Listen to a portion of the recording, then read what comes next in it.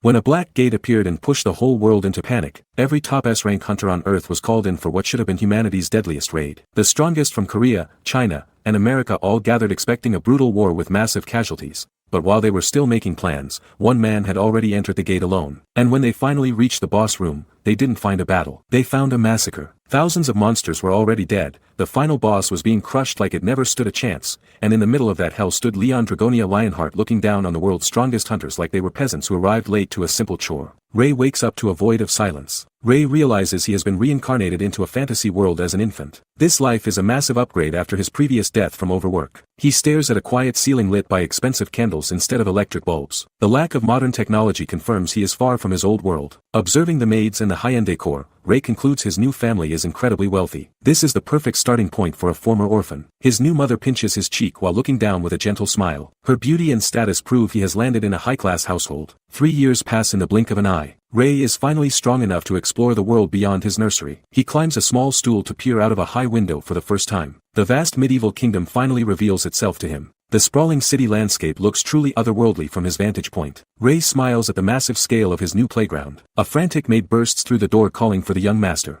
His attempt at an early solo adventure is cut short immediately. She scoops him up and rushes toward the grand hall. Ray learns his family belongs to a grand duchy that rules the entire region. Ray confirms his status as the son of Grand Duke Dragonia in the Kingdom of Lionheart. He is born into the absolute peak of the social hierarchy. Fast forward 8 years and Ray finally gets a real blade in his hands. He begins training as a future knight of the realm. He wonders if he can master fantasy skills like sword chi or aura. His instructor is a top-tier knight dispatched directly from the royal palace. Sir Gothic smiles down at the boy with a look of predatory expectation. He views training this high-ranking child as his divine mission. Ray puts on a polite face and asks the knight for guidance. He has no idea the hellish nightmare that is about to begin. The mask slips as Ray grinds his teeth in pure agony while cursing his instructor. He realizes Gothic is a relentless sadist who ignores his age. Ray drags a massive boulder across the training floor while his body screams in protest. Becoming a holy knight requires surviving this monstrous physical conditioning. Steel clashes in the courtyard as Gothic forces Ray to defend against heavy strikes. Every parry sends a painful shockwave through the boy's small frame. Ray lunges forward with a desperate strike to find an opening. He refuses to break even as the training intensity reaches a lethal level. Gothic looms over him with a dark grin and shadowed eyes. The knight is clearly enjoying the process of breaking and rebuilding the young master. Gothic slams his blade down with enough force to shatter the earth. Ray screams as the impact sends his small body flying backward. Ray's hand trembles as he reaches for his broken blade in the dirt. He is forced toward the path of a holy knight despite his lack of faith. The boy lies broken in the dust while his instructor looks on. Ray admits he holds no love for any god or religion. 16 years pass as boots splash through freezing mud and rain. Time has turned the fragile boy into a cold survivalist. Ray stands under the heavy downpour with a gaze sharp enough to kill. The training has carved a lethal weapon out of his soul. He watches the sun dip below the forest horizon while reflecting on his quest. Ray must earn the goddess' favor to finally secure his rank. Fire consumes the camp as survivors scream for help. A swarm of orcs descends on the panicked humans like a plague. Sir Gildas and his men brace for a desperate stand against the green tide. The soldiers fear this is the end of their lives. Dozens of orcs loom in the shadows with axes raised for the slaughter.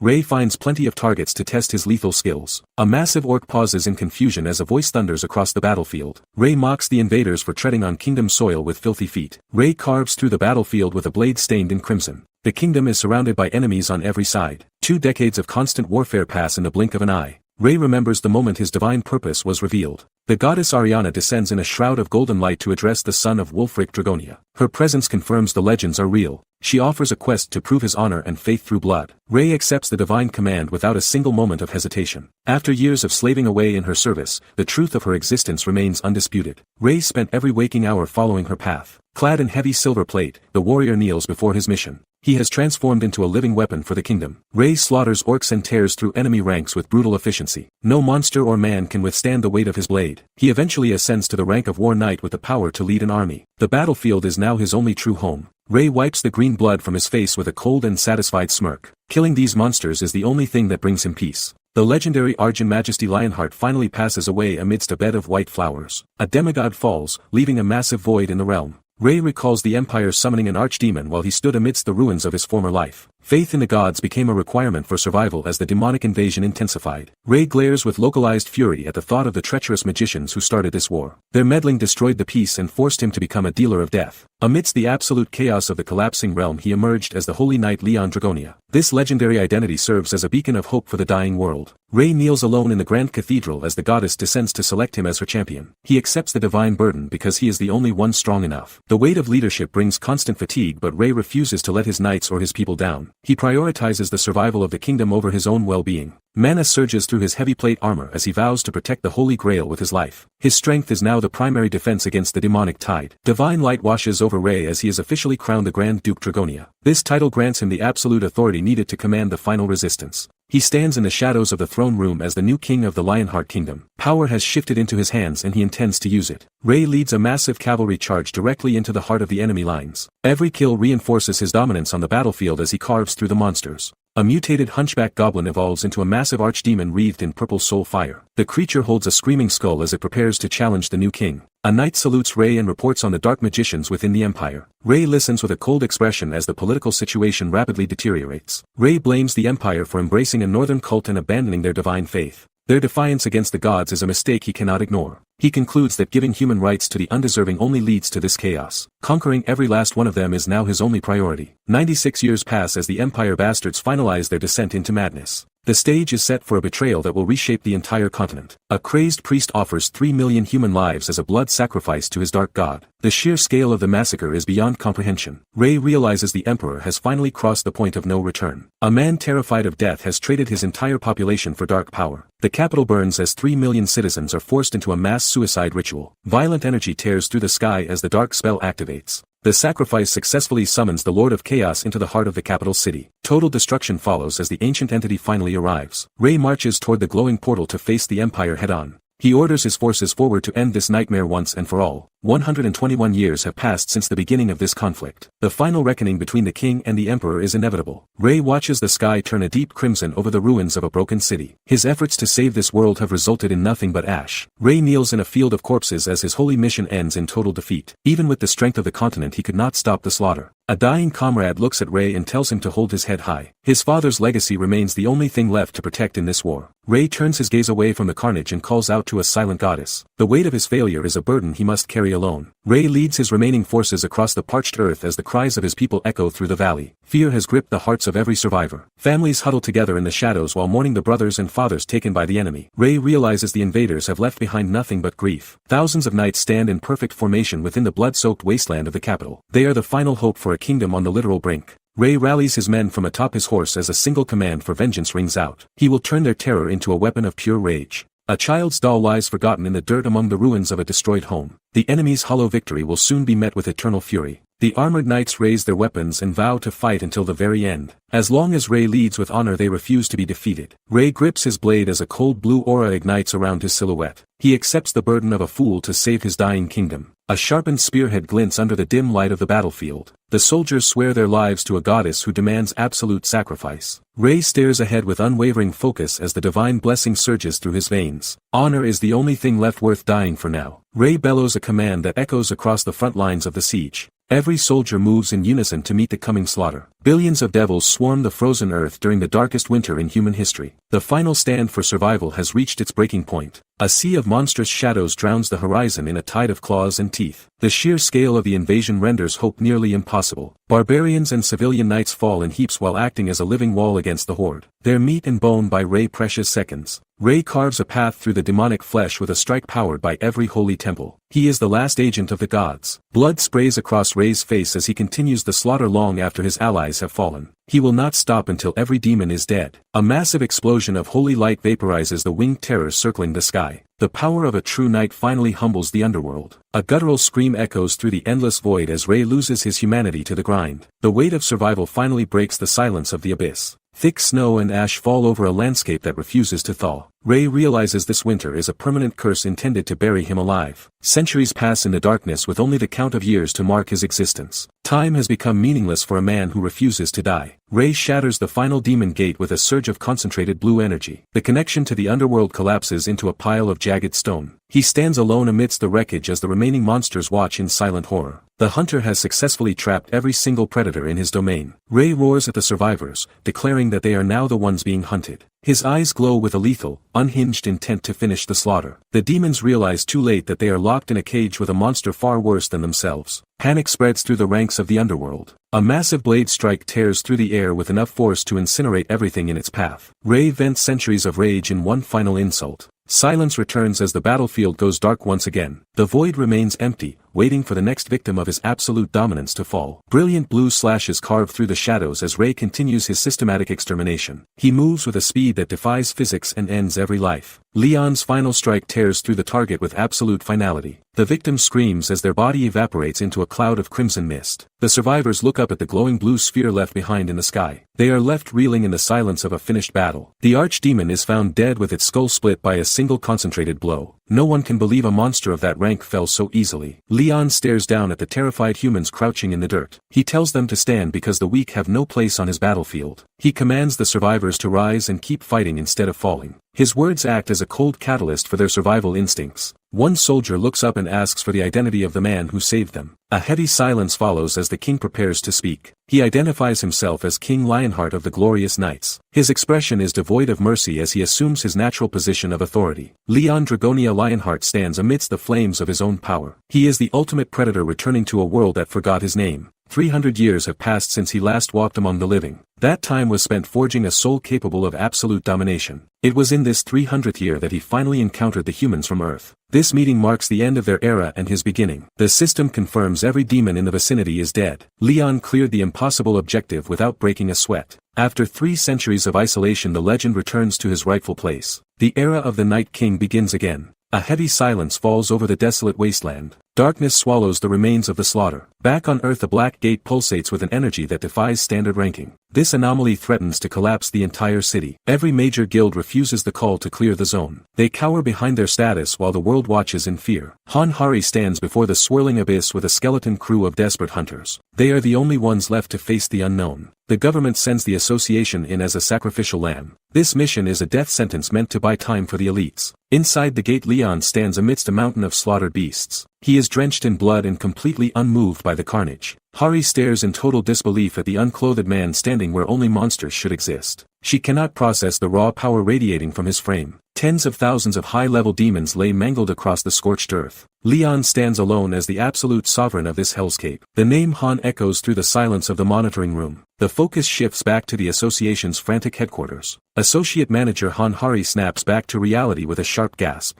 The data on her screen defies every known metric of survival. Head Manager Kim Jin-soo approaches with a coffee and asks for an update. He expects a total loss report from the expedition site. They discuss the Black Rank Gate and the overwhelming presence of the Great Devil. No hunter should have survived that level of demonic power. Jin-soo dismisses the idea of a successful clear without major guild interference. He remains convinced that the mission is a guaranteed failure. Leon stands amidst the carnage of the demon realm with a blade gripped tight. His presence alone shatters the association's pessimistic expectations. Now in clean clothes, Leon confronts the management with his arms crossed. He questions their narrow definition of a gate survivor. A true survivor is someone who endured the otherworld and clawed their way back. These rare individuals hold knowledge the association desperately lacks. Leon looks on with cold eyes as he explains the harsh reality of the Gate realm. He has lived through a hell most cannot imagine. For 30 years, gates have appeared globally with repeating, apocalyptic themes. The truth behind these disasters is far more calculated than public records suggest. Some survivors eventually find their way back to Earth. They return as changed men from a world of monsters. They bring back the insane strength forged in the hellish demon realm. Leon Dragonia is the peak of this evolution. Governments scramble to cater to these survivors to secure their power. The association prioritizes these living weapons above all else. Deals are struck behind closed doors to keep the peace. Loyalty is bought with status and luxury. Jin-soo and Hari can only watch the data in stunned silence. The reality of the clear is finally sinking in. Reports confirm the Great Devil died from a single, concentrated strike. This is a monster that makes S-rank hunters tremble in fear. Simply killing the beast wasn't enough for a king. Leon dismantled the creature with surgical precision. A single swing of his blade shreds the demon's massive frame. The shockwave leaves nothing but crimson carnage behind. The target was completely overpowered and erased. There was no struggle, only total dominance. Leon stands over the mountain of flesh with his blade at the ready. He is now the only law in this dead land. Leon admits that the massive cultural gap between his past life and Earth is his biggest concern. He knows the modern world isn't ready for a medieval king. The association staff ignores his warning and insists everything will be fine. They mistakenly believe they can control a man who conquered hell. Han Hari begins to describe Leon as a kind and gentle soul. Her praise is immediately interrupted by a sudden surge of raw power. A terrifying roar of pure killing intent fills the room. Leon's survival instincts are far more volatile than anyone realized. The office shatters into a chaotic mess of flying paper and broken furniture. The association's headquarters is leveled in an instant. Han Hari and her colleague freeze in total horror as the air turns cold. They realize they just invited a living disaster into their building. Leon stands amidst the dust and wreckage with a cold, unbothered expression. He doesn't need a blade to bring a city to its knees.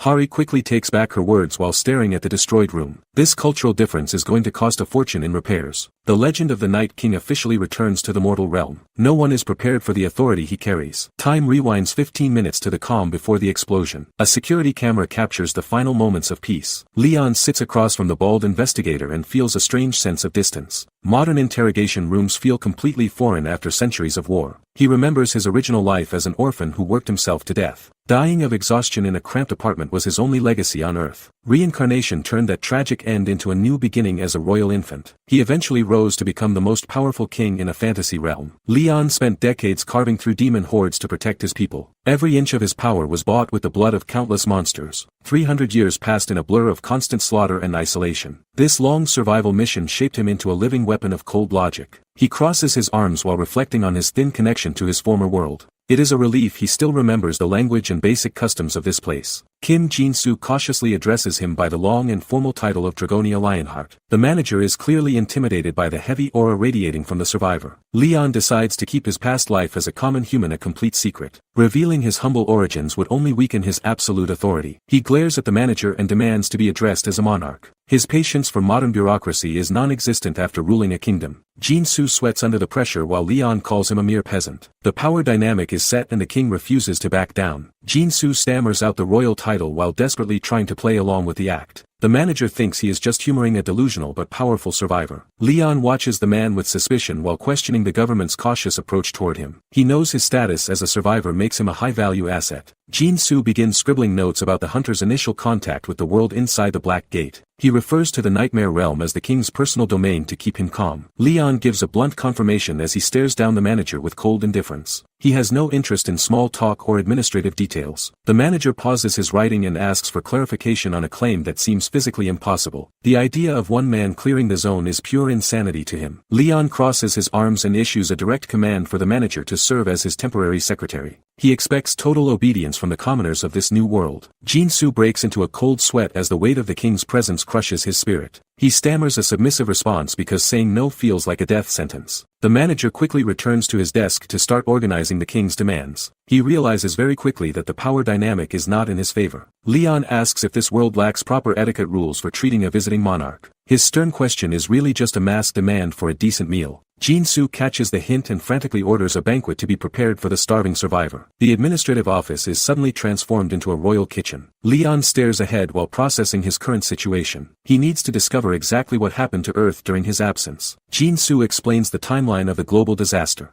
The nightmare began 30 years ago and never truly ended. A glowing blue portal tears open in the middle of the sky. These gates appeared everywhere and brought ruin to the world. A terrifying beast with glowing red eyes crawls out of the darkness. The planet has been in a constant state of emergency ever since. The manager describes the mechanics of gate themes and clear conditions. Ignoring a portal leads to a dungeon break and total slaughter. Leon hums in thought while leaning his weight on the interrogation table. He finds the situation strangely similar to his past life. The king taps his chin while comparing the two worlds. He knows the signs of a demonic infestation better than anyone. Monsters used to spawn across the old world like mushrooms after a heavy rain. The invasion was a constant, suffocating reality. Leon looks toward the floor as he remembers the fallen. He understands the weight of a world on the brink of collapse. A massive demon raises its blade to crush everything in its path. The enemy always moves with the intent to annihilate all life. Divine forces watch the planet while preparing to test humanity through brutal trials. The gate system is their method. A door swings open as a nervous official addresses the king. The modern hallway contrasts his royal status. A suited man brings a steaming tray of food to the table. Leon stares at the offering with suspicion.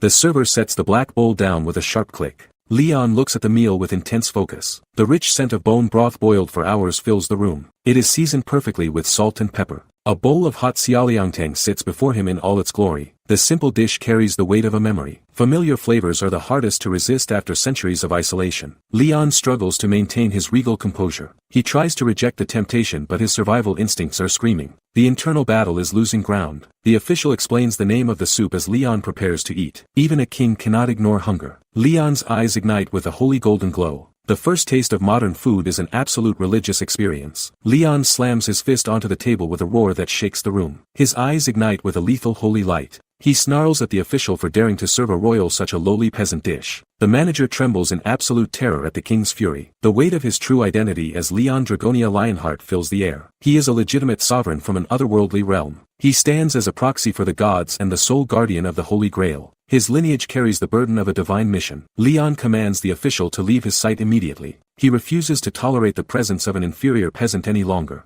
This man is the legendary arch-nemesis who slaughtered millions of demons. His power was forged through 3 centuries of constant warfare. Leon reflects on his past as an earthling before his disappearance into the gate. Returning home after 300 years has only brought him frustration. He screams that the current state of this world is an absolute mess. His standards for order are far beyond modern comprehension. Leon decides it is his royal duty to enlighten the foolish peasants of this era. A king's responsibility never ends regardless of the world. He stares at the empty bowl while maintaining his cold and regal composure. Even in this chaotic world he was still the Night King. Leon slices through a thick slab of premium meat with effortless precision. A king deserves nothing less than the finest cuts after centuries of slaughter. He takes a bite of the steak and savors the taste of civilization. This simple meal is a luxury he hasn't experienced since the fall of his kingdom. The association provides a rare 1993 vintage red wine to accompany his T-bone steak. They are desperate to stay on the good side of a man who cleared a black rank gate alone. Hanhari's colleague points out that the legendary knight seems particularly fond of her presence. The pressure of being the king's primary contact starts to weigh on her. Hari blushes while remembering that Leon only acknowledged her for her bravery in the gate. Being noticed by a monster of his caliber is more terrifying than flattering.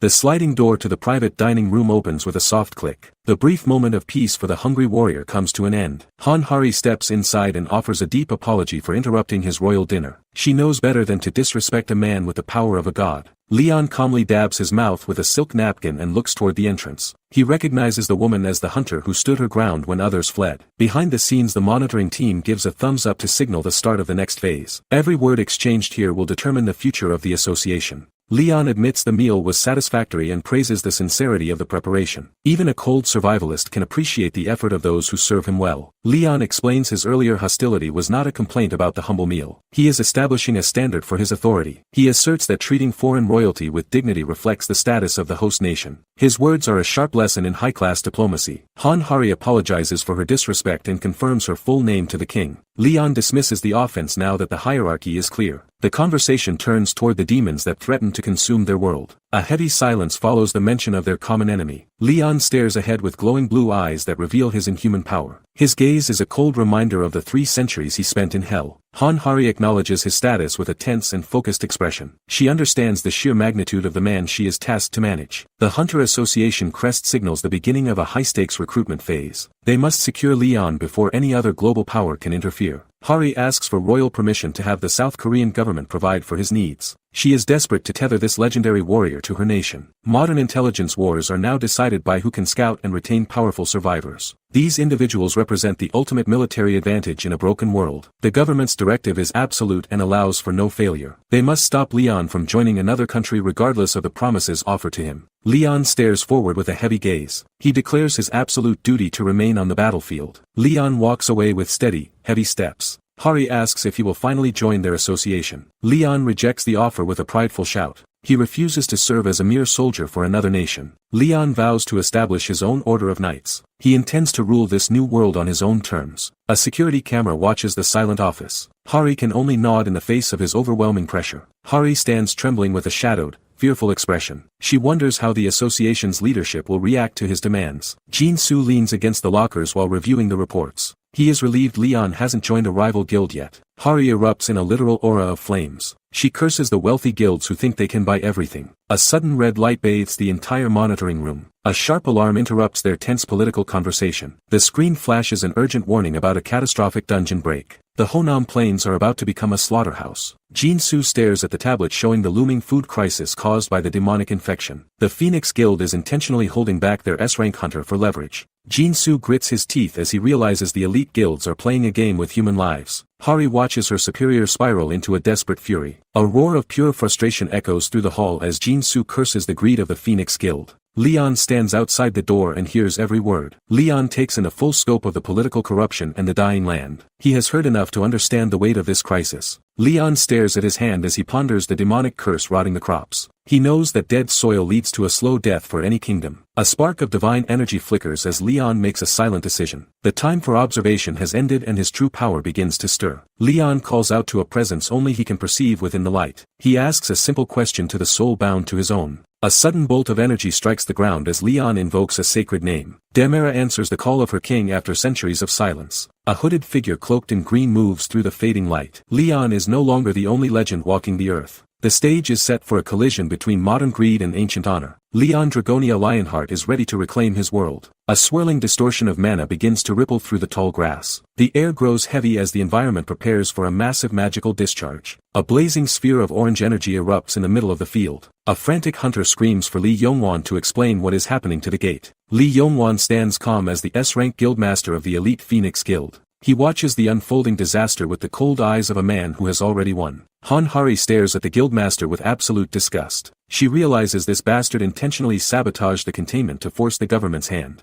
Yongwan smirks as he recalls the association's refusal to grant his special requests. He decided to let the gate rot just to prove how much they need him. The Phoenix Guild has already pocketed massive fortunes from selling monster byproducts and rare crystals. Their greed has become more lethal than the demons they hunt. A mountain of gold glimmers in the shadows of their corporate empire. Now they are demanding a tax exemption worth a staggering 1 trillion won. Yongwan's expression darkens as he remembers the sting of his rejected proposal. He views the lives of the citizens as nothing more than bargaining chips. He tells the association that the gate authority will be handed over eventually. He is waiting for the authorities to crawl back to him in total desperation. The guildmaster lets out a mocking laugh at the state of the collapsing battlefield. He is certain that without his intervention, everyone left inside is already dead. Han Hari screams at the Phoenix Guildmaster for his complete lack of patriotism. Li Yongwan just shrugs her off like her morals are a joke. Yongwan bursts into a mocking laugh that fills the silent field. He knows the association is completely powerless to stop his corporate greed. Hari freezes as the guildmaster reminds her of their previous meeting. He already warned her that his cooperation comes with a massive price tag. In this broken era, justice is measured only by the weight of your wallet and the scale of your power. Everything else is garbage. Yongwan mocks Hari for being shallow and stuck in the past. To him, saving lives without a guaranteed profit is a total fool's errand.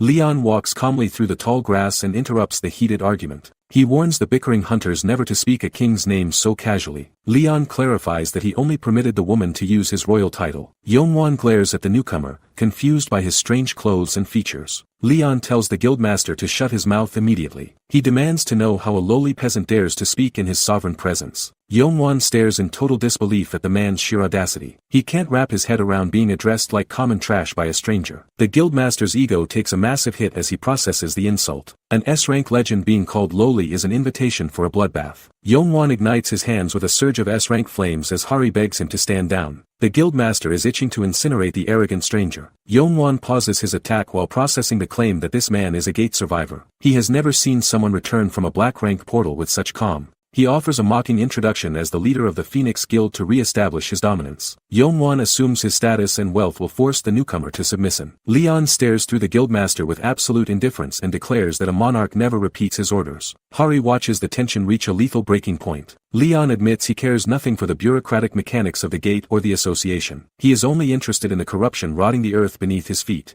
Hari and her colleagues exchange looks of pure relief as they realize the Night King might actually intervene. A single survivor's help is their only hope. Hari explains the terrifying reality of a dungeon break where demonic energy poisons the very atmosphere. The monsters are just the first stage of the collapse. The camera focuses on the withered stalks of dead grain as the infection kills the harvest. A kingdom without food is a kingdom that is already dead. Raw demonic energy seeps into the soil and turns the fertile plains into a graveyard of black rot. The crisis is escalating faster than they can respond. Hari screams that they must purify the land and seal the gate before the damage becomes permanent. Leon looks on with the cold gaze of an executioner. Leon steps onto the scorched earth and acknowledges the demonic corruption. He recognizes that the rot has taken deep root in the soil. he turns to Han Hari with a sharp command to mobilize her people. The king is done waiting for the modern world to find its spine. A massive vortex of solar energy erupts behind them as the dungeon timer finally expires. The window for small-scale skirmishes has officially closed. Han Hari stammers in disbelief at Leon's sudden shift in strategy. She can barely keep up with his absolute sense of authority. Leon explains that a sovereign cannot simply wage war on foreign soil without following proper protocol. He takes his royal status more seriously than any modern law. The association officials try to argue that rules are meant to be followed. They still think they can control a man who rules through divine right. Leon shouts at them for their lack of national honor and demands they contact their leader immediately. He will not negotiate with lowly bureaucrats anymore. An official wonders if Leon is even crazier than the hunters they usually manage. High above the clouds a presidential jet carries the message of a desperate nation. Han Hari approaches the king with a hesitant whisper. She knows one wrong word could trigger his legendary temper.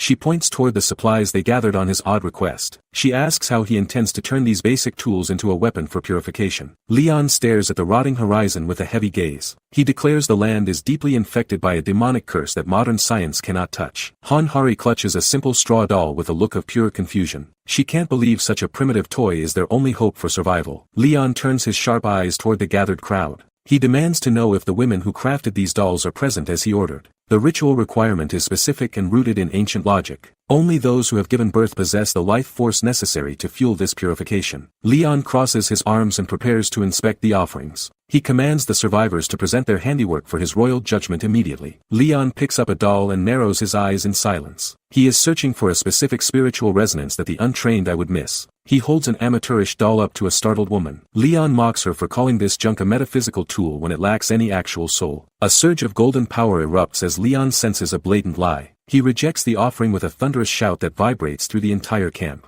Leon snarls at the woman for attempting to deceive a king about her past. He refuses to tolerate foolishness when the world is at stake. He tosses the useless dolls onto the dirt with absolute disgust. Even Han Hari's contribution is deemed a failure by the Night King's impossible standards. Leon stops his search as an elderly woman approaches with a humble gift. This mother has weathered decades of hardship in this broken world. Leon asks the woman how many children she has brought into this life. She answers with pride that she has raised 12 souls. Leon takes her hand with genuine reverence and offers a royal blessing. He regrets that the current crisis prevents a more formal celebration of her status. A blinding flash of light consumes the field as the ritual begins. The air vibrates with the sudden arrival of ancient mana. Leon carefully places the simple straw doll onto the barren earth. This small offering is the final key to unlocking a power long forgotten. The system acknowledges the sacrifice and confirms that the ancient conditions are finally fulfilled. A divine presence begins to stir beneath the soil. A massive blue portal erupts from the ground as the Holy Grail manifests in the mortal realm. Pure energy cascades across the dying plains. Leon calls out to the goddess of the land to witness the return of her bounty. His eyes glow with the authority of a true king.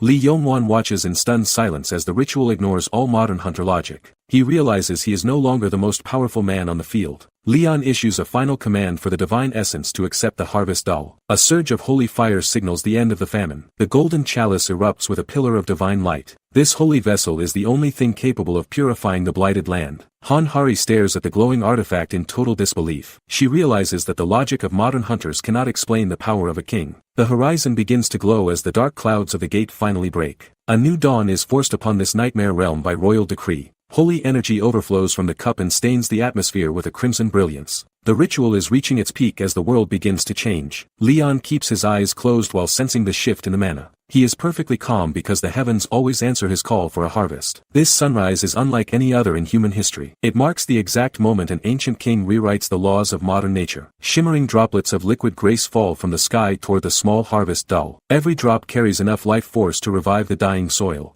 Li Yongwan watches the impossible happen as the golden water is absorbed by the straw figure. He realizes his S-rank power is nothing here. The hunters scream in terror as the small effigy suddenly stands up on its own. A dead object is now breathing with a holy purpose. The divine contract is finalized as the guardian awakens to serve its master. Leon has successfully summoned a miracle in a world of monsters. Leon gazes at the dying land with a cold and analytical stare. The silent weight of his centuries in hell still clings to his shoulders. The small effigy of Demera stands beside the Holy Grail as the god of abundance finally awakens. Leon has successfully bridged the gap between two worlds. Divine energy saturates the atmosphere as the presence of a goddess officially descends upon the earth. The natural laws of this world are being rewritten. Leon offers a formal greeting to the great Earth Mother under the fading orange light. He is the only one who understands the gravity of this arrival. He addresses the divine being ruling over fertility with the respect of a true sovereign. This land is now under a protection the association cannot grasp. Demera senses the deep demonic contamination that has rooted itself into the very soul of the planet. The soil is rotting under the weight of human failure.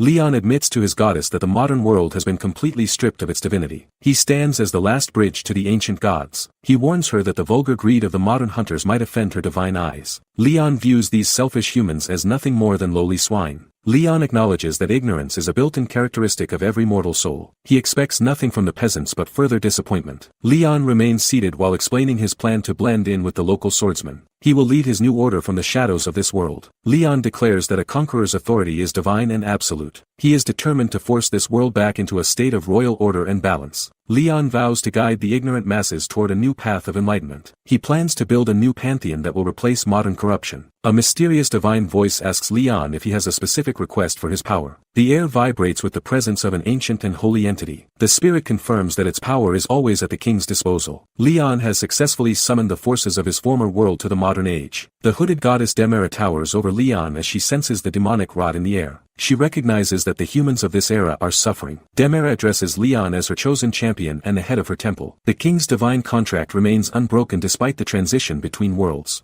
The goddess notes that this planet's soil is currently foreign to her spiritual essence. A single golden drop of pure energy forms at her fingertip. The drop of divine essence falls onto the poisoned crops with a sharp sound. Leon watches as the holy nectar begins to purify the rotting earth. Demera promises that once the land is cleansed, every living thing will become Leon's ally. The restoration of nature is the first step toward kingship. A massive pillar of golden holy energy erupts from the ground and pierces the sky. Leon is finally unleashing his true authority to save the plains. Golden sparks rain down on the decaying crops. The divine purification begins instantly as the rot fades away. Hanhari and the survivors stare in total silence at the impossible sight. They are witnessing a miracle that defies modern hunter logic. Leon commands them to watch and learn how a true king protects his land. His voice carries the absolute weight of a divine decree. The holy light intensifies and washes over the entire Honam plain. Every trace of demonic corruption is incinerated by the golden brilliance. Leon declares that this world is now blessed with divinity. The very nature of the soil is rewritten by his presence. Dead stalks transform into golden grains that shimmer with raw manna. The barren plains recover centuries of health in a single heartbeat. Hari covers her mouth in shock as the environmental disaster is erased. She realizes Leon's power is meant to rebuild as much as destroy. Leon looks over the transformed landscape while the wind carries the scent of a fresh harvest. The fertile earth is finally restored to its peak. A sea of golden wheat sways under the sun as proof of an eternal promise. The king has fulfilled his duty to the land. The title of Night King now carries a weight this world cannot fathom. His reclamation of the planet has only just begun. Li Yongwan clutches the harvested wheat with a look of pure disbelief. He cannot wrap his head around how the dead soil was instantly healed. He shouts that crops grown through magic are inherently poisonous and unusable for food. The guildmaster is desperately trying to invalidate the miracle. Leon glares at the man and warns him that he will only tolerate such ignorance once. The king refuses to let his divine work be slandered. A terrifying blue aura radiates from Leon as he commands Yongwan to shut his mouth. Speaking ill of the goddess's gift is a grave offense. Yongwan panics as his plan to control the food supply crumbles in an instant. His subordinates watch their leader lose his composure in real time. The guildmaster grits his teeth and vows to expose Leon as a fraud. He will do anything to keep his corporate empire from falling apart. Leon walks through the crowd and demands they prove the quality of the harvest immediately. He wants the people to see the truth for themselves. Yongwan offers his own expert appraiser to handle the inspection. He is clearly preparing to rig the results to favor the Phoenix Guild. A suited hunter steps forward and begins channeling his mana into the golden grain. The formal examination of the divine harvest begins. The appraiser's eyes widen as he detects a level of purity that should not exist on Earth. The reality of the king's power is undeniable. The appraiser stammers in disbelief while the system identifies the harvest as blessed rice. This single discovery flips the entire value of the land. He shouts that every single grain is classified as a rare rank item. A harvest of this caliber is unheard of in modern farming. The system confirms the rice can cure terminal diseases and even late-stage cancer.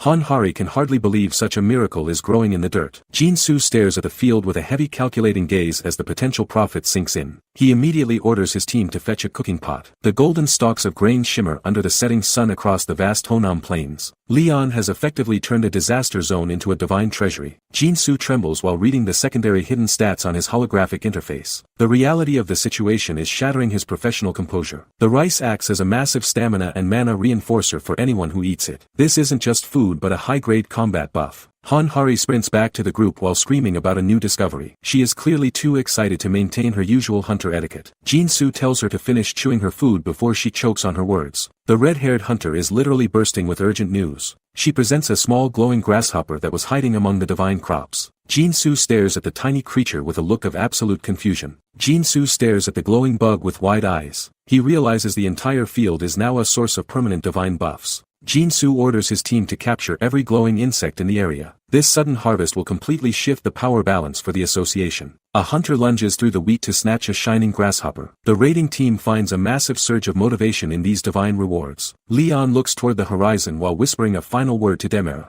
He is satisfied with the miracle he brought to these dying plains. Leon decides his work here is done and prepares to depart. The divine presence begins to pull back as he turns from the field. A small altar stands amidst the wheat with a single flickering candle. Leon notes that the humans of this era have long forgotten divine love. Leon closes his eyes while offering one final lesson to the invisible spirit. He plans to teach the modern world the true meaning of authority. A tiny glowing avatar of the goddess stands small among the golden stalks. Even in this form she represents a power this world cannot comprehend. The small spirit settles onto the wooden surface with a soft click. Leon has successfully anchored a piece of his old kingdom to the earth. Leon asks Hari if this world is truly devoid of any protecting gods. He is disgusted by the spiritual emptiness of the modern era. Leon stares across the transformed plains with a cold look of satisfaction. He knows that true order can only be established through his absolute divine authority. The Night King notes that his people have finally been fed and restored. He is ready to shift his focus from the harvest to the source of the rot. Leon points toward the swirling orange vortex of the active gate. The time for agricultural miracles is over and the time for war has arrived. Li Yongwan watches Leon with his arms crossed and a look of pure malice. The guildmaster realizes the king's sudden popularity is wrecking his corporate leverage. Yongwan's subordinate nervously watches the crowd as their political influence slips away. The presence of a true monarch is making their greed look pathetic. The Phoenix Guild follows the group through the golden wheat toward the looming dungeon. Yongwan quietly curses Leon and wishes for the king to die inside the portal. A hunter freezes as he detects a sudden shift in the energy radiating from the entrance. Something about the gate's mana signature isn't lining up with their intel. The associate looks back at Yongwan with a face full of growing concern. The guildmaster just offers a smug grin and tells his team to stay calm. Yongwan reveals that he's already sent scouts to partially clear the dungeon beforehand. He thinks his hidden preparation will give him the edge over the newcomer. The hunter's eyes widen in terror as a new presence manifests within the gate. The reality of the dungeon's difficulty is far beyond anything the Phoenix Guild expected. Yongwan sneers as he analyzes Leon's potential abilities from the sidelines. He dismisses the king as a mere support type who lacks any real combat strength. The guildmaster's eyes glow with a predatory red light as he plots his next move. He believes Leon will be a helpless target once the Real fighting begins. Deep within the shadows of the gate, skeletal warriors with piercing white eyes begin to stir.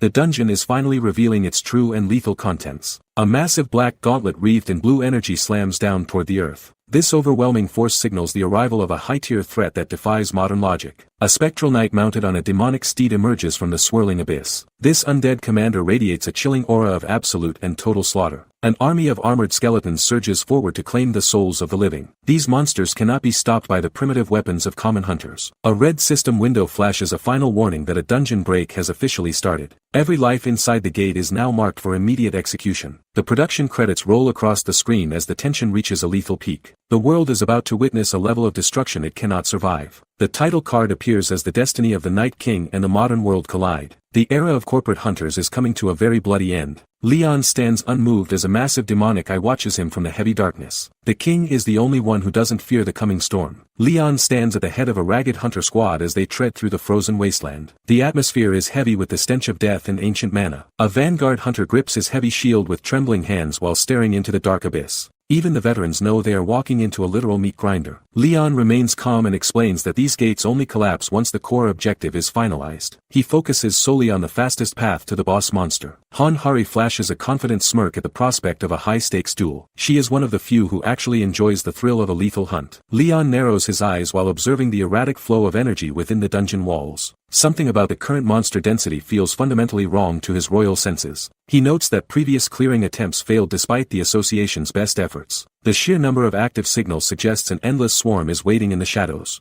Han Hari clarifies that this specific gate operates under a unique set of demonic laws. Leon listens intently to the mechanics of this strange and modern nightmare. She points to a system interface showing a constant influx of hostile signatures. Unlike standard dungeons, the monster count here never drops regardless of the body count. Hordes of skeletons with burning green eyes emerge from the darkness in a never-ending wave. These undead puppets are fueled by a source that ignores human exhaustion. Leon realizes the only way to stop the tide is to decapitate the leadership immediately. He accepts the challenge with the cold determination of a true sovereign. Li Yongwan crosses his arms and confirms they are trapped in a boss dungeon. He realizes the scale of the trap they just stepped into. The hunters scan the area while assuming a necromancer is pulling the strings. They are already surrounded by the scent of death and rot. Han Hari stares at the glowing red interface with a face drained of color. The system is delivering a final sentence she wasn't prepared for. A dungeon break notification confirms that Commander Knight Dullahan is leading the charge. They have exactly 3 hours before the gate collapses and kills everyone inside. The boss's suppression energy hits the front line and forces several hunters to their knees. This physical pressure is the weight of a high-rank death sentence. A hunter coughs up blood and screams a curse at Li Yongwan's negligence. The internal trust of the guild is shattering under the pressure of the slaughter. The survivors glare at their leader for leading them blindly into a lethal ambush. They realize Yongwan's greed has finally outweighed his survival instincts. Eerie blue flames erupt from the earth as the boss finally makes his entrance. The temperature in the dungeon drops to a lethal sub-zero in an instant. A heavy silence follows the roar of demonic energy as the Master of the Dead stabilizes his form. Every skeleton on the field stands at perfect attention for their commander. Dullahan sits atop his spectral steed and overlooks the vast army of glowing undead. The King of the Gate has arrived to collect his tribute of human souls. The system flashes a blood-red warning to eliminate Dullahan within the strict 3-hour limit. Failure isn't an option for a king. Legions of skeletons with glowing blue eyes swarm the field in endless, clattering waves. The hunters' morale is flatlining as they realize the sheer scale of the horde. The squad leader ignores the panic and orders the remaining potions to be prioritized for the high rankers. In a survival situation, sentiment is a death sentence. An archer spots skeletal snipers and mages positioning themselves for a heavy bombardment. The enemy isn't just mindless bone, they have a tactical structure. Command shouts for the specialists to focus on the long-range threats before the team gets picked off. The front line is already turning into a chaotic meat grinder. Dullahan raises his weapon and signals the final charge of his undead cavalry. A sea of rotting steel begins to move as one unstoppable force. Low-rank hunters scream at their comrades while scrambling for any defensive position they can find. Desperation is the only language left on this battlefield. A skeleton warrior lunges forward with a jagged blade aimed directly at a human throat. These mindless monsters possess a terrifying speed that catches the team off guard. A hunter slams his shield against a flurry of strikes and struggles to hold the breaking line. Every impact from the undead weaponry feels like hitting solid iron. The survivor realizes these grunts are significantly stronger than ordinary gate mobs. One mistake here means becoming part of Dullahan's army forever. Leon observes the battlefield and realizes the Orange Gate monsters are far more dangerous than expected. The jump in difficulty is a wake-up call for the entire team. Leon slams his massive hammer into a charging skeleton and turns the bones into dust. He won't let these grunts slow down his momentum for a second. Blue energy surges through his weapon as he cleaves through another wave of the undead. Leon is the only one maintaining a steady frontline in this chaos. Leon freezes as he notices a sudden surge of mana from the monster backline. He realizes the enemy is preparing an attack he did not anticipate. Skeleton mages manifest a giant purple magic circle to rain down advanced destruction. Leon curses at the sight of mere grunts using such high-tier spells. He decides to draw their aggro before the spells can wipe out his squad. Leon knows he is the only one capable of tanking this level of damage. Leon shouts at the top of his lungs to grab every monster's attention. He is intentionally turning himself into the primary target for the undead mages. A skeleton mage locks onto Leon and prepares to fire its concentrated energy. The mana density is high enough to vaporize a normal hunter instantly. A massive explosion rocks the dungeon as the magical projectile finds its mark. Leon's subordinates watch in horror as the dust cloud consumes their leader. Leon emerges from the smoke with a defiant glare and blood on his face. He tells his team it was just a sting to keep them from panicking. The black-armored Dullahan charges forward through the thick blue smoke. The boss monster's arrival instantly shifts the battlefield into a literal death zone. Section Chief Kim looks up as the terrifying shadow looms over his position. The veteran hunter realizes he is completely outmatched by the undead's raw killing intent. The massive knight stands tall and radiates an aura of pure demonic energy. This legendary gate boss has finally revealed itself to end the human invasion once and for all. Kim braces himself and activates his heavy defensive shield to meet the oncoming charge. He is desperately betting his life on a piece of metal against a high-rank monster. The Dullahan swings its blade and unleashes a concentrated wave of blue destruction. The impact is loud enough to shatter the very foundation of the dungeon floor. Kim grunts in agony as the shockwave bypasses his armor and rattles his internal organs. A single blow is all it takes to break the defensive line of the association's top team. Kim collapses onto the stone floor with his shield thrown several meters away. The frontline tank is officially out of the fight and completely vulnerable to a follow-up strike. Han Hari screams for her team to mobilize before the section chief is executed. Panic starts to ripple through the hunters as their strongest defender falls in seconds. Hari and her subordinates watch the Dullahan's movements with sweat pouring down their faces. They are paralyzed by the massive gap in power between modern humans and this ancient nightmare. The undead knight moves with impossible speed and slashes through the air like a blur. The hunters realize the monster's heavy armor doesn't slow its lethal precision for even a second. Han Hari looks at Leon with a desperate plea for salvation. She acknowledges his legendary status but knows her team is completely outmatched by the undead knight. The hunters crowd around their only hope with trembling voices and pale faces. Hari begs the king to intervene before the Dullahan turns the entire field into a graveyard. Leon remains silent and stares at the panicked hunters with cold indifference. Their terror means nothing to a sovereign who has already seen the end of the world. Leon finally speaks and questions the very nature of their pathetic request. He finds the idea of a king doing a peasant's dirty work fundamentally offensive. He demands that Hari find a way to build her own honor through blood and steel. Leon refuses to be a common tool used to sweep away simple skeletons. The king declares that relying on others is a direct insult to the goddess of the land. He is losing his patience with their lack of martial pride. Hari's eyes widen in absolute shock as her last hope for survival begins to fade. Her subordinates panic and demand a new plan while the monster closes the distance. She realizes Leon has no intention of playing the hero or protecting the weak. He is a conqueror who only values strength and the thrill of a worthy hunt. Leon watches the undead knight's movements with the analytical gaze of a master swordsman. He is genuinely curious how a pile of cursed bones can move with such precision. Leon finally steps forward and declares he will handle the boss himself. The hunters draw their weapons in his wake as the king prepares to finish the job. A blur of blue mana cuts through the air as the counterattack begins. Han Hari launches herself toward the undead horde with blinding speed. Hari narrows her eyes and focuses her entire weight into a single forward lunge. She refuses to stand back and let Leon handle the entire dungeon alone. A wall of skeletal soldiers rises from the shadows with glowing blue flames in their eye sockets. The undead army is massive and completely devoid of fear. A heavy boot smashes through a brittle skull and sends bone fragments flying across the chamber. Impact is the only language these monsters understand. Hari spins her blade in a lethal arc and carves through the front line of the skeletal guards. Her movements are sharp and refined through years of hunter training. The black-armored knight stares through the chaos with a cold and motionless gaze. It watches the girls approach without shifting its stance even an inch. Hari dives into the center of the enemy formation and triggers a massive collision of steel. She is completely surrounded by a sea of rusted blades and necrotic energy. Her sword strikes the boss's heavy armor and releases a shower of golden sparks. The vibration of the impact nearly numbs her hands.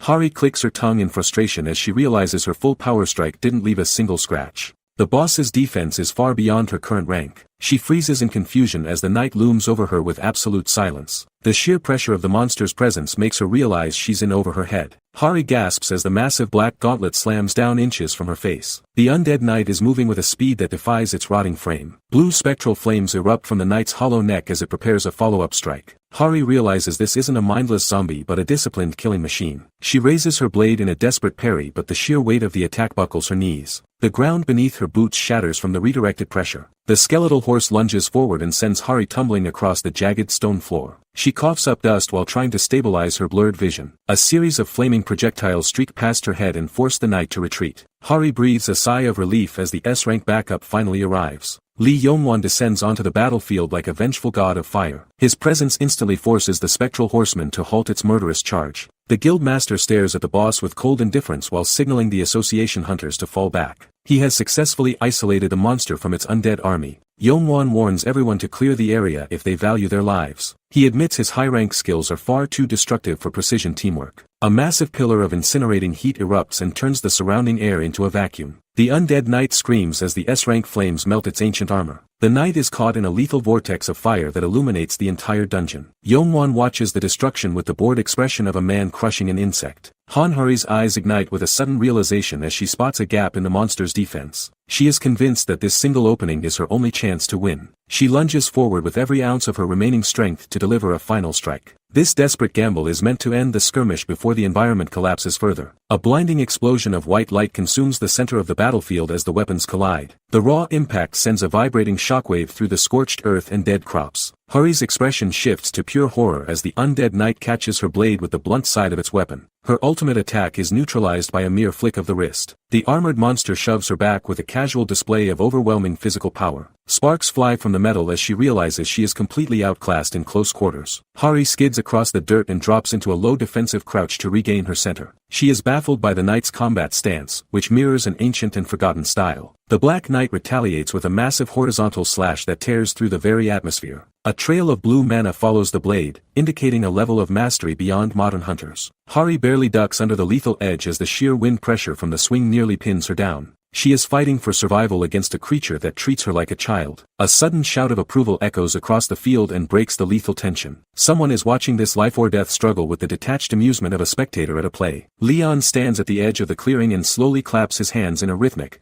patronizing applause. The king is finally satisfied with the entertainment provided by his lowly subjects. Leon continues his rhythmic clapping while praising the enemy's one-handed sword technique. He assumes this monster was once a noble warrior before it fell to darkness. Leon stops his applause and stares at the creature with a calm and focused gaze. He offers a formal apology for not recognizing its martial skill earlier. Leon declares his royal title as the King of the Lion Heart with absolute authority. He officially grants the undead knight the right to challenge him in ritual combat. Hari and the surviving hunters stare in total shock at the bizarre conversation. They cannot comprehend why Leon would treat a dungeon boss with such professional respect. Leon walks casually through the field of skeletons to face the giant armored knight directly. He calls for a noble duel to settle the conflict through ancient protocol. The crowd watches in silence as Leon treats the lethal boss like a worthy military peer. The king's sheer audacity has successfully forced a pause in the slaughter. Hari clutches her weapon while praying that this insane gamble doesn't get them killed. She has never seen a monster accept a verbal challenge before. The towering Black Knight stands motionless before giving a slow and deliberate nod of agreement. The undead warrior acknowledges Leon's royal status and accepts the formal duel. A sense of disbelief washes over the survivors as Leon's impossible plan actually succeeds. He has successfully forced a monster to play by the rules of a king. Leon settles into a combat stance as the battle lines are officially drawn. The modern world is about to witness the true weight of a sovereign's blade. The smoke clears over the desecrated crops as a cold silence takes hold. Leon steps into the center of the killing field with absolute confidence. Armored skeletons rattle as they watch their commander. Their glowing blue eyes reflect a master who has returned to claim his ground. Shards of bone and ancient dust swirl through the stagnant air. The pressure of the dungeon floor reaches its absolute breaking point as the two warriors lock eyes. Leon addresses the beast as a fellow noble and demands it show some martial pride. He tells the monster to expose its neck for a fair strike. He notes the creature is clearly a master of dual blades. Leon refuses to settle for a duel against a handicapped opponent and waits for the monster to prepare. Hari watches from the sidelines with her heart hammering against her ribs. She cannot believe the king is negotiating with a literal nightmare. She shouts a warning that the Dullahan is immortal unless its head is severed completely. Modern hunters have already died trying to find its technical weakness. Leon just offers a flat look of annoyance at the frantic interruption. The technicality of a monster's death is beneath his royal concern. Hari freezes as the weight of Leon's indifference hits her like a physical blow. She realizes the king is ignoring the system's rules for his own code. Leon turns back to the towering knight and dismisses the mechanics of the dungeon entirely. He declares that honor alone will dictate the end of this fight. Leon stands alone before the towering Black Knight while the squad watches from the shadows. The height difference is massive, but the king's aura completely dominates the space. Leon raises a simple blade and recites his ancient noble titles to the undead commander. He treats this dungeon floor like a formal court for a royal execution. The Dullahan lets out a silent roar as spectral blue flames surge from its hollow neck. The monster recognizes a fellow sovereign and readies its massive weapon for the first strike. A violent orange flash ignites the air as the two forces finally collide in the center of the clearing. The impact is so heavy it ripples through the very mana of the gate. The knight slams its black blade down with enough force to turn the stone floor into rubble. Leon remains perfectly still and watches the incoming steel with a detached, analytical gaze. The undead commander pivots for a massive horizontal slash that sends shards of debris flying across the battlefield. Its movements are disciplined and carry the weight of 1,000 lost battles. A pillar of white light erupts as Leon parries the strike with a flick of his wrist. The sheer pressure of the exchange forces the surrounding hunters to shield their eyes. Leon's expression remains ice-cold even as the shockwaves of the duel tear the environment apart. He is completely unimpressed by the monster's display of raw, unrefined power. The king steps deep into the monster's guard while the massive blade whistles harmlessly over his head. His footwork is so precise it defies the physics of modern hunter combat. Leon looks down with a face full of boredom as the proximity of the beast fails to move him. He has already found the lethal opening needed to end this farce. Leon stands his ground as the towering undead commander prepares its final judgment. He remains completely unimpressed by the scale of the beast. Leon locks eyes with the flickering blue void of the knight's helmet. He is searching for a spark of true martial spirit within this rotting shell. The Black Knight brings down a massive blade wreathed in spectral blue mana. The weight of the strike shatters the stone floor into jagged fragments. A secondary wave of necrotic energy erupts from the boss's armor to consume everything in reach. The monster is fighting with a desperation that proves it finally fears the king. A blinding streak of blue light cleaves through the atmosphere with a deafening roar. This single blow would have vaporized any ordinary hunter on the field. Dust and debris explode outward as the legendary strike finds its mark. The sheer pressure of the impact creates a localized vacuum that pulls in the surrounding air. Han Hari screams in terror as she watches the king disappear under the massive edge of the sword. The hunters believe their only hope has been crushed into the dirt. Golden sparks ignite against the black steel as the impossible collision finally settles. A high-pitched ring of vibrating metal echoes through the entire dungeon chamber. Leon emerges from the cloud of shattered rocks without a single scratch on his clothes. He absorbed the full force of the attack like it was nothing more than a breeze. The association hunters stare in absolute disbelief at the untouched monarch standing in the crater. They realize Leon is operating on a level that defies their understanding of reality. Han Hari stares at Leon as the sudden realization hits her. She is the only one who noticed the king's combat style shift into something truly legendary. Leon executed a flawless crosscut in the blink of an eye. This level of technical mastery is far beyond the limits of any modern S-rank hunter. The Black Knight readies its massive blade as blue energy crackles across its heavy armor. The boss monster finally senses a predator it cannot easily crush. Leon calmly confirms he landed 2 lethal strikes during the initial exchange. He isn't guessing his accuracy,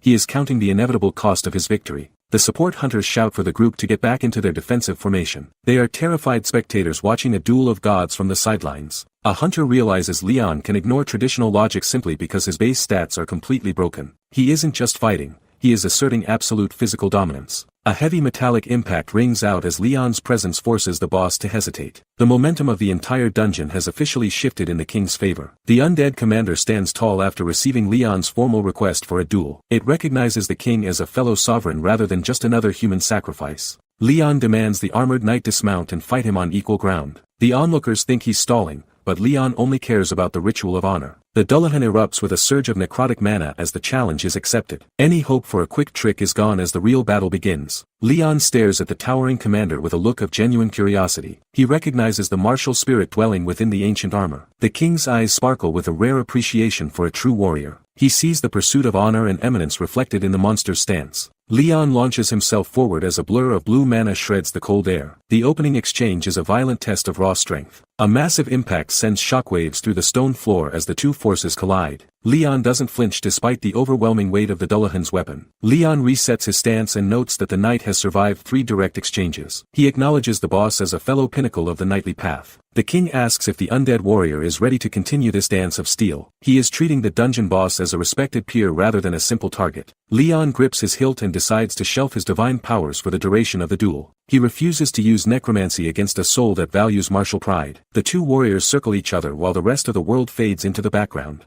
Leon wants to experience this clash of blades 1,000 times over. He prepares for the next engagement by adhering strictly to the ancient laws of his kingdom. This is no longer a hunt but a proper test of skill. Their blades meet in a blinding flash of golden sparks and white light. Leon bets everything on his own swordsmanship against the legendary strength of the dead. Leon parries another heavy strike with a faint smile on his face. This rhythmic violence reminds him of the honorable path he walked long ago. He realizes how much he missed the pure clarity found only in a life-or-death duel. The mundane modern world had made him soft and forgetful of his true nature. Leon focuses on the knight's rhythmic movements as the 10th exchange begins. He can feel the ancient warrior's soul awakening through the heat of the fight. The king notes that the monster's blade work is becoming sharper and more precise with every second. It is rapidly evolving to match his own royal standards. Leon asks if the thrill of the clash has restored the memories of the knight's former life. The undead commander responds with a guttural and mindless growl. He thanks the honorable spirit for bringing back the glorious sensations of his prime. For Leon, this isn't a simple dungeon raid but a holy reunion of steel. The two warriors stand locked in a stalemate while the army of the dead watches in eerie silence. Neither side is willing to break the lethal tension just yet.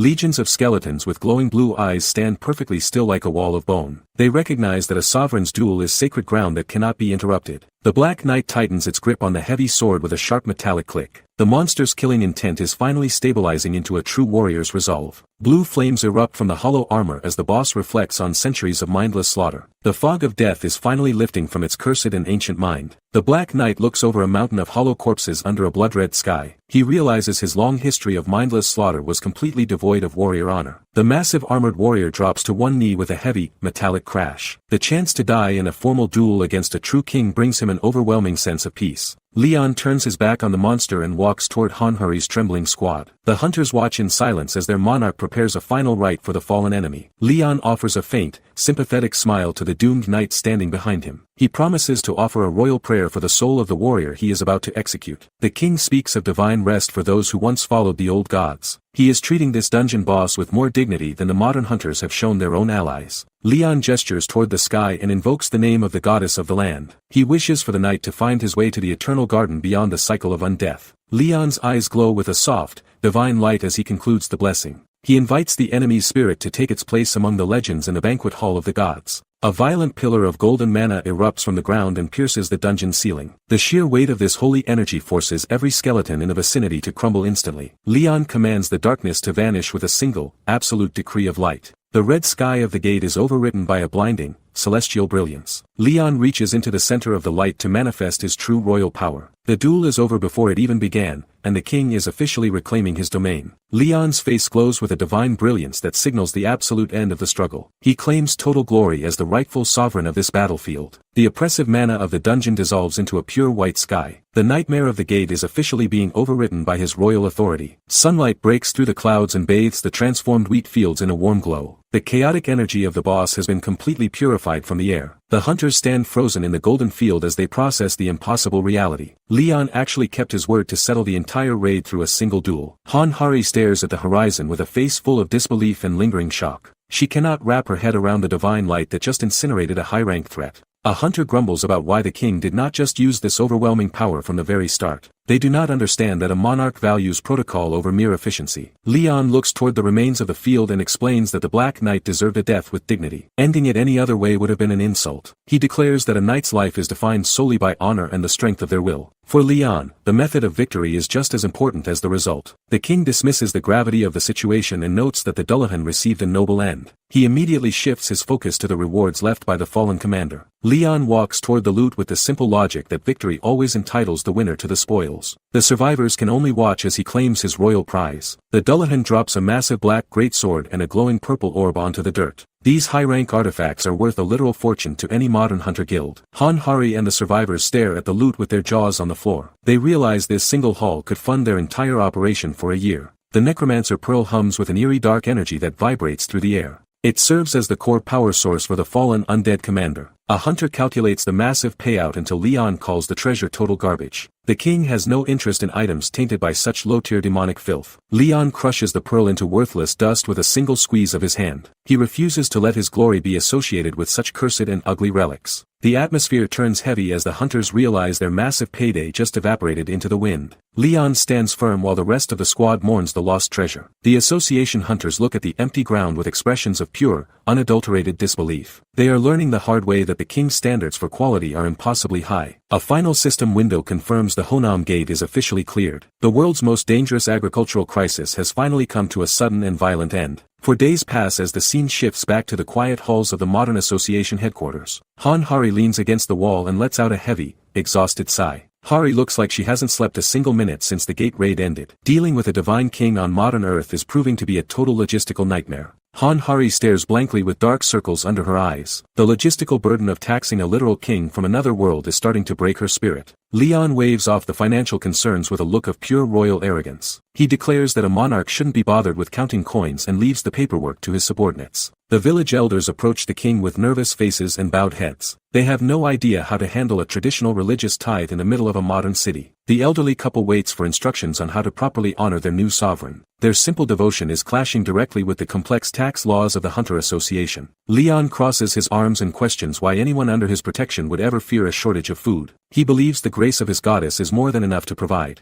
Han Hari inspects the agricultural samples and realizes the king's harvest is worth a fortune on the open market. The sheer appraisal value of this divine grain is astronomical. The elders gasp in disbelief as they see the official value of their simple harvest. A few bags of wheat are suddenly worth more than their entire life savings combined. Leon offers a smug smirk as the people's skepticism turns into absolute, unwavering faith. He has successfully secured their loyalty with nothing but a few stalks of golden grain. Leon stands in a luxury suite and screams about the total lack of high-end decor. He finds the absence of classical artwork in a five-star hotel to be a personal insult. Han Hari hunches over her phone at 2 in the morning while desperately calling every hotel in the district. Managing a king's housing demands is a job she never signed up for. Hari finally breaks the hotel staff down and secures a compromise on the room's decor. She looks like she has aged 10 years from the stress of pleasing a king. Hari arrives at the luxury suite and announces herself with a shaky voice. She is terrified that the current arrangement still won't meet Leon's impossible standards. She enters the room to find Leon relaxing in a chair with a view of the city. He casually confirms his well-being while ignoring the chaos she endured to get him there. Leon sits in a plush robe and sips expensive wine while looking completely unbothered. He shifts the conversation and asks if she has managed to eat anything yet. Leon lectures her on the importance of maintaining strength through regular meals. Hari stammers out a response while wondering if the king is actually showing her a moment of kindness. A massive spread of high-end Korean beef and side dishes sits steaming on the table. The aroma of the luxury meal fills the room and mocks her empty stomach. Leon gestures toward the feast and commands her to take a seat.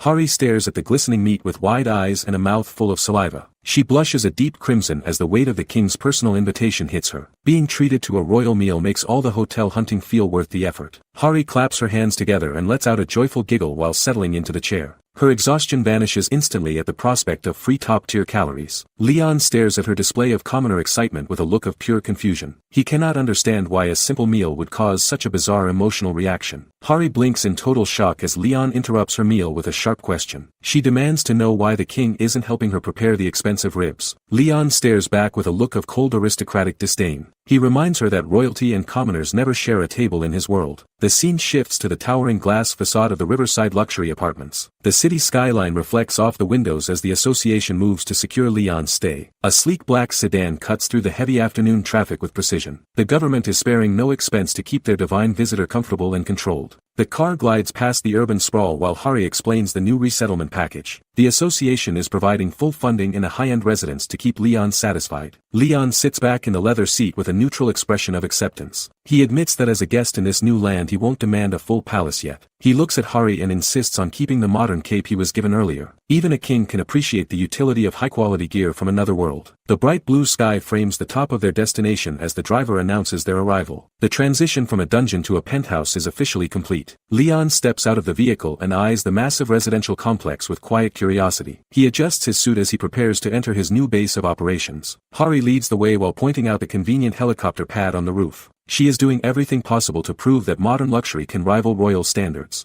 Han Hari stops dead in her tracks at the sight of the massive containers. She stares in total confusion as the sheer scale of the cargo leaves her completely speechless. The scene shifts to the pristine interior of a high-end luxury residence. The association has clearly spared no expense to house their royal guest in peak modern style. Leon and Han Hari step through the towering glass doors of the lobby. They are immediately met by a mysterious presence waiting for them in the shadows of the hall. Han Hari tenses up as she locks eyes with the uninvited guest standing in their path. She demands to know who has the nerve to intercept a king's private arrival. A man in a sharp suit bows deeply with a polished and professional corporate smile. Park Jung-chan introduces himself as the director of the massive and influential Doyoung Group. Hari's heart skips a beat as she realizes they are standing before a titan of the business world. She cannot believe a high-ranking director was personally waiting for their return. Park Jung-chan's eyes crinkle with a practiced and predatory friendliness. He addresses Leon as the legendary survivor that the entire city has been whispering about since the gate. The director offers a formal greeting to the king while using his full royal title. Han Hari is reeling from the fact that this man knew their exact arrival time. Park Jung-chan extends his hand for a formal greeting to seal the introduction. Leon stares at the open palm with a cold and detached silence that freezes the air. Leon looks down at the corporate executive with absolute and unwavering aristocratic contempt. He finds the idea of a mere merchant requesting a handshake to be a personal insult. Leon enters the luxury penthouse provided by the association for his year-long stay. The modern opulence is a calculated move to keep the monarch satisfied and contained. Han Hari explains the room service and cleaning staff while Leon stares out at the city skyline. The king offers a short grunt of approval for the high-end accommodations. Hari worries about the secrecy of the dungeon survivors while analyzing director Park Jung-chan's suspicious arrival. She knows the corporate executive wouldn't show up without a hidden agenda. Hari feels relieved that Leon completely ignored the director's initial approach. She asks the king why a powerful man like Park would bother visiting him personally. Leon states that the merchant was only hunting for a new source of profit. Hari blinks in confusion as she struggles to connect the dots of the business world. The realization hits Hari as she remembers the divine rice growing in the Honam plains. She knows the agricultural miracle has already drawn the attention of greedy corporations. A freelance streamer hides in the bushes to capture footage of the king's transformed fields. The association's attempt to keep the divine harvest a secret has failed miserably. The streamer smirks while ignoring the official government order to delete his unauthorized recording. He re-uploads the footage to chase viral fame at the king's expense. A smartphone screen displays the video of the golden fields under the title Blessed Rice. The miracle of the Honam Plains is now public knowledge across the entire internet. Hari curses under her breath as she watches the view count skyrocket on the viral clip. The quiet resettlement of the king has officially turned into a massive media disaster. The director of Doom Group sits in his dark office while staring at the viral footage. He realizes the king's miracle is about to change the global market. He holds up his smartphone and demands to know the scientific data behind the grain. He refuses to believe in a miracle that hasn't passed human clinical trials yet. An elderly researcher wipes sweat from his brow while facing the director's intense pressure. The man is terrified because the rice defies every known law of biology. The director scrolls through the reports of a dying dog making a sudden and total recovery. The evidence of supernatural healing is becoming impossible for him to ignore. His top assistants report that the entire village has been cured of major and minor illnesses. This divine harvest is effectively a panacea disguised as a common food staple. A predatory smirk spreads across the director's face as he processes the potential profit. He has officially confirmed that the king's power is a gold mine for his corporation. His face contorts with sudden rage as he remembers a perceived slight from the negotiation. He is insulted that a mere merchant dared to offer him a common handshake. His secretary urges him to seize control of the resource before their competitors can react. They both know the power of that rice could grant them limitless influence. The director slams his hand onto the desk with enough force to rattle the entire room. He is done playing by the rules of polite society to get what he wants. He stands up as a fiery aura of corporate greed and fury erupts behind him. The Doyoung Group is officially declaring war to claim the king's divine treasure. The director curls his lip into a twisted and arrogant smile. He views Leon as just another survivor who doesn't understand the true power of this world. The corporate executive sneers and promises to crush the king with a massive culture shock. He believes modern wealth and influence can break any ancient spirit. The scene fades as the narrative shifts to the 3 absolute goals Leon established upon his return. The king is not here to play by modern rules. A blinding golden radiance erupts as Leon prepares to spread the influence of his goddess. He intends to anchor a new era of faith in this hollow world. Ancient statues of forgotten deities stand silent in a world that has lost its connection to the divine. Leon realizes that while religions exist, true holy power is completely extinct. A holy light pierces through a grand cathedral while the land outside rots from spiritual neglect. Leon sees a world where humans fall sick because the true light has faded. Leon stands before the memory of his fallen soldiers with a singular focus on restoration. His second goal is to reform the legendary Knights Templar on Earth. An armored knight charges through the darkness with eyes burning like celestial fire. These holy warriors are saints who wield divine power to protect the innocent. Violent sparks fly as the righteous blades of the Templars bring absolute terror to the wicked. Their presence ensures that no demonic entity can ever find safe harbor. Leon stands triumphant atop a massive pile of slaughtered demonic corpses. His final mission is to purge all evil and restore the absolute glory of the Lion Heart. Leon stands firm while reflecting on the need to spread his faith and rebuild the Order of the Knights Templar. The world's spiritual balance depends entirely on his divine authority. Leon stares out the window with a look of absolute indifference. Modern politics and social standing mean nothing to a king focused on a higher purpose. Leon turns his head as a voice addresses him with a formal royal title. He remains unmoved by the weight of the labels these humans try to place on him. Hari reports that a high-profile group has officially requested an audience with the sovereign. Leon agrees to the meeting with the cold expectation that his time won't be wasted. The legend of the Night King who returned with a god continues to reshape the hunter world. His arrival has signaled the end of the status quo for every major guild. 3 men in sharp suits enter the luxury office and offer a shallow display of gratitude. They are clearly trembling while standing in the presence of a living myth. Hari watches the exchange from the sidelines with a wary and calculating expression. She knows these corporate players are only here to see if the king can be bought. Leon's blue eye glows with a piercing light as he scans the intruders for any sign of true martial spirit. He finds nothing but the stench of greed and hidden agendas. The lead negotiator forces a polite smile while internally cursing Leon as a stupid savage. He is willing to swallow his pride only to secure a lucrative business deal. The visitors slide a heavy armored crate across the floor to present their opening tribute. They hope that modern technology and wealth will be enough to earn the king's favor. The negotiator gestures toward the reinforced container with a shark-like grin. He claims the contents will leave the king speechless. The man's face twists into a look of pure, manipulative greed. He is certain that once Leon tastes this level of luxury, there is no going back. Leon remains unmoved and barely acknowledges the man's desperate sales pitch. He gives a cold permission to proceed since they went through the trouble of bringing it. The negotiator stammers in confusion as the king's reaction fails to match his expectations. He expected awe but only received a bored command to continue. The visitor quickly recovers and urges the king to personally inspect the treasure. He is betting everything on the visual impact of the modern world's finest crafts. Leon doesn't move a muscle and points toward the heavy case with a look of absolute boredom. He orders Hanhari to handle the manual labor of opening it. Hanhari steps forward and presses the release latch with a nervous click. She can feel the pressure of the hidden items radiating from the pressurized seals. A violent hiss of cooling gas erupts as the container's vacuum seal finally breaks. Hari flinches back as the internal mechanisms start to unfold. The negotiator lets out a low, sinister chuckle as he watches the girl's eyes widen in shock. He is relishing the moment the power dynamic finally shifts in his favor. The armored rack fully deploys to reveal a collection of gleaming, high-rank swords. The man laughs while presenting the ultimate bribe meant to buy a king's loyalty. The businessman brags that these unique rank blades are the finest products of his corporation. Hanhari stands paralyzed by the sheer value of the artifacts on display. He gestures toward the glowing rack and claims these weapons will provide unmatched utility in the field. The merchant is confident that no hunter could possibly turn down such a bribe.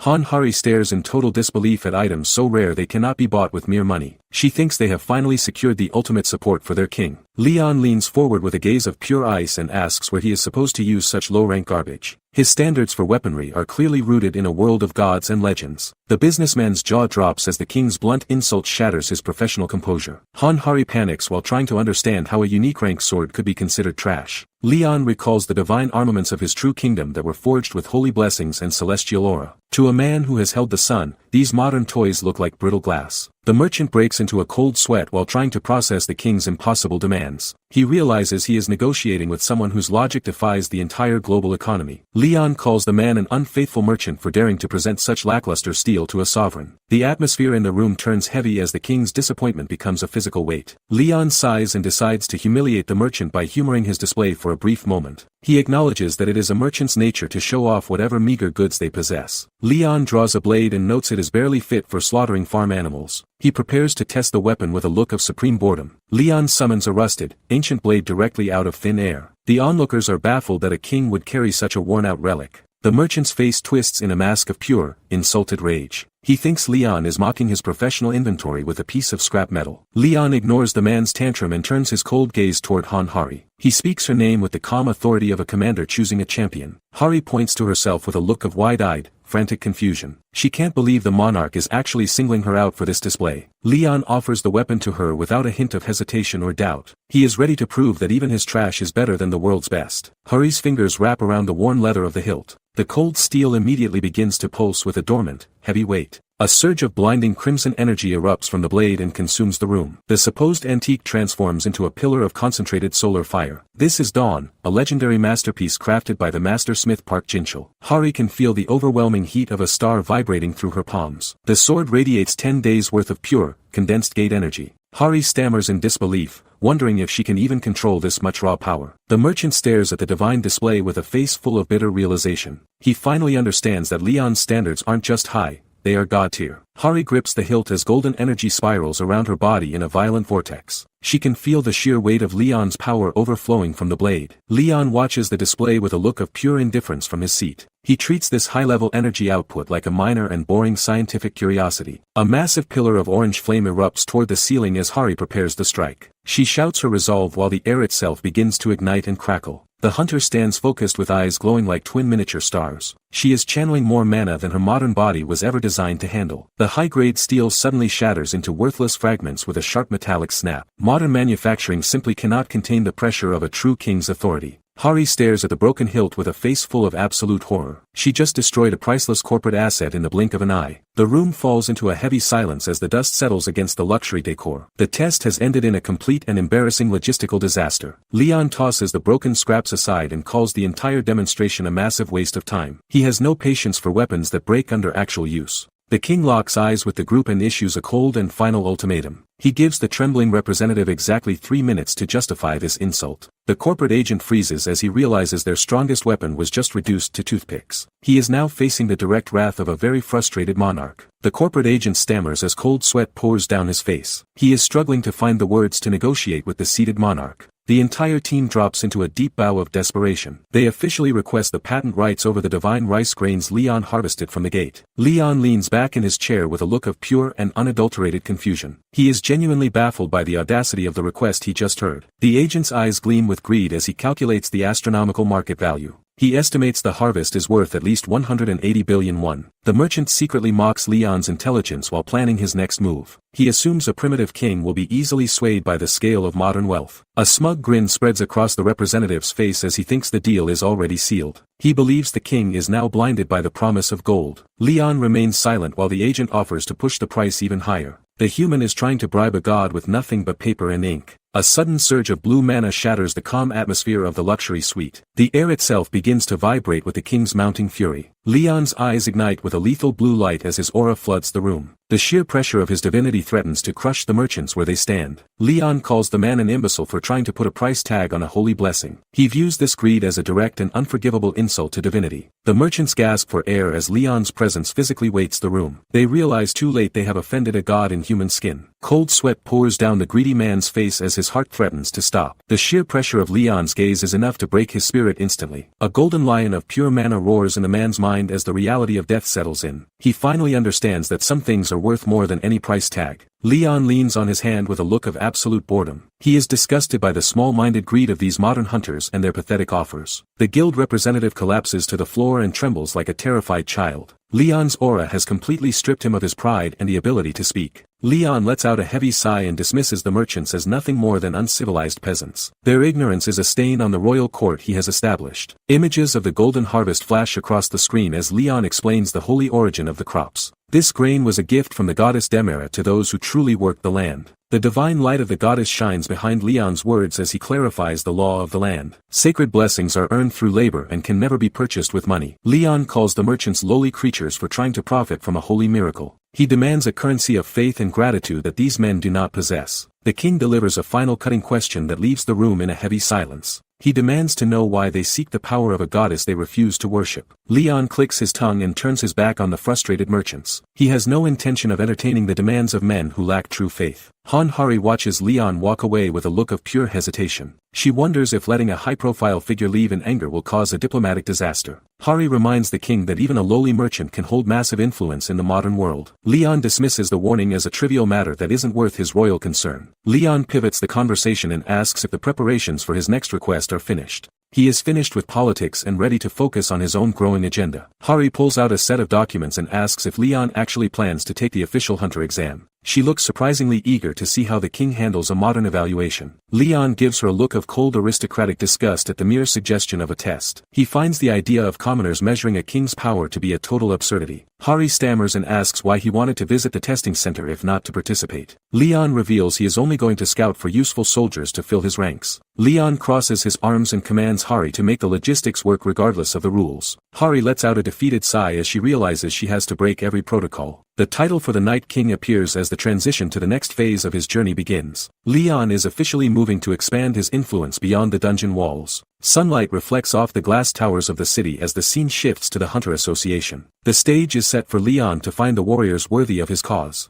A black sedan pulls up to the glass exterior of the Hunter Association headquarters. Team manager Kim Do-han receives a formal greeting as he arrives for the day's evaluations. Unaffiliated D-rank hunter Gu Daesung approaches the manager with a familiar and casual wave. He assumes the veteran official is back for a standard rank retest. Kim Do-han offers a short and non-committal grunt as they walk through the lobby. He remains focused on the high stakes of the upcoming testing cycle. The manager looks at the young hunter and acknowledges his relentless work ethic. He knows the boy has been struggling at the bottom of the system for years. The two men move through the towering entrance as the morning crowd begins to gather. Dohan asks if the boy expects his power levels to finally show improvement this year. Gu Daesung holds a paper coffee cup with a humble and weary expression. He is used to being overlooked by the elite guilds and high-ranking hunters. The manager offers the boy a spot on a professional team to save him from the mines. Daesung admits the manual labor is grueling but insists the work is manageable. A sudden flash of sharp determination crosses the young hunter's face. He is not ready to give up on his dream of becoming a frontline warrior. Daesung resolves to reach C rank so he can finally stop being a burden to those around him. His internal monologue breaks as he spots a strange presence in the hall. Whispers ripple through the lobby as the hunters notice a mysterious and striking foreigner. The locals immediately mistake the king for a common migrant laborer due to his arrival. A hunter whispers that despite the laborer look,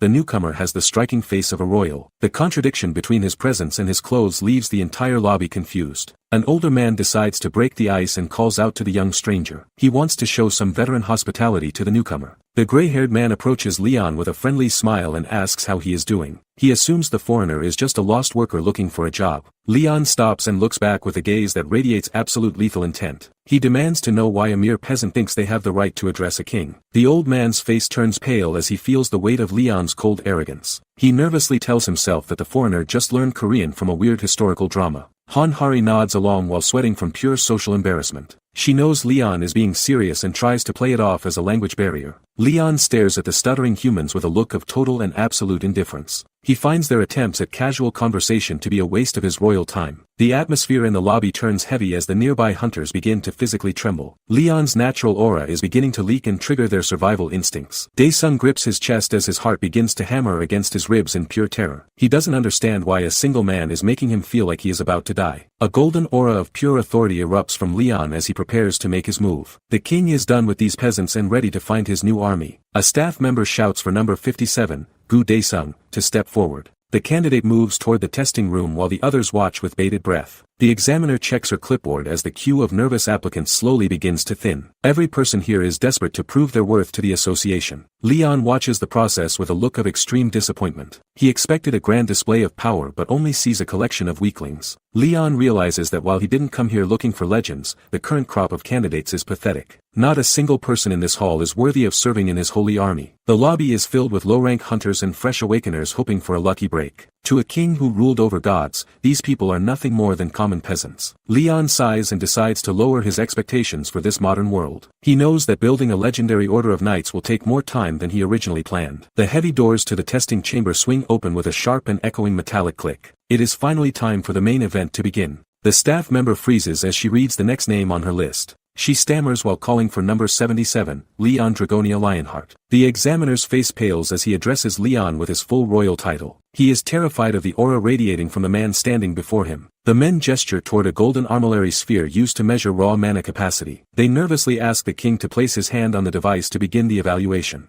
Leon stares at the golden armillary sphere with a look of pure disappointment. He finds the modern device to be nothing more than a primitive toy. He lets out a short grunt of dismissal while the examiners scramble to check his profile. The technical data on their screens means nothing to a man of divine heritage. Leon calls the lead examiner a fool to his face without a second thought. The man freezes in total shock at the blunt and public insult. Leon demands to know how a mere peasant dares to test the honor of a king. He stands with his arms crossed while the association staff stammers in total fear. He declares that only honorable knights or gods are fit to measure his true power. The examiner can only offer a terrified gasp as Leon's aura fills the room. Leon bluntly announces his intention to headhunt the best soldiers directly from their ranks. The staff is reeling from his absolute lack of professional filter or respect. The king asks for the location and nature of the next phase of the evaluation. The examiner points toward the gate where the practical field test begins. Leon decides to move out and see if any modern hunters are actually worth his time. The official can only watch in silence as the monarch takes command of the schedule. The scene shifts to the open air where the candidates gather for the final trial. The staff checks on the physical condition of the nervous participants before entry. The group arrives at the sole gate to begin the high-stakes evaluation. The tall grass hides the dangers waiting for the prospective hunters. The lead recruit looks over his shoulder as the staff usher the group toward the sole gate. He knows this practical exam is his only chance to prove his worth. He stares at the clear blue sky while focusing on the weight of the upcoming trial. Achieving a top-tier rank requires a flawless performance in this specific zone. A young girl with a bow chats excitedly with her companion about the fame of this hunting ground. Their casual attitude stands in stark contrast to the high-stakes environment. The recruit narrows his eyes as he catalogues the lack of experience in his peers. He sees nothing but fresh meat that will likely struggle when the monsters appear. An elderly man with a cheerful expression joins the line of aspiring hunters. The recruit realizes his team consists of 2 children and a man over 60. A sudden shift in the atmosphere causes the lead recruit to turn his head in confusion. He feels a heavy presence approaching from the rear of the group. Leon steps forward with a massive surge of blue energy swirling behind him. The king is dressed in a sharp suit and radiates a cold, oppressive authority. The recruit breaks into a cold sweat while analyzing the strange collection of teammates. He wonders how he is supposed to survive with a group of complete amateurs. Leon adjusts his sunglasses with a predatory smirk that silences the entire crowd. The recruit is left trembling as he questions if this trial will end in disaster. The horizon stretches out under a vast and silent sky as the final signal is given. The evaluation is officially underway with the King of Knights leading the charge.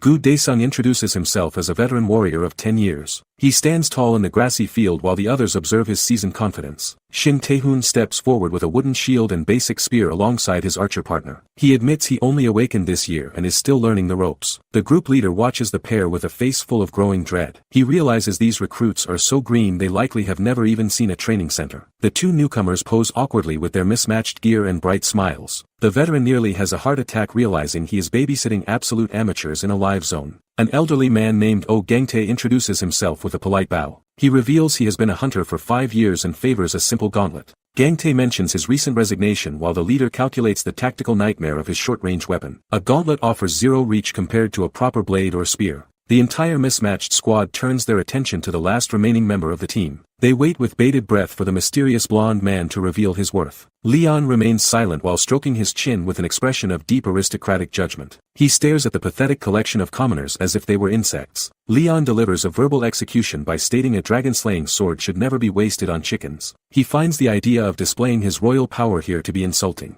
The veteran hunter stares up in absolute shock at the king's crushing arrogance. He cannot believe someone would talk down to the entire association's evaluation process like this. The title card appears as the journey of the sovereign continues. Leon is about to show this modern world exactly what a real monarch looks like. The exam instructions flash on the screen with a simple requirement of 50 kills. Leon looks at the pathetic goal with a gaze of pure boredom. The instructor warns that a dangerous elite monster might spawn and promises to protect the candidates. He has no idea he is talking to a man who slaughters demons for fun. The buff hunter scans the field while trying to maintain his composure after the king's earlier insults. He can feel the heavy atmosphere of the gate pressing down on his chest. He suddenly realizes Leon entered the dangerous combat zone without a single piece of equipment. He asks the king if he actually forgot to bring a weapon for the trial. A female candidate tries to be helpful by offering Leon her spare bow and arrows. She asks the handsome newcomer if he even knows how to use them. Leon stares at the wooden tool with a look of absolute aristocratic disgust. He finds the suggestion of using a ranged weapon to be an insult to his royal dignity. Leon snaps the bow in half with a single hand while calling users of long-range weapons cowards. He refuses to hide behind distance when a knight faces his enemies head-on. The surrounding hunters freeze in total silence as they watch the king destroy a perfectly good weapon. They are beginning to realize Leon operates on a completely different level of logic. The buff hunter gulps as cold sweat pours down his face. He is now genuinely terrified of the unarmed monster standing right next to him. Shin Tae-hoon points toward the dense tree line and suggests a change in their hunting route.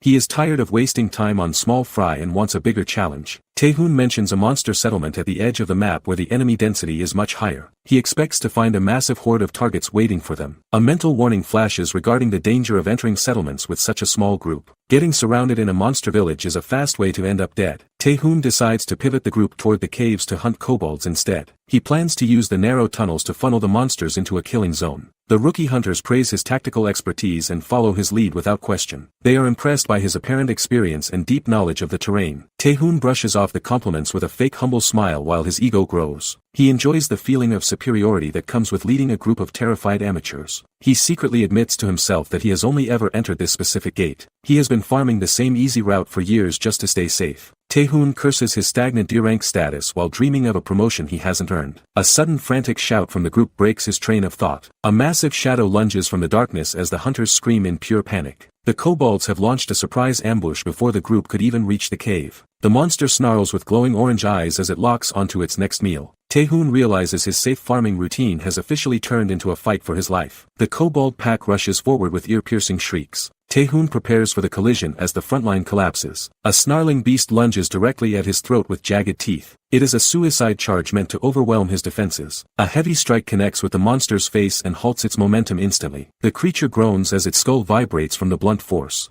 Taehoon stands firm behind his shield with a look of pure contempt. He knows these low-level monsters are nothing compared to the challenges ahead. The archer points toward the shadows and screams for Taehoon to watch his front. A second wave is already closing in from a different angle. A massive shadow leaps through the air toward the distracted hunter. Taehoon barely has time to react to the airborne predator. The impact sends Taehoon sliding across the cave floor while his teammates panic. The spearman rushes forward to cover the opening in the line. The kobold lets out a piercing cry as it readies its final strike. Taehoon realizes he cannot afford a single mistake in this chaos. The beast looms over him with yellow eyes full of hunger. Taehoon winces as the monster prepares to tear him apart. Violent sparks erupt as the creatures are blasted away by a sudden counterattack. The hunters fight back with everything they have to survive the night. The hunters finish off the remaining monsters with a series of heavy strikes. The immediate threat is finally neutralized. One of the recruits yells out that only a few enemies remain. He urges the group to maintain their momentum. Sunlight filters through the dense forest canopy as the chaos of battle subsides. The team takes a moment to breathe after the successful skirmish.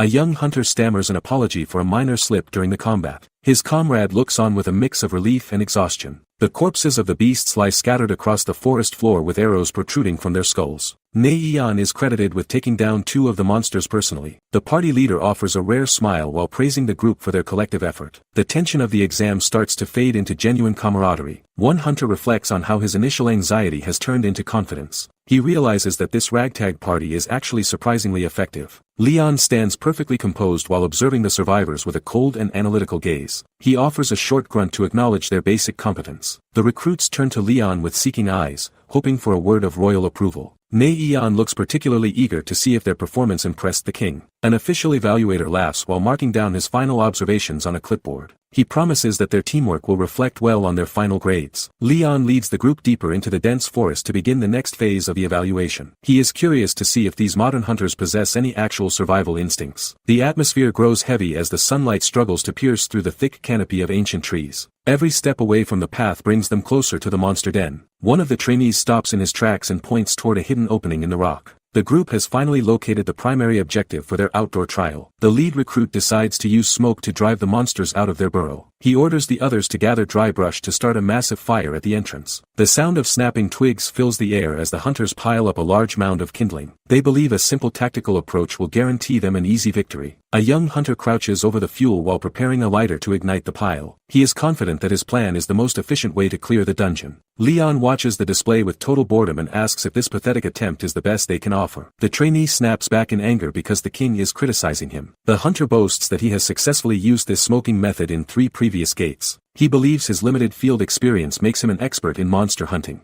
Leon stares at the boy with cold contempt and questions how 3 lucky guesses qualify as real experience. He finds the recruit's arrogance to be an insult to the crown. The hunter ignores the warning and strikes his lighter to set the dry wood ablaze. A thick cloud of gray smoke begins to swirl into the depths of the cave. The arrogant recruit commands the group to gather around as the smoke billows into the darkness. He is certain the kobolds will be flushed out within seconds. The other hunters take their positions and grip their weapons with sweaty palms. They are betting their lives on a plan that Leon has already condemned as foolish. A thunderous stampede echoes from the cave as the first wave of monsters lunges into the light. The panicked beasts are driven by survival instinct and mindless rage. A feral kobold snarls as it leads the charge toward the waiting hunters. Its eyes are wild with the terror of the suffocating smoke behind it. Han-Hari remains calm and pulls her bowstring taut while tracking the moving targets. She refuses to let the recruit's recklessness lead to a total massacre. A projectile whistles through the air and shatters a kobold's skull with a sickening crunch. The creature lets out a final pathetic shriek before collapsing into the dirt. Blades clash against bone as the hunters begin their desperate defense against the swarm. The cave entrance turns into a bloody choke point of chaotic violence. The lead recruit smirks as he watches his plan unfold exactly as he predicted. He is convinced his amateur tactics are superior to the wisdom of a king. Crimson blood sprays across the ground as the monsters are systematically cut down by the group. The initial success fuels the recruit's dangerous overconfidence. The hunter turns back with a mocking glint in his eyes to prove Leon wrong. He believes clearing a few pests on the plains makes him a master strategist.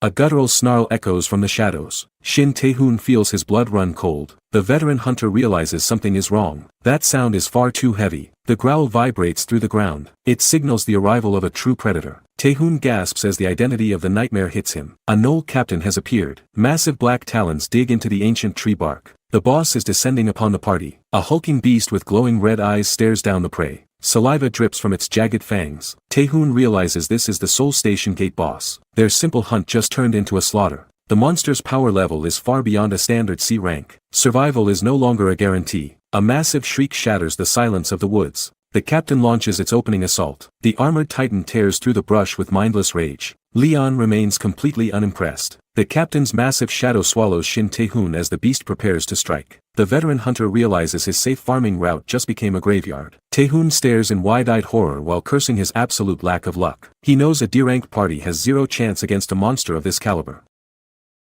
A massive beast roars wildly. This guttural sound from the Knoll captain vibrates through the trees and shatters the party's fragile morale. Gu Daesung breaks into a cold sweat as the pressure of a high-rank monster becomes a physical weight. Panic flickers in the seasoned hunter's eyes because he knows their defense is about to crumble. The scream of his teammates barely registers through the fog of pure terror. Han Hari pulls her bowstring. She shouts for Shin Tae-hoon to join her in a desperate gamble against the armored commander. The archer's focus remains sharp even as her heart hammers against her ribs. Shadows dance across the dusty floor while the squad attempts to organize a tactical formation. Every hunter knows that pitting low-rank recruits against such a predator is literal suicide. The armored titan looms large. This nightmare creature towers over Shin Tae-hoon with a frame built for absolute destruction. Tae-hoon's spear trembles as he stares into a single, glowing red eye of the beast. The air turns freezing cold under the sheer density of the monster's necrotic aura. A heavy silence falls over the clearing as the predator prepares its first lethal strike. Claws tear through the air. The captain lunges forward with a speed that defies its massive, heavy plate armor. Tae-hoon crouches behind his shield while his comrades yell for him to snap out of his trance. Desperation is a bitter taste in the man's mouth as he realizes his strength is useless here. The system flashes a final warning that the hunter is too intimidated to fight. Leon Dragonia observes this pathetic display of commoner weakness with a gaze of pure, royal judgment. Tae-hoon wobbles behind his cracked wooden shield. His comrades shout that he will be unable to block in his current state of paralyzing fear. The Knoll captain capitalizes on the opening and brings its massive weapon down with a bone-shattering impact. Dust and debris explode from the point of contact as the earth literally groans under the beast's raw strength. The trial has officially transitioned from a test to a frantic struggle for survival. A hunter shrieks Tae-hoon's name across the clearing. He lets out a desperate cry of frustration while realizing the formation is completely broken. Tae-hoon stares upward with wide, vacant eyes while his entire body vibrates with a pathetic tremor. He is a D-rank veteran who has finally hit a wall he cannot climb or bribe his way over. The shadow of the massive predator swallows his trembling form entirely. The association employee stares calmly at his clipboard. He ignores the frantic accusations that he is failing his duty to protect the candidates during a lethal emergency. While the onlookers scream for help, the official remains a silent statue of bureaucratic indifference. Tae-hoon collapses onto his back and screams a final curse as the monster looms over his throat. The cold logic of the system demands that only the strong deserve a future. A sharp purple energy flash tears through the air. The monster's killing intent reaches a fever pitch as it prepares to finish the job. Tae-hoon's discarded shield spins uselessly in the dirt while the sounds of the struggle echo in the background. The ring of metal on stone acts as a funeral knell for the man's shattered ego. Every second brings the heavy club closer to ending the peasant's life. Gu Daesung lunges forward with a fierce battle cry. He intercepts the lethal blow meant for his comrade while the other hunters watch in total disbelief. The Knoll captain lets out a guttural roar of confusion as its attack is halted by the lowest-ranked man in the field. Leon Dragonia watches from the periphery with a gaze of cold, royal interest. The king has finally found a glimmer of honor amidst the mud and cowardice of this world. A loud orange clang echoes through the woods. The Knoll captain pauses in sheer confusion as its lethal downward strike is met with a wall of unexpected resistance. Violent sparks erupt from the impact point where ancient, rusted steel meets the rim of a sturdy modern shield. Gu Daesung stands his ground, his legs trembling under the pressure but his spirit remaining completely unbroken. The lowest-ranked hunter in the party has just accomplished the impossible by successfully parrying a C-rank boss. He has chosen to become the shield for those who were too terrified to act when the nightmare arrived. Daesung screams a frantic battle cry while bracing. He pours every single drop of his remaining mana into the defensive arc of his heavy shield. The massive beast swings again with a roar, its jagged claws scraping against the metal with a screeching, metallic groan. Every impact sends a bone-shattering vibration through Daesung's small frame,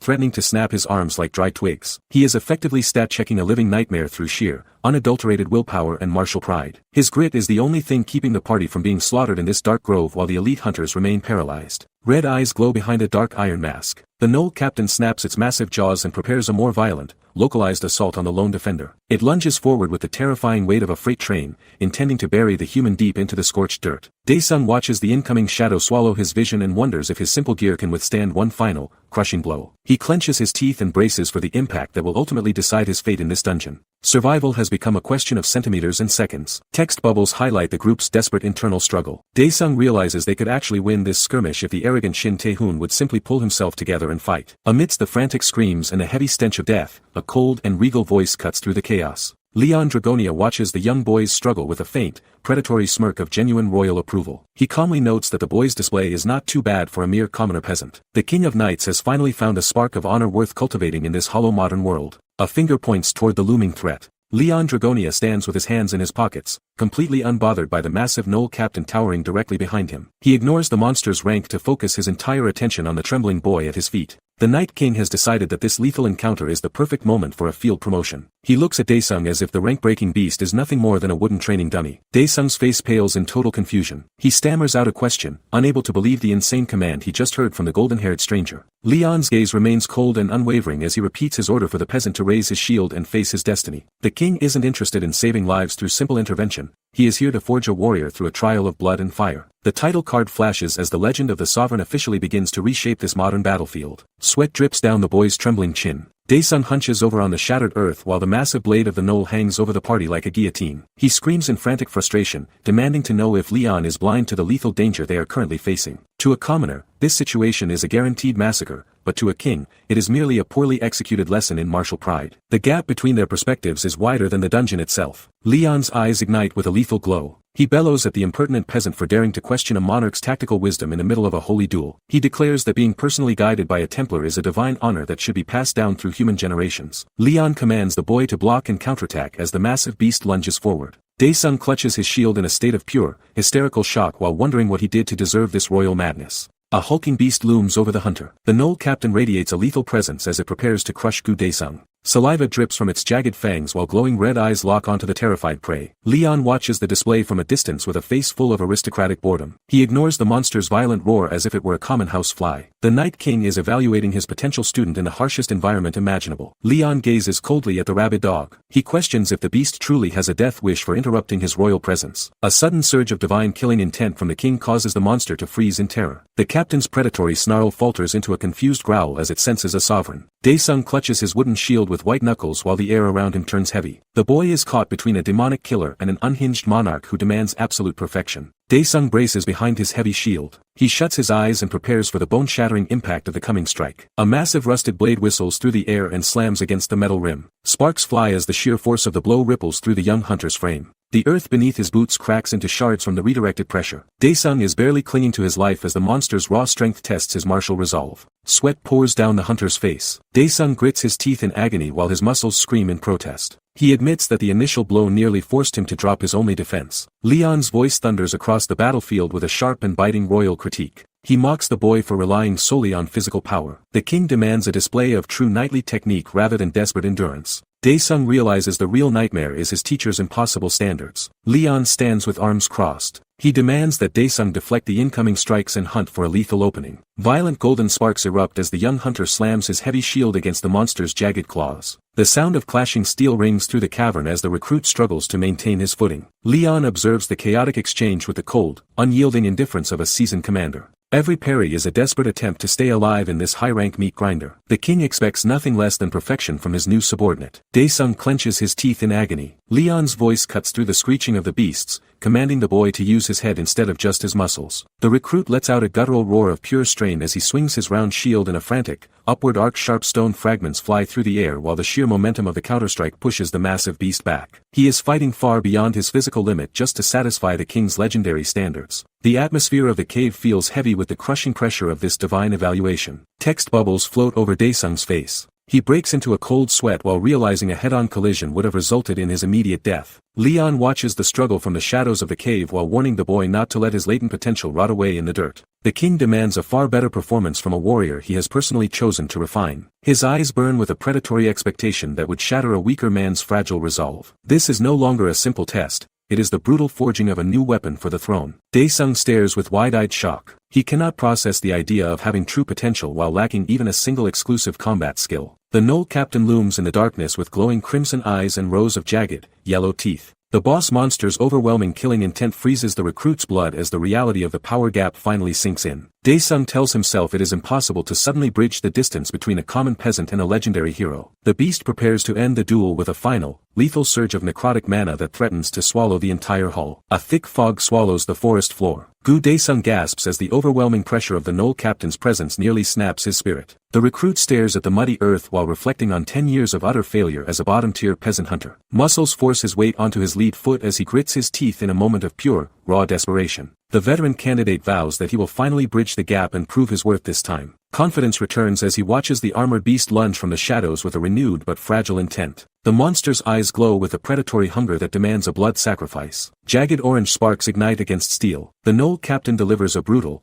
two-handed overhead swing that tears through the humid cave air with lethal intent. Daesung raises his heavy iron shield just in time to intercept the downward trajectory of the beast's blade. The collision produces a deafening roar of grinding metal that vibrates through his entire skeleton and muscles. Numbness spreads through his arms instantly as the shield absorbs the raw, monstrous momentum of the creature's rage. Failure here would mean his long career ends in a shallow grave on this forgotten battlefield. The internal pressure of the dungeon reaches a violent, explosive peak as the struggle against death intensifies. The massive beast reels from the impact. Daesung hunches under the crushing weight of the blow while refusing to let his defensive line shatter. A sudden flash of brilliant blue energy erupts across his field of vision with a sharp, electric hiss. Wide-eyed shock fills his face at the impossible physics unfolding before his eyes. The Knoll captain is suddenly launched backward as if struck by the invisible hammer of a sovereign. Leon stands perfectly calm while observing the pathetic struggle from the edge of the rising dust cloud. The monster hits the stone wall with a sickening crunch that echoes through the silence of the gate. The king's utter indifference to the slaughter is far more terrifying than the beast's mindless roar. Leon stares with a cold gaze. He clicks his tongue in visible annoyance at the total lack of vision in those standing around him. The king remarks that these modern hunters are failing to see the grand, divine design of his return. He mutters that they have an incredibly long way to go before they are worthy of his presence. Nearby, a hand reaches for the official record of the day's difficult trial. Gu Daesung's evaluation results for the year are finalized with a large, disappointing letter D. Despite the boy's relentless effort, the bureaucratic system cannot fathom the royal potential Leon has already identified. Modern office lights shine above. The scene shifts to the silent, high-security wing of the association headquarters. Two bodyguards in sharp suits stand at rigid attention as the heavy elevator doors hiss open. From the very beginning, the entire evaluation was being monitored by a much higher authority than a simple team manager. A sudden green glow erupts as an old man discards a powerful mystical disguise in the center of the room. He laughs while admitting that using a bewitching mask to hide his face and body was completely pointless against the king's eyes. The mysterious elderly man is officially revealed as the Korean Hunter Association president, Oh Kang-hyuk. Leon looks away with closed eyes. He confirms that his participation in the evaluation was somewhat useful for his own long-term goals. He explains that he has at least secured one potential soldier candidate for his future holy army. The king tells the president to settle his nerves because he doesn't intend to destroy their fragile social order yet. Oh Kang-hyuk leans over his desk with a look of shock, realizing the monarch knew exactly what he was thinking the entire time. The president admits he was deeply shaken by the incredible power displayed during the raid. Even a lowly D-rank dungeon became a stage for a divine miracle that left the most powerful man in the country completely speechless. Leon looks down with absolute contempt. He calls the man a dirty bastard who failed to even become human. The king's patience for those who lack honor has clearly run dry. A sudden shift in movement punctuates his cold words. He asks how long they intend to stare at his esteemed face. His royal authority creates a suffocating pressure that freezes the room. No one dares to break eye contact with the sovereign as he asserts his dominance.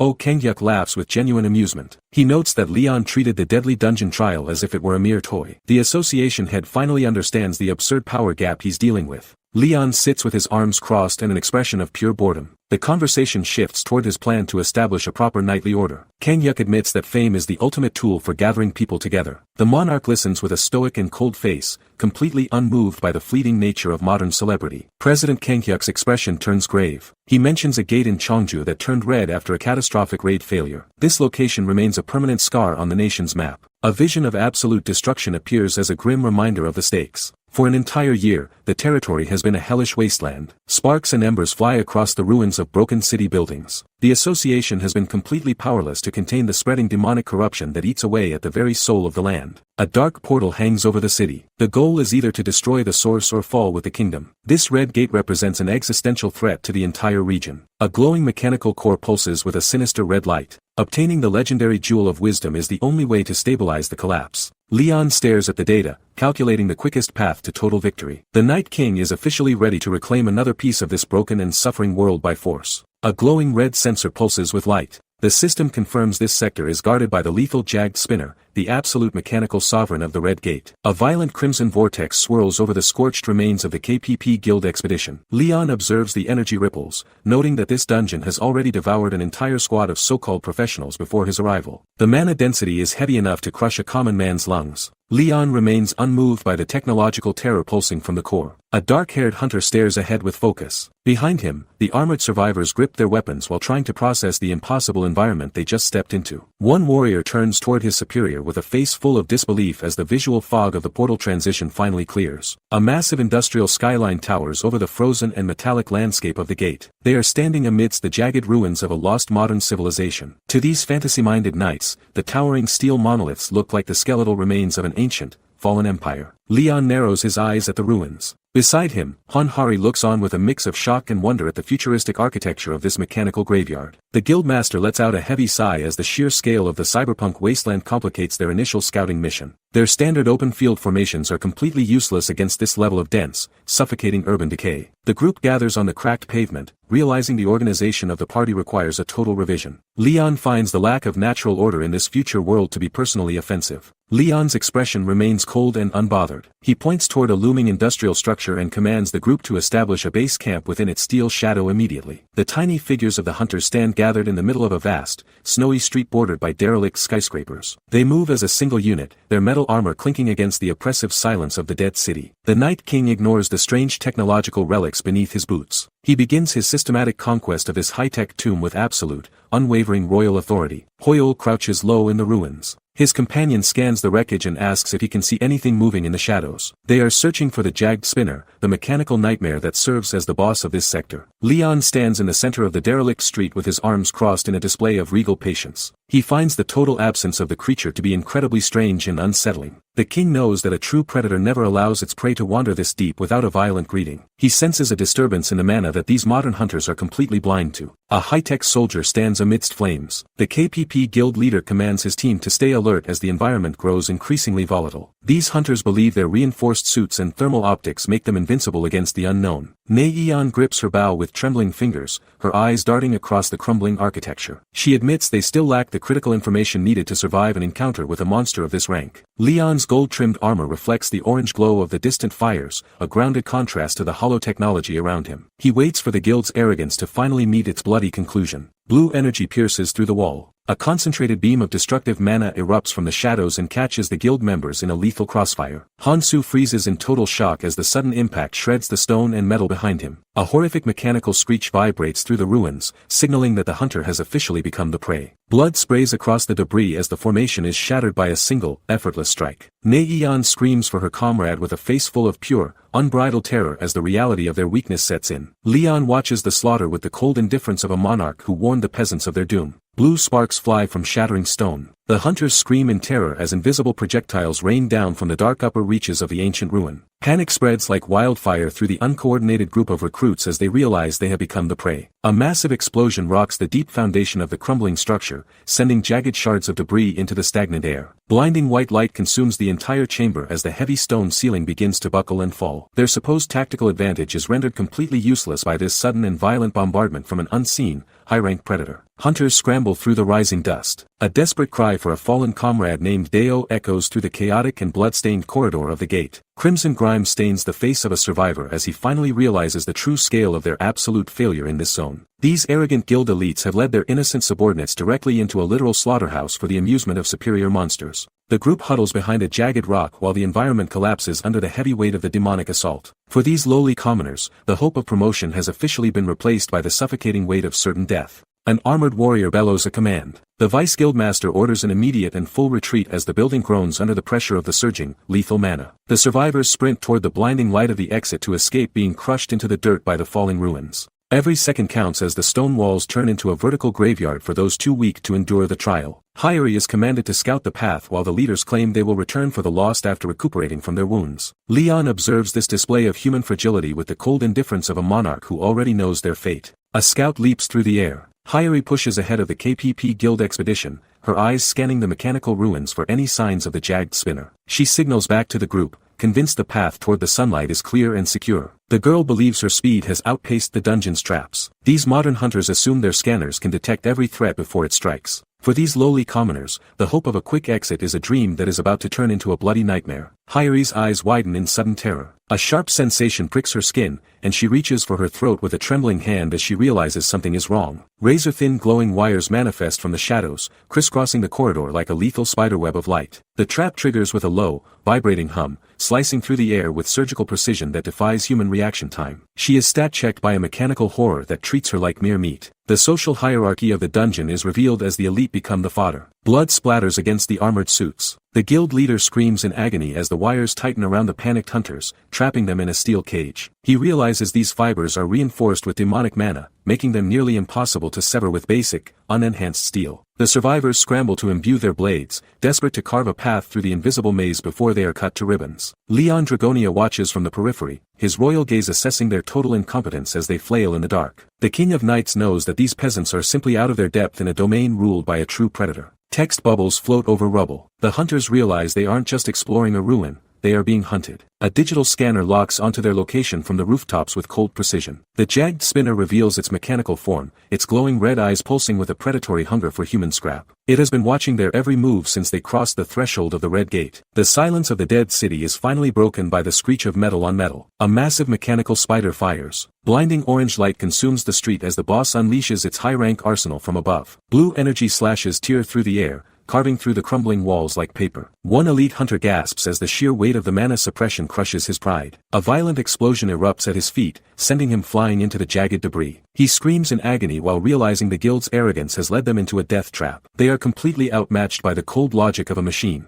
Blue energy strikes the ground. Shards of stone and dust fill the atmosphere as the bombardment continues without mercy. The survivors crawl through the thick clouds of ash, their spirits shattered alongside the pavement. A final, earth-shaking impact rocks the entire sector as the jagged spinner claims the street. Leon Dragonia stands amidst the falling rubble, his eyes fixed on the mechanical titan above. He views this chaotic slaughter not as a disaster, but as a pathetic failure of peasant tactics. The true King of Knights prepares to show the machine what it means to face a real sovereign. A grimy hunter screams for the enemy. He bellows into the thick smoke, demanding the invisible predator reveal its face to the survivors. A massive mechanical leg crushes the pavement with a deafening thud, sending iron sparks flying through the air. The dust settles to reveal a small, spider-like drone perched atop the pile of wreckage. The survivor freezes in total confusion, unable to comprehend that this tiny machine is the source of their slaughter. He cannot process how such a small object holds this much killing intent. The terrified hunter questions the machine. He stammers out a frantic inquiry, refusing to believe this scrap metal is the legendary jagged spinner that decimated his guild. The robot's optical sensor glows blood red as it mocks the human's fragile logic. It asks the man if he truly thinks he can still fight once he runs out of ammunition. The mechanical predator is purely sadistic, calculating the exact moment of its victim's total mental collapse. Its electronic voice rings through the silence with a chilling, detached arrogance. Rage contorts the dying man's face. He shrieks a final, desperate curse at the monstrous bastard that murdered his entire squad. Blue streaks of light erupt from the machine's chassis as it launches a web of lethal monomolecular wires. The spider tank looms over the ruins while the glowing white lines crisscross the narrow alleyway. In a single, silent instant, the hunter's silhouette is shredded into clean, geometric fragments. The jagged spinner has completed its execution with surgical, cold-hearted efficiency. Leon Dragonia watches the peasant's end, noting that the machine's lack of honor is its only true weapon. Crimson blood sprays across the screen. The massacre at the Cheongju Gate is absolute, as 58 seasoned hunters from the KKP Guild are reduced to mere scrap and gore. The official record confirms a total slaughter with 0 survivors, marking this as the most lethal failure in recent history. Due to the overwhelming mechanical presence, the entire operation is placed on an indefinite pause. This red zone dungeon has officially become a graveyard that swallows human ambition whole. Glowing title text fills the void. The journey of the Night King who returned with a heavenly presence shifts toward this frozen industrial tomb. Aerial drones scan the wreckage as hunters comment on the miserable atmosphere of the mechanical graveyard. The scouts caution the group to avoid the city center at all costs. They know that the deeper they tread into the metallic maze, the higher the risk of triggering a lethal encounter with the sovereign machine. A man in a dark coat speaks. He finalizes a ruthless deal, offering 60 billion won as a reward for the guild that manages to reclaim the ruins. The mercenary army gathers at the entrance of the Cheongju Sports Complex gate with blades and heavy maces at the ready. This expedition features the Magic Tower's top weapon, a near S-rank hunter named Gil Taesung. Backed by 48 elite mercenaries, these modern warriors prepare to stat-check the dungeon boss with sheer corporate power. Leon Dragonia watches this display of greed, waiting to see if their steel can actually back up their hollow arrogance. Han Hari bows her head slightly. She offers a steaming drink to her sovereign, practically begging the monarch to give the local brew a try. Leon takes a slow sip from the black mug with a look of quiet, aristocratic evaluation. He admits the flavor is actually quite decent for a peasant's concoction. Hari clarifies that it is simple barley tea, serving her king while they stand amidst the wreckage of a broken world. The Night King sits perched atop the rubble with his legs crossed, his regal posture creating a grounded contrast against the surrounding urban decay. Dark storm clouds gather overhead. The 4th raid team officially begins its operation at the Cheongju Sports Complex gate. A desolate landscape of rusted steel and concrete ruins stretches toward a hazy, industrial horizon. This metallic graveyard serves as the primary staging ground for the upcoming struggle against the Machine Legion. At the base camp, hunters gather around reinforced supply crates to prepare their equipment. A sense of unease ripples through the mercenaries as they eye the silent, towering skyscrapers. They know the hollow peace of this wasteland is a lethal illusion. Leon sits with legs crossed. Han Hari confesses her conflicting worries about the mission's progress to the king. She believes the ideal scenario involves the frontline clearing the zone without Leon needing to lift a finger. Leon pauses, noting that such an outcome would rob him of a chance to gain modern fame. However, he surprises her by agreeing that his non-intervention is the ultimate sign of success. In his old kingdom, a king's duty was to ensure his people were strong enough to survive without him. He stares ahead, waiting to see if these hunters can uphold that royal standard. Leon sits regally on a throne. He dismisses the idea that a king should always lead the charge, noting that anyone can fill a basic role. Han Hari stares at him with wide, trembling eyes as the weight of his words sinks in. She stammers, struggling to reconcile his title as the King of Knights with his refusal to act as a common tool. The silence in the hall is heavy with his absolute authority. A dark, snarling beast appears in memory. Leon explains that a sovereign's intervention is reserved only for when an attack truly cannot be blocked by the people. Han Hari's face is split by a realization of the terrifying standard he holds for his subjects. She asks if the duty of the King of Lionheart is purely to be the final bastion of survival. Leon looks on with a calm, predatory gaze that makes her feel insignificant. Leon kneels in a pose of power. He emphasizes that if a king must step in, it proves the situation has reached a level of total, catastrophic failure. Han Hari looks up at him with a bead of sweat rolling down her cheek as the grim reality of his logic takes hold. He is not here to babysit hunters, but to judge their worthiness to survive. She finally begins to understand how serious the situation truly is. Han Hari reacts with total confusion. Leon admits he misses the presence of his own honorable knights who required no such lectures. She mentions that the current raid team features the elite S-rank Hwang Jungkil and a powerful mage. Leon ignores the list of modern titles, viewing these top-tier hunters as mere children playing with fire. The era of the Night King demands a strength that names and ranks alone cannot provide. Han Hari looks up with concern. She admits that modern hunters are fairly strong for ordinary humans, but her confidence suddenly falters. Leon's eyes ignite with a lethal blue light that freezes the very air in the room. He declares that these professionals have never truly experienced the crushing weight of war. To a king who survived 3 centuries of slaughter, their ranks are meaningless toys. Leon refuses to accept their small-scale skirmishes as real combat.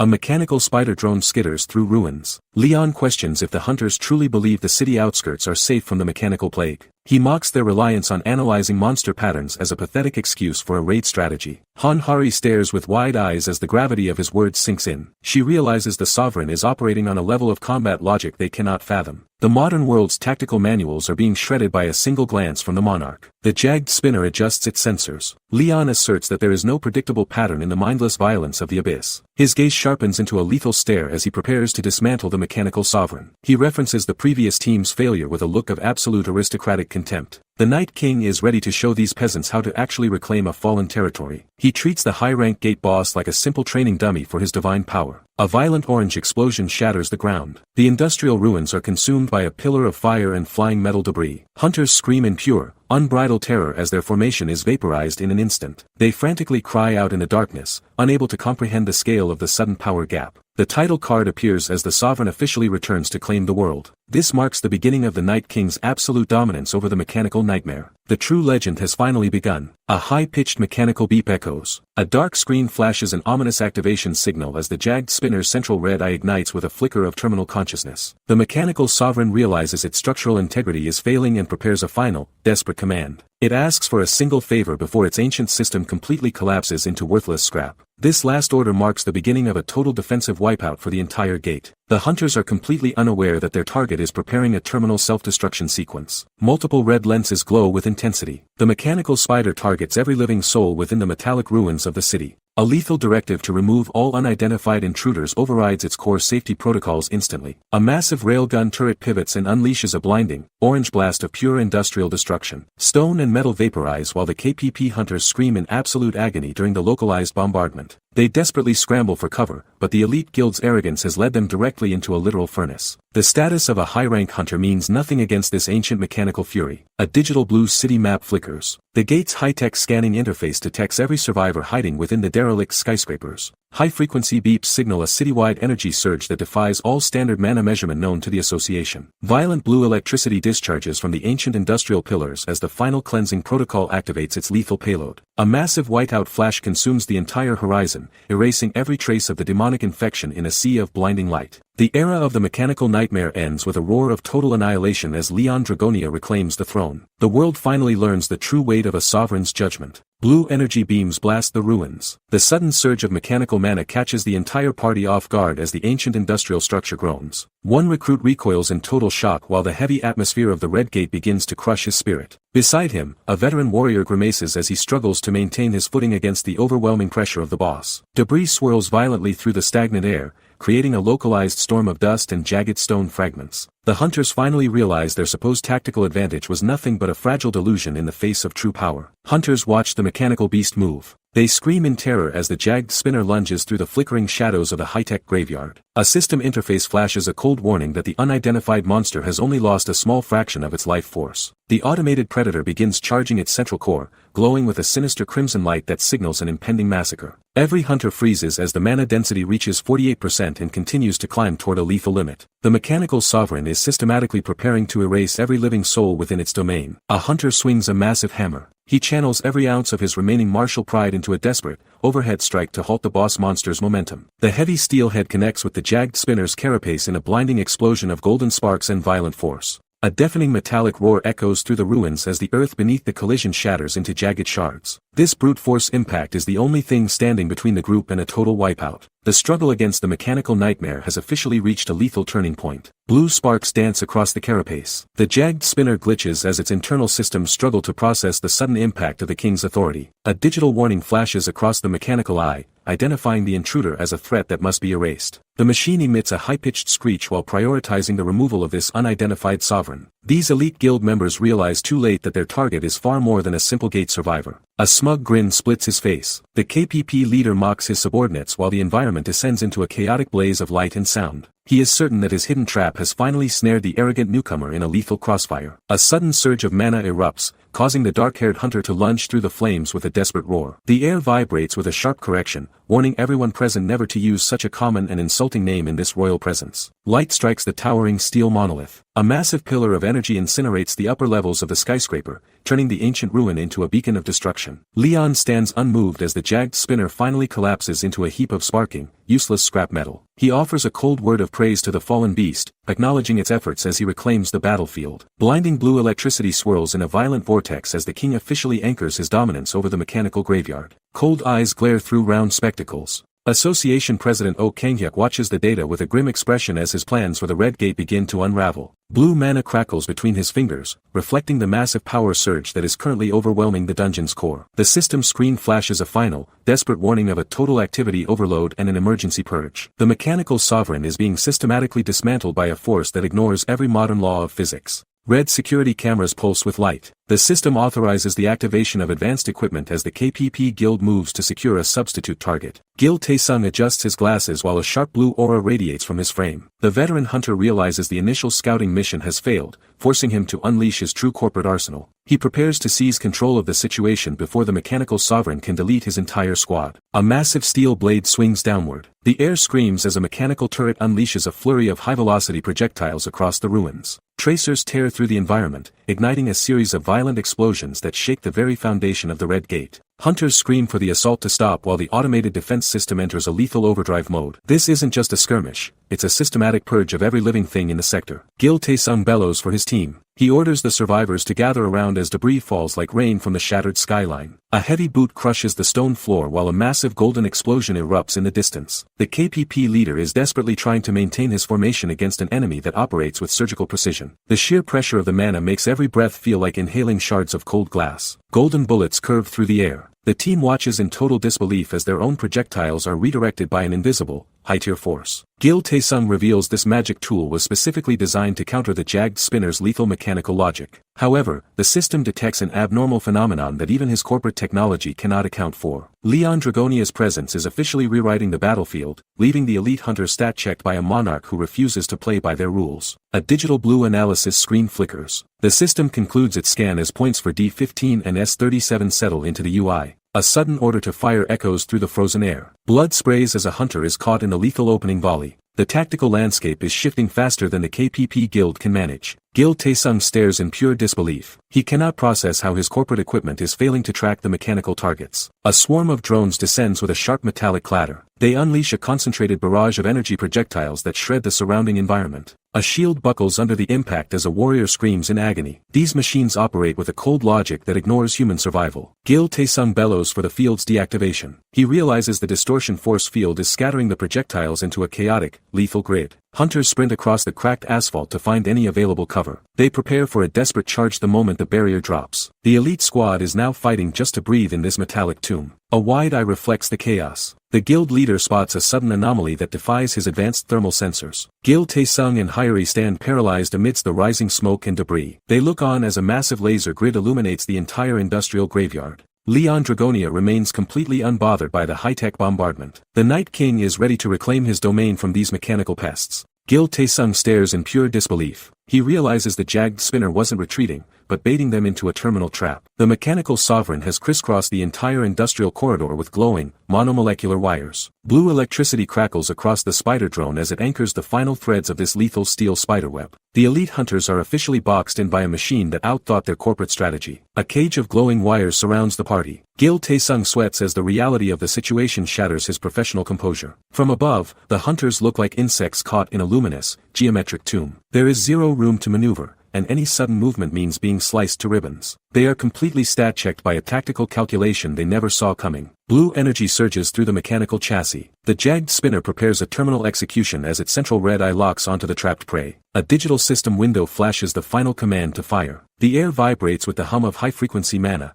signaling a localized wipeout that no armor can survive. Horse hooves thunder against the cracked asphalt. A sudden, rhythmic clatter echoes through the metallic graveyard, cutting through the hum of the machine's lasers. The trapped hunters look back in total shock as a majestic white horse charges directly into the heart of the killing zone. Leon Dragonia arrives atop his steed, ignoring the lethal wires as if they were simple threads of silk. The Night King has officially entered the fray to show these peasants how a true sovereign handles a mechanical pest. Text bubbles fill the white void. The hunters gasp in total shock as Leon Dragonia greets his steed with the warmth of a long-lost brother. He stands beside the majestic animal, calling it his old sworn friend. This royal horse is not just a summon but a living piece of his former kingdom brought into this metallic graveyard. The Night King's presence alone begins to shift the battlefield's energy. A boot slides into the stirrup. Leon mounts with the effortless grace of a man who has spent centuries in the saddle. A nearby hunter stares in absolute disbelief, his brain unable to process the sight of a medieval cavalry charge in a cyberpunk ruin. The rhythmic sound of hooves hitting the pavement echoes like a war drum against the silence of the gate. Leon prepares to lead a charge that defies every modern tactical manual. Leon shouts toward the mechanical army. He bellows a command for all warriors to listen up,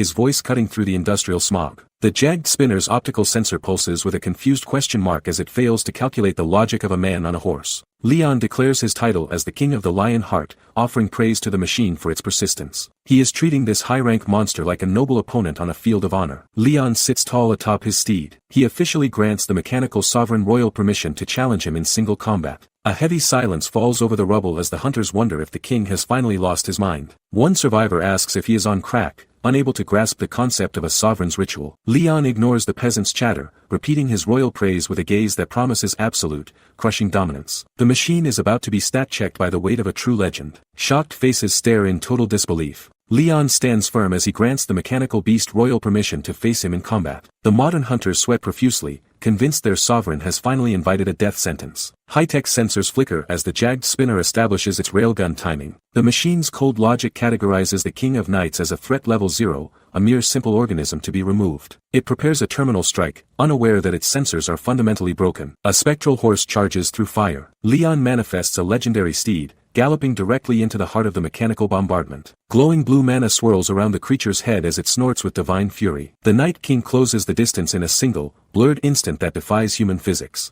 A massive explosion of concentrated holy energy rocks the city ruins as the horse makes impact. The jagged spinner is swallowed by a pillar of blinding light. This is what happens when a machine tries to calculate a king's soul. Blinding light erases the dark horizon. Leon's voice thunders across the battlefield with absolute, aristocratic contempt. He bellows that a true knight is completely unaffected by cowardly long-range weapons. The shockwave of his impact sends jagged stone and steel flying like mere confetti. A second blue slash tears through the mechanical carcass, finalizing the execution. The industrial graveyard falls silent as the sovereign reclaims the street. The era of the machine ends in a pile of sparking, worthless scrap. Leon charges forward on a spectral horse. A brilliant orange flash illuminates the industrial ruins as the king closes the distance with lethal, supernatural speed. The ground shatters into jagged shards beneath the weight of the phantom steed's thundering gallop. A massive blue shockwave ripples through the stagnant air, signaling the total collapse of the machine's ranged dominance. The sovereign moves with a fluid precision that completely bypasses the boss monster's ancient mechanical logic. He is no longer just a hunter. He is a force of nature reclaiming his stolen ground. Leon's eyes ignite with a golden fire. He unleashes a concentrated burst of divine energy that instantly dwarfs the mana core of the mechanical graveyard. A blinding sphere of holy light consumes the entire sector, turning the darkness into a violent sunrise of absolute destruction. Metal shrieks as bolts, springs, and jagged armor plates rain down like worthless, sparking confetti. The jagged spinner is physically dismantled by the sheer, overwhelming weight of royal authority. This isn't a simple dungeon raid. It is the systematic erasure of an inferior existence by a true monarch. Leon rides past the smoking mechanical ruins. The jagged spinner's high-performance AI fails to compute the total and sudden destruction of its structural integrity. The central red eye of the machine flickers and dies as its internal calculations officially stop working. Leon looks over the wreckage with a cold, unbothered expression, casually remarking that the scrap metal was actually quite sturdy. The machine evaluated its final situation far too late to realize it was facing the legendary King of Knights. As the dust settles, the sovereign stands alone amidst the scrap of a fallen era. A mechanical eye glows blood red. The jagged spinner processes Leon's speed with cold, binary logic while calculating that his physical mass limits his potential impact. It dismisses the monarch as a nuisance that isn't even worth a complex tactical response. The AI predicts an instant kill once it fires its massive railgun at the intruder. This automated predator is about to learn that royal divinity defies every digital calculation. Its evaluation of the king remains the machine's final, fatal error in judgment. Leon roars with divine fury. 3 seconds before impact, a mere shout from the king manifests a shimmering holy barrier around his mount. 2 seconds prior, the railgun's projectile slams directly into the golden shield with a deafening, metallic boom. 1 second before the end, the air itself screams as the two opposing forces collide. A violent explosion of holy fire erupts, turning the industrial graveyard into a sea of blinding, celestial light. The sovereign's authority completely incinerates the machine's logic in a single, earth-shaking blast. Golden light bathes the ruins. There was no real clash because the sovereign refused to even acknowledge the primitive strike as a threat. Leon moves with the effortless grace of the ancient Knights Templar, treating the high-rank bombardment as if it were simple breathing. He enforces the sacred rules of his former world upon this pathetic metallic graveyard. The king invokes a divine law, specifically the blessing of the arrow shield, to humiliate the machine's cold programming. This is not a skirmish, it is a royal decree of absolute dominance over the mechanical era. Blinding white light consumes the entire screen.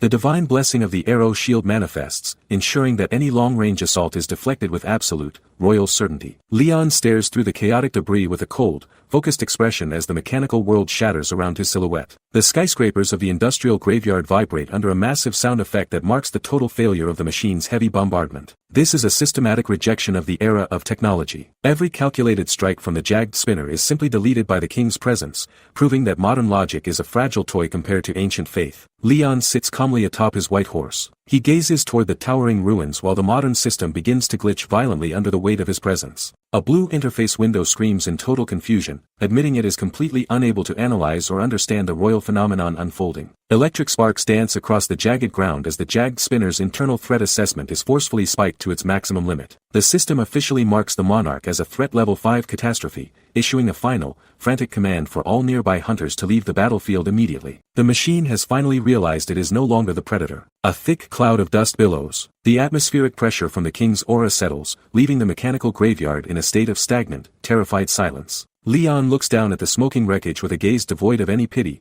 treating the high-rank boss like common scrap metal. From a top-down view, the sovereign and his mount stand as the only unmoved objects amidst the jagged debris of the Red Gate. He has successfully dismantled the logic of a mechanical era without even unsheathing his sword. The reign of the machine ends exactly where the absolute dominance of the Night King begins. Twisted steel and concrete litter the floor. Leon stands amidst the wreckage of the Red Gate, a silhouette of absolute command in a dying world. He issues a stern warning to keep all commoners away from the volatile mechanical core while a massive metal claw slams into the side of a building. The sovereign remains unmoved as the industrial environment continues to collapse under the weight of his divine presence. This mechanical graveyard is finally falling silent. Rows of heavy shells line the rack. Automated systems begin a frantic diagnostic as the jagged spinner's internal logic fails under the pressure. The machine's interface screams about damaged joints and severe structural imbalance after Leon's overwhelming display of force. A new threat level S alert flashes across the terminal, identifying the Night King as a weapon beyond current mechanical comprehension. Blue electrical discharges arc across the loading bay, signaling a total systems failure for the drone legion. The machine's cold calculations are completely worthless against royal authority. A glitchy screen shows a distorted face.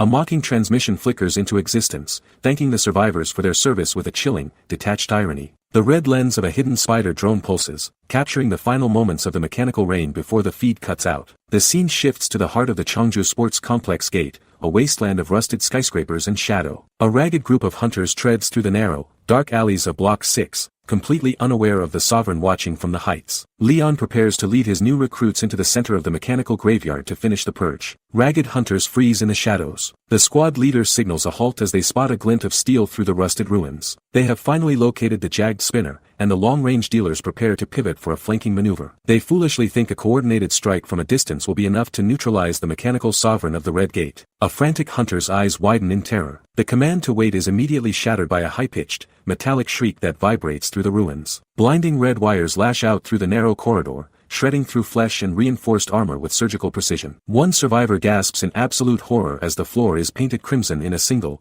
silent instant. Their pathetic peasant tactics are being torn apart by a predator that doesn't feel fear or mercy. A warrior lunges forward with a scream. He refuses to watch his comrades die and swings his heavy blade in a desperate, glowing arc of blue mana. The shock of the encounter forces the remaining hunters into a disorganized and frantic struggle for survival. Sparks fly as they try to stat-check the machine's defensive grid, but the environment itself is working against them. The silence of the industrial graveyard is officially broken by the sounds of failing hope. Sweat drips down a gritting face. The survivor realizes too late that they have been lured into a localized execution zone designed for total slaughter. Lethal monomolecular wires crisscross the darkness, glowing with a sinister red light that marks their inevitable end. These arrogant mercenaries are trapped in a cage of light, completely powerless against the cold logic of the machine. Leon Dragonia watches the slaughter, waiting for the peasants to finally learn the true meaning of despair. Red lasers carve through damp air. The mercenaries scream in agony as the monomolecular wires shred their armor and flesh into geometric pieces. A chilling system notification confirms the systematic removal of 5 intruders is officially finished. The mechanical predator does not pause to admire the carnage. It simply adjusts its glowing red sensor while the dying pleas of the survivors echo through the rusted corridors. To this machine, human lives are just data points to be deleted from the mainframe. A blue interface scans the ruins. The jagged spinner identifies a final, trembling organism and assigns it a pathetic threat level of 0. One hunter sprints through the dust in a desperate attempt to outrun the inevitable shadow of death. He collapses onto the cold stone, his pride shattered alongside his guild's reputation. On his knees, the man begs for a mercy that a machine cannot calculate. His realization that his life is worth less than scrap metal is the ultimate humiliation. The robotic sensor locks onto prey. A mechanical hum vibrates through the metal floor as the spiderbot prepares the execution strike. This commoner is about to become another stain on the pavement when a hand suddenly reaches into the light. Leon Dragonia stands unbothered by the high-rank killing intent. He addresses the mechanical pest with a casual tone that mocks the entire dungeon's difficulty. The King of Knights is done watching the peasants fail and is finally ready to show the machine its rightful place in the dirt. A ghostly silhouette smiles gently. Echoes of the past haunt the city as the mechanical sovereign processes a new directive. The jagged spinner's system overrides its initial programming with a cold,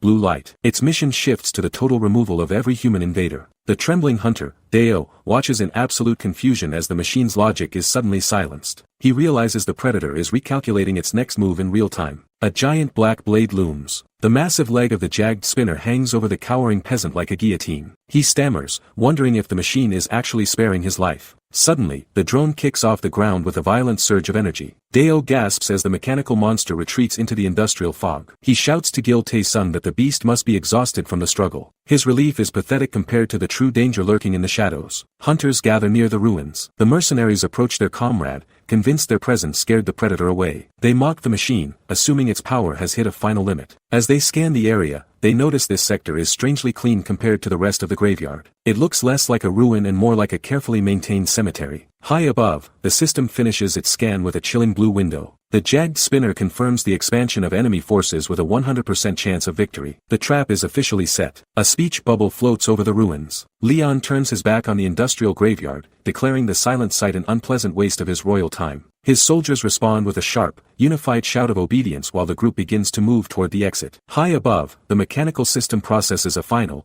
chilling directive to prioritize the protection of the citizens. This cold, automated logic extends even to the deceased, forcing the machines to guard the cemetery with lethal intent. The tombs stand in perfect, eerie rows under the constant surveillance of a heartless algorithm. Blue sparks ignite across a dark floor. The jagged spinner recalibrates its optical sensors while counting the 49 intruders remaining in its sector. Electrical discharge arcs through the air as the mechanical sovereign prepares for the next phase of the urban purge. The system identifies a level 3 threat in peak health, likely Leon himself, and calculates a dismal success rate for its own grunt forces. Despite the poor odds, the machine initiates a terminal command to resume the battle immediately. The automated predator is bound by a programmed stubbornness that defies human survival instincts and common sense. A metallic drone sparks with red light. Leon looms over the small mechanical scout with a look of pure, unbothered curiosity. He whispers that he has finally found the source of the persistent surveillance. A smug, predatory grin spreads across the king's face as he prepares to humiliate the mechanical legion. He mocks the machine, asking if it enjoyed its brief moment of dominance over the lowly commoners. Leon raises the legendary Lionheart shield, the golden crest shimmering with the promise of absolute, royal destruction. The era of the machine's cold logic is officially over as the sovereign takes the field. Leon's sharp blue eyes narrow with intent. He stands as the living incarnation of chivalry, ready to bring divine order to this metallic tomb. The king asks the mechanical beast if it is truly prepared for a fair fight. A sudden, violent explosion rocks the base of the industrial tower. Orange flames consume the wreckage as the jagged spinner initiates its lethal protocols. The machine knows only logic, while the sovereign carries the weight of a 1,000-year legacy. A dark silhouette stands amidst the flames. Leon refuses to abandon his knightly morals, even against an opponent devoid of a soul. He grips his divine armament as a blinding golden radiance erupts from his palm. This overwhelming presence confirms his status as the chosen one of the goddess. The king sighs, noting he shouldn't have expected any semblance of honor from a mindless pile of scrap metal. He is stat-checking the entire dungeon with pure, unadulterated martial pride. Digital blue screens flash a system alert. The jagged spinner performs a final equipment check before issuing the cold command to fire. Another massive blast tears through the pavement, but Leon remains completely unmoved. Glowing golden rings of mana encircle the king, creating an absolute defensive perimeter that defies modern physics. The machine's sensors glitch as they detect an abnormal phenomenon they cannot categorize. It frantically attempts to analyze the divine curvature of a power that predates technology itself. Leon stands ready to dismantle the mechanical sovereign.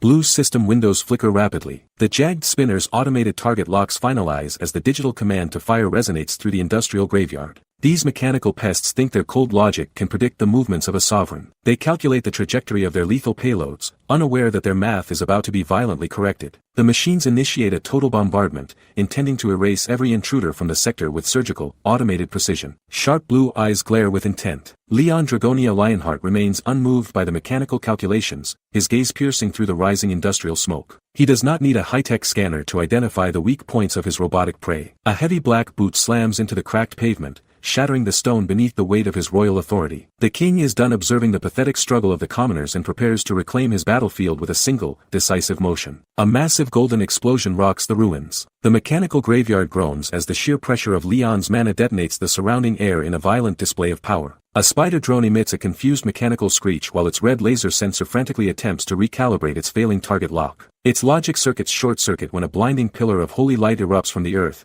piercing through the dark skyline of the red gate. The machine realizes too late that it is no longer the predator in this metallic graveyard. Dust and jagged metal debris fly. The mechanical sovereign's red eye widens in absolute, digital horror as its internal threat assessment hits a critical failure. Leon charges through the fire and wreckage atop his majestic white steed, his massive blade cutting a path through the very atmosphere. He delivers a brutal strike that shatters the armored carapace of the spider drone with effortless, royal dominance. The jagged spinner is physically dismantled by the weight of a legend that defies every modern calculation. A metallic drone dome reflects the industrial sky. The jagged spinner recalibrates its sensors, its red optical eye pulsing with a cold, predatory light. It doesn't hesitate, launching a frantic barrage of golden energy beams into the streets below. The mechanical sovereign is attempting to flush out the intruders with raw, automated violence. Buildings shatter under the relentless bombardment as the machine legion doubles down on its purge. Chaos erupts in a blinding white flash. The gate's system flickers with an incomprehensible error message as Leon's presence shatters the machine's binary logic. A sharp split screen reveals the cold, red sensors of the predator clashing with the monarch's calm, focused profile. Leon sits regally atop his stallion, a smirk crossing his face as he realizes the machine is trying to flee. He mocks the jagged spinner, noting that its attempt to play hide and seek is an insult to a true knight. Energy beams carve through the high-rise ruins. The industrial graveyard is consumed by a series of violent, localized explosions that shake the very foundation of the sector. The drone frantically maneuvers through the debris, but its evasion is rendered worthless by a sudden, divine counter. A massive pillar of golden light erupts vertically, turning the narrow corridor into a furnace of holy destruction. The mechanical sovereign is caught in the updraft of a power it can neither calculate nor survive. The era of technology officially ends in a roar of celestial flame. Blinding light erupts within the alley. The jagged spinner's processors glitch as the sovereign's movement defies every mechanical law. A blue interface flashes a single, desperate word, incomprehensible. The drone's central eye flickers in panic, failing to track the golden blur closing the distance. It cannot compute how a mere organism possesses such lethal speed. This mechanical pest is officially stat-checked by a king. A silent street stands empty. Shadows stretch across the cracked pavement as the mechanical predator retreats into the ruins. Dust billows from the crumbling skyline, signaling the total collapse of the surrounding sector. The jagged spinner hovers above the wreckage, its sensors glowing with a sinister red intent. A digital command overrides its core, commencing mass attack. The era of technology enters its final, terminal overdrive. Leon roars with royal fury. The Night King lunges through the smoke, his gaze fixed on the mechanical carcass. He swings his divine arm with enough force to shatter the very foundation of the gate. A massive explosion of golden energy rocks the city as he makes impact. Metal shrieks, bone-shattering strikes. The machine is physically dismantled by the weight of a true legend. Total dominance. A white horse neighs loudly. The phantom steed appears amidst the falling debris, its eyes burning with celestial fire. Powerful hooves trample the sparking scrap metal into the dirt. Leon mounts with effortless grace, his presence alone silencing the industrial graveyard. The mechanical sovereign is now nothing more than a rug for his stallion. The hunt is finished. Leon gallops through the mechanical ruins. He guides his phantom steed with a steady hand amidst the crumbling steel skyscrapers of the Red Gate. A quiet grunt of approval escapes his lips as he pats the animal's neck with a gloved hand. The Night King settles his focus, his aura beginning to shimmer with golden mana particles that defy the dark industrial smog. He stands beside his mount with a calm, predatory gaze, waiting for the mechanical sovereign to make its next move. The era of technology means nothing to a man who carries the weight of a 1,000-year legacy. A bright red eye pulses violently. The jagged spinner locks its sensors onto the royal intruder, its internal logic failing to calculate the threat level of a man on horseback. A metallic click echoes through the ruins as the machine pivots its heavy chassis for a terminal strike. Leon does not hesitate, launching his horse into a sudden, blinding charge that shreds the cold air. Hooves smash against the cracked pavement while a massive shockwave of holy mana ripples outward. This is no longer a scouting mission, but but the systematic erasure of an inferior machine by a true sovereign. Spent shell casings fly everywhere. The mechanical predator unleashes a flurry of high-velocity projectiles in a desperate attempt to halt the king's momentum. Leon leans into the gallop, his lance lowered as a pillar of golden fire erupts from the point of impact. The deafening roar of the explosion rocks the industrial graveyard, sending shards of sparking scrap metal into the sky like worthless confetti. The small mechanical spider is launched backward through the ruins, its structural integrity shattered by the weight of a royal decree. The hunt is finished, and the machine has finally been stat-checked by the King of Knights. A violent orange explosion erupts. The ground shatters as the jagged spinner's heavy bombardment turns the industrial graveyard into a sea of fire. Leon Dragonia charges forward on his majestic steed,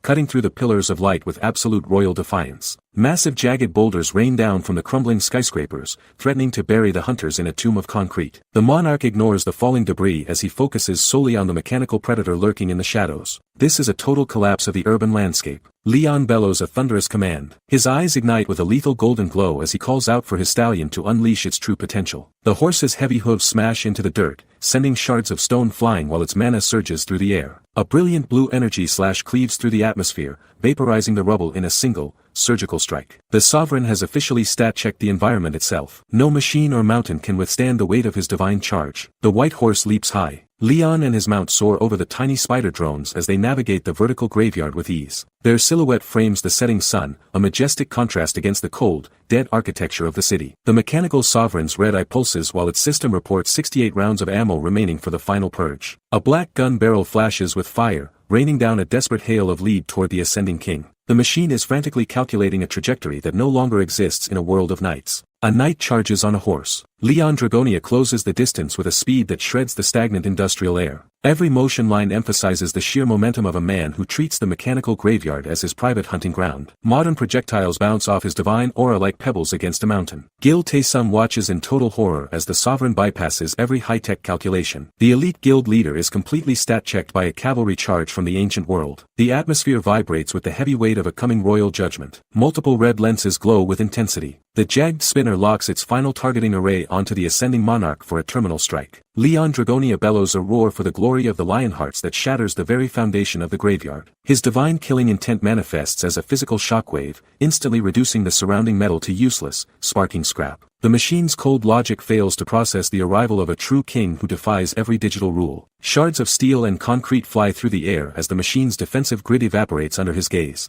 Blinding white light erases the horizon. Leon unleashes a vertical strike powered by 3 centuries of holy warfare and divine favor. A massive pillar of golden energy incinerates the industrial pavement, turning the mechanical sovereign into an immediate funeral pyre. The jagged spinner's high-performance sensors go dark as its structural integrity is deleted from the physical world. Sparking mechanical legs tumble into the thick ash as the royal purge finally concludes. The red gate falls into a heavy silence under the absolute dominance of the sovereign. Blue system windows flash warning messages. The jagged spinner's internal systems screech as it registers the lethal impact of the sovereign's power. Amidst the dying blue sparks, a chilling final taunt echoes through the digital void. A shadowy figure looms in the mechanical haze, whispering that what is sealed within this gate should never be released. The machine prepares its final gambit as the demonic core reaches critical mass. A red emergency window appears. The mechanical sovereign initiates its terminal self-detonation sequence as a final act of spite. A deafening roar of pure thermal energy consumes the sector, turning the graveyard into a white-hot furnace. Twisted steel and high-performance circuitry melt instantly under the pressure of a localized sun. The jagged spinner chooses total erasure over the humiliation of a royal execution. Shocked faces reflect the orange fire. Gil Taesung and his elite mercenaries stare in total disbelief as the horizon is swallowed by a massive plume. The explosion levels the remaining skyscrapers, leaving nothing but a golden silhouette of the ruined city behind. Leon Dragonia stands as the unmoved center of this world-shattering chaos while the title card fades in. The mechanical era ends in a blinding flash, clearing the path for the absolute reign of the returned king. A mechanical eye glows blood red. The jagged spinner drones activate with a high-pitched hum as the dungeon's defensive protocols enter a lethal phase. One hunter bellows a command to stand firm, but his brave words are instantly replaced by a gut-wrenching scream of pure agony. Black ichor drips from a jagged metallic limb as the monsters begin their systematic slaughter of the invading peasants. The mechanical graveyard is finally waking up to collect its tax in human lives. Tentacles emerge from the searing flames. A demonic entity with rows of glowing red eyes manifests amidst the burning ruins of the city. A piercing screech shatters the heavy silence as a lethal blur streaks across the scorched battlefield. The shadow of a massive predator looms through the thick smoke, proving that the mercenaries are completely outmatched by the gate's true inhabitants. For these lowly commoners, the hope of survival is being incinerated by the cold logic of the abyss. Blue system windows flicker in succession. The Mechanical Legion receives a final directive to support its allies and protect the ancient city at any cost. Red text burned into the void confirms that the protection of the city is the only law remaining in this rusted tomb. Leon Dragonia watches as the screens reveal the jagged spinner were once the city's heroic guardians. The Night King realizes these machines didn't just defeat their enemies, they became the legendary protectors of a world that has long since passed into ash. Citizens cheer for a spider drone. This was a sweet story for a population losing faith in their own survival. The jagged spinner was once the ultimate symbol of hope for a world on the brink. Leon Dragonia watches the record as flowers adorn the mechanical saviors of a dead era. These machines were the people's last and only guardians against the dark. A massive laser beam incinerates enemies. The Machine Legion fought with a terrifying and calculated efficiency that baffled their foes. They shredded demonic hordes with blinding streaks of concentrated, lethal energy. These mechanical predators systematically erased every threat to their sovereign territory. Rainfalls of golden mana carved through the winged terrors in the sky until only ash remained. It was a total slaughter in the name of a fallen peace.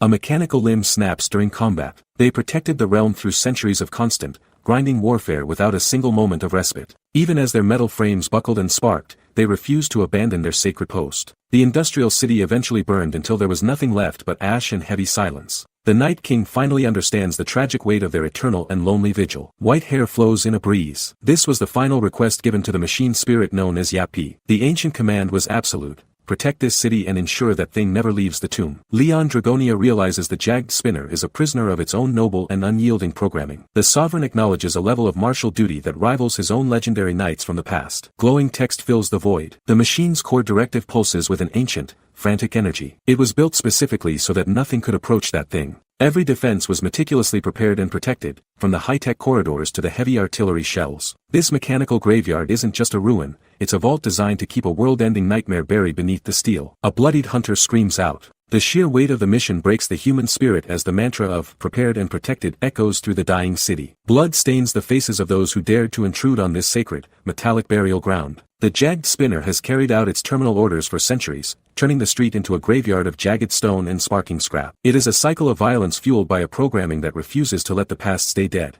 Leon adjusts his dark suit. Leon stands amidst the smoldering wreckage with a look of cold, aristocratic satisfaction. He admits the mechanical assault was impressive, even if it eventually fell short of his royal standards. While the machine spirit did manage to drop its payload, the sovereign's divine armor proved to be the ultimate counter. The blessing of the arrow shield held firm, leaving the King of Knights untouched while the era of technology finally crumbles into the dirt. Leon looks down at the purple orb. He stares at the core of the jagged spinner, acknowledging the hidden purpose behind its mechanical rage. The industrial graveyard hums with a fading energy as the sovereign stands firm amidst the wreckage. Blue mana swirls around his divine blade, echoing the shift in the dungeon's atmosphere. With a heavy, rhythmic stride, Leon walks toward the light, leaving the ruins of the Red Gate behind him. Leon stands alone in the raining ruins. He looks back at the broken chassis and asks if the spirit is still trying to fight. The Night King wonders how many years this mechanical guardian has protected the cemetery in total isolation. He refuses to see it as mere scrap, recognizing a knight of absolute devotion and loyalty within the iron. Leon proclaims that all living beings across dimensions are now indebted to its selfless service. Addressing the fallen sentinel as Sir Jagged Spinner, he solemnly declares that the long quest is finally finished. Leon stands amidst the light. Divine radiance erupts from the earth as the sovereign finalizes his royal judgment. The stone floor shatters under the weight of a power that ignores the laws of modern mana. A massive pillar of holy light pierces the dark ceiling of the industrial graveyard. Shimmering golden rings of authority swirl around the vertical beam, signaling a total purification. This celestial explosion incinerates every remaining trace of the demonic curse. Leon stares at the altar. He walks toward the smoking remains with the heavy gait of a man honoring a peer. Sparks fly from the metal as the monarch tightens his grip on his blade for a final salute. He looks down at the jagged armor of the mechanical knight with a gaze devoid of his usual arrogance. Leon offers a solemn prayer for the machine, hoping the warrior will finally rest in peace. The silence of the ruins confirms that the duty of the sentinel is fulfilled. Sunlight filters through high windows. Beams of grace land upon the shattered head of the jagged spinner, marking the end of its lonely vigil. The metallic graveyard is finally still as the mechanical sovereign spark fades away for good. Blue electricity flickers briefly in the darkness of the terminal void. A final message of gratitude marks the departure of the guardian spirit. The curtain closes on the Chongju Gate as the Night King moves toward his next conquest.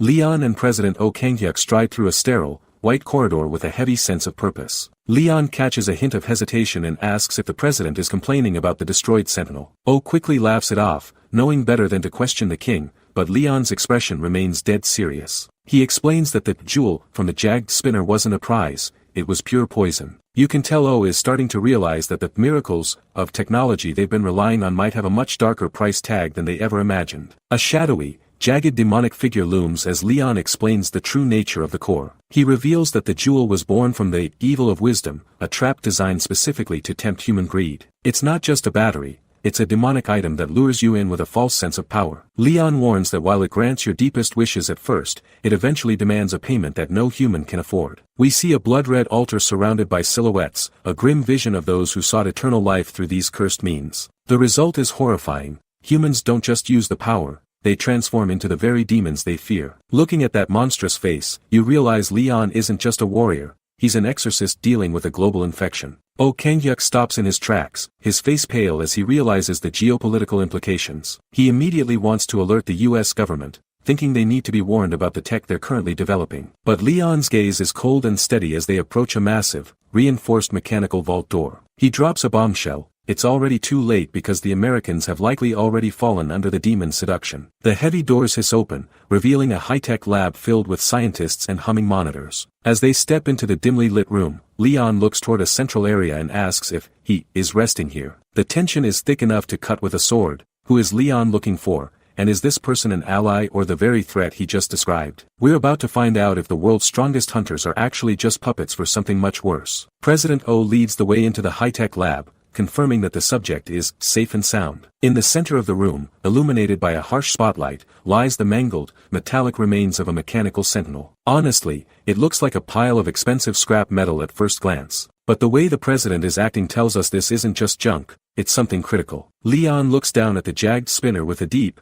somber respect, calling the machine an honorable knight. He tells the president he intends to bury it so it can reach the gods' banquet hall, but first, it requires a final blessing. I love how he treats even a machine with the dignity of a fallen soldier. It really shows you the weight of the code he lives by, even in a world of circuits and wires. Leon suddenly manifests a majestic golden goblet, the air around him shimmering with a golden, divine pressure. He closes his eyes, whispering a quiet, "May you rest," as he begins to channel his holy power into the remains. The scientists in the back have to be losing their minds right now. Imagine seeing actual, literal holy magic being performed in a room full of supercomputers. A violent eruption of golden light explodes from the goblet, completely blinding everyone in the facility. The sheer scale of the energy is overwhelming, flooding the scrap metal with a pure, celestial resonance that shouldn't exist on Earth. Everyone is stunned into total silence as the light fades. You can practically feel the tension. Did he just pull a miracle out of thin air, or is something about to go wrong? Leon remains perfectly calm,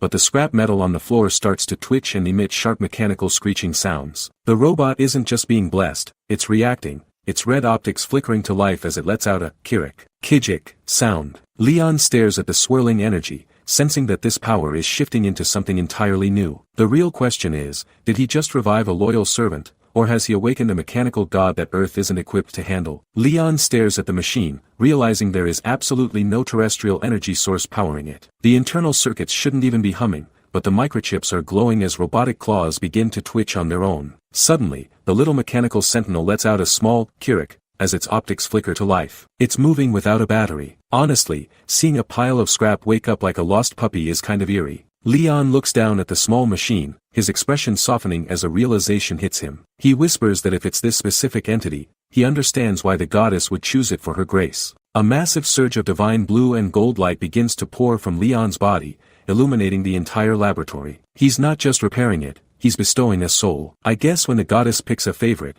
she doesn't care if you're made of flesh or steel. Pillars of blinding holy fire erupt from the ground, shaking the very foundation of the facility. Leon stands at the center of the inferno, holding a massive, translucent blade of pure light that dwarfs everything in the room. President Oh Kang-hyuk and the researchers can only watch in total terror, stammering about what they're even looking at. You can't blame them. How do you even begin to explain a man who brings the sun into a basement? A golden eye flashes with the intensity of a dying star as the divine presence fully takes hold. Leon grips the hilt of his sword, the air itself screaming under the sheer weight of his mana. With one effortless motion, he swings the blade, sending a horizontal crescent of light tearing through the reality of the room. The ceiling begins to spiderweb and crack, unable to contain the pressure of a god's return. This isn't just a power-up, it's a declaration that the laws of Earth no longer apply when the king is in the room. But with this much power leaking out, who, or what, is going to come looking for the source? The screen fills with the radiant, ethereal face of goddess Ariana as her presence begins to manifest. A golden aura floods the sterile monitoring room,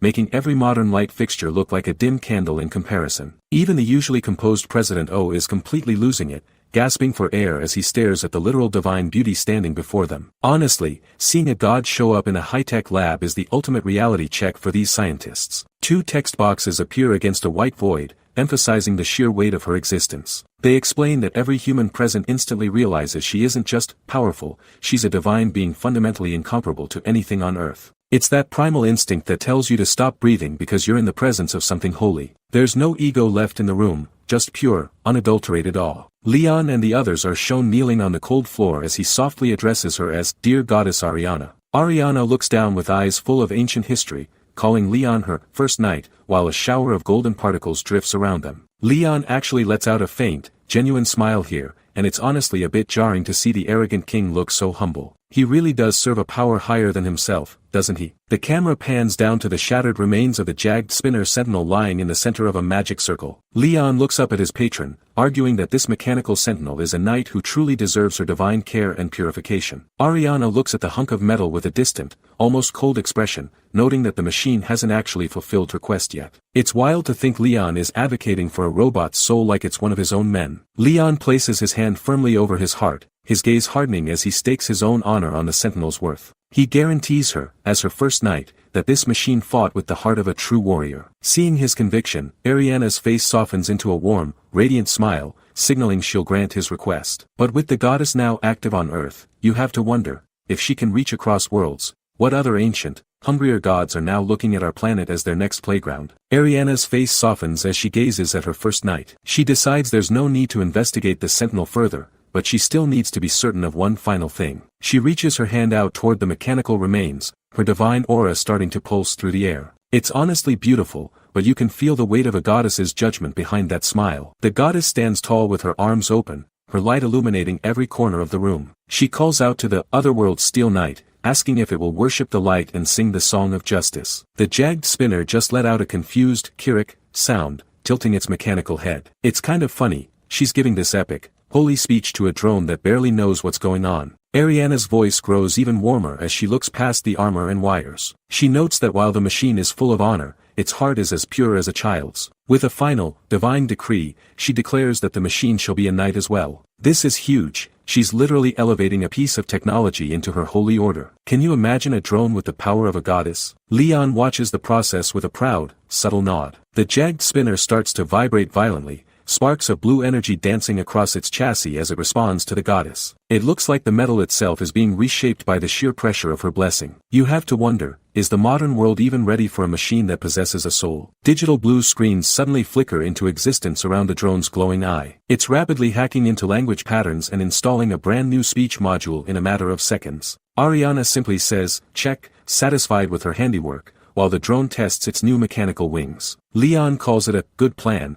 clearly pleased with his new ally. But with the goddess now upgrading Earth's tech, how much longer until the rest of the world realizes the status quo has been completely shattered? Leon leans down toward the sentinel, officially addressing it as Sir Jagged Spinner. The little drone just hovers there, looking almost innocent before its entire existence gets rewritten. I'm telling you, this is the calm before the divine storm. Ariana radiates a motherly warmth as she unleashes a blinding sphere of holy energy that shoots toward the heavens in a massive pillar. This isn't just a simple fix, it's a total purification that echoes through the entire facility. Look at that scale, she's literally bringing heaven down to earth just to upgrade a drone. The light recedes to reveal a sleek, white and gold masterpiece now known as Grail Knight Jagged Spinner 10253. It's no longer a mindless sentinel, it's been granted light and justice by the goddess herself. Talk about the ultimate glow-up. This thing looks like it could solo a high-ranked dungeon all by itself now. The title card flashes across the screen, the Night King who returned with a god. It's a heavy reminder that the era of modern hunters is basically over. We're in the age of kings and divinities now, and honestly, the rest of the world has no idea what's coming.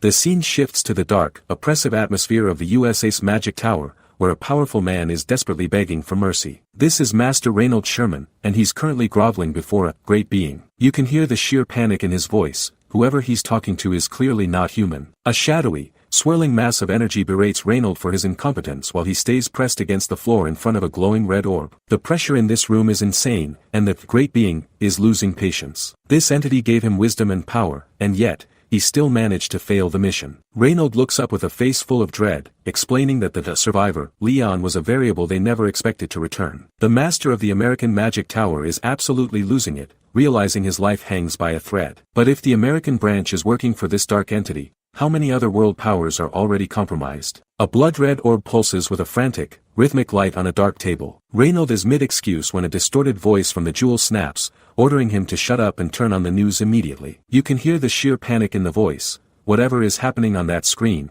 it's big enough to rattle a shadow master. Why would a hidden entity care about a mortal broadcast? Reynold fumbles with a remote while kneeling on the cold floor, his hands shaking. The screen flickers to life, broadcasting the one name that is currently resetting the global power scale, Leon Dragonia Lionheart. Just seeing that name in the headlines is enough to make the air in the room turn heavy. The king isn't just back, he's a celebrity, and his enemies are watching him in 4K. A distorted, soul-piercing scream erupts from the communication jewel, shaking the very walls of the room. The master is completely losing it, letting out a gut-wrenching cry as the reality of Leon's return finally sinks in. Reynold looks like he's seen his own grave, realizing his invincible boss is genuinely terrified of the Night King. When the guy pulling the strings starts screaming, you know the world is about to burn. The intense red glow within the crystal begins to flicker and fade into a dull, lifeless gray. Reynold reaches out in a cold sweat, desperately calling for his master, but the connection is starting to crumble. This is the moment you realize the hierarchy of power just got flipped upside down. Is the master fleeing, or did Leon's presence alone just break their link? The jewel goes completely dark, leaving the room in a suffocating, heavy silence. A final chilling narration confirms that the jewel never spoke again, leaving Reynold alone with his failure. It's a total blackout. The master didn't just hang up, he retreated in pure, primitive survival mode. We cut away to the sun-drenched skyscraper of the Korea Hunter Association. Inside, high-ranking officials and scientists are officially registering the purified jagged spin as a member of Leon's guild. Leon is just standing there looking bored, casually breaking every law of biology and hunter bureaucracy. Seriously, how do you even file paperwork for a divine mechanical spider? But with Leon's influence growing this fast, the government might not have a choice but to say yes to whatever he wants next. Leon stands alone in the cold silence of the monitoring facility, the tiny purified spider sentinel clicking at his heels. Even after all that chaos, the king doesn't look relieved. He looks completely drained. It's easy to forget he's been operating on a level humans shouldn't even be able to touch. The king suddenly stumbles, coughing a sharp spray of blood that stains the sterile floor. This is the price of playing God. His mortal body is finally starting to buckle under the sheer pressure of the holy power he's wielding. A soft, worried voice echoes in his mind, with the goddess Ariana desperately asking if her knight is alright. Leon wipes the blood away with a tired sigh, admitting that performing miracles on a planet this spiritually hollow takes a massive toll. He isn't just fighting monsters, he's fighting the very laws of physics to keep his divinity active. Ariana's voice turns somber, blaming her own lack of power for the weight he has to carry. Leon places a hand over his heart, a soft light glowing through his suit as he tells her to never say such things. His loyalty isn't just a duty, it's a core part of who he is, and he won't let his goddess take the fall for his physical limits. You can see it in his eyes. He'd burn his entire soul to ash before he let her feel guilty. The goddess Ariana looks down with a gaze full of ancient regret, admitting that she and the other gods should have stepped in much earlier. She gently commands him to rest, telling him to have faith and wait for the divine roots to take hold. It's a rare moment of vulnerability from a higher being, and honestly, Leon deserves a break after carrying the world on his shoulders. As Leon whispers her name one last time, the ethereal image of the goddess begins to fade back into the void. He's left alone in the dark, a human king trying to bridge the gap between a broken earth and a silent heaven. But with the ancient deities finally stirring, the real question is, who else is waking up alongside her? A scarred man with dark, unkempt hair stares intently into the distance with a weary expression. He speaks to his divine siblings, urging them that they finally need to step in and help their lone follower. This is Petos, the god of war, and he looks absolutely exhausted just witnessing the struggle. When the god of fire and war thinks things have gone too far, you know the situation is getting desperate. Is Leon really reaching his breaking point already? The screen fades into a haunting title card as we're dragged back to the day the world truly ended.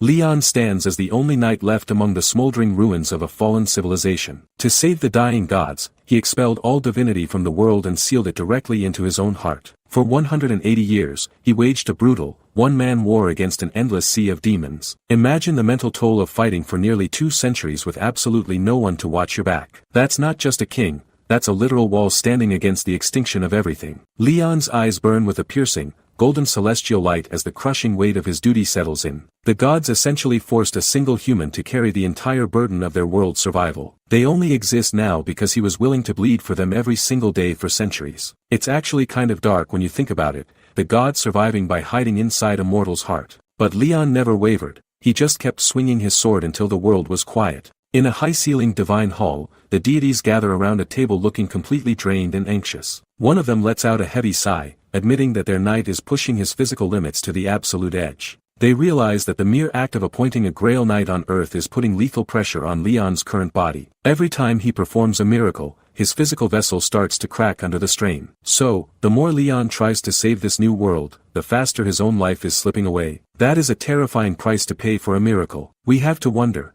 how much longer can he actually hold out? A scarred man with unkempt hair leans back on a stone throne, looking completely exhausted. This is Pedos, the divinity of war and fire, and he's clearly reached his limit. Ariana, our goddess, snaps at him that she knows the situation, but Pedos just roars back that he's actually angry at himself. Seeing a literal god of war this stressed out is honestly terrifying. What kind of pressure are these beings actually under? A young girl in a dark hood looks on with wide, trembling eyes as Ariana stares into the distance with cold determination. Ariana finally stands and declares that the time has come for them to break their long silence. The other divine beings just stare at her in shock, realizing she's about to change the rules of the game. It feels like the calm before a massive storm. You can tell they've been hiding for a reason, and coming out now is a massive gamble. Ariana explains that just as life flourished in the old plains, they must now provide blessings to raise faith in this modern society. We're introduced to a new heavy hitter, Hito, the divinity of steel and blacksmithing. The hooded girl is apparently linked to him, and she looks like she's just realized her life is about to get a lot more complicated. This isn't just about survival anymore,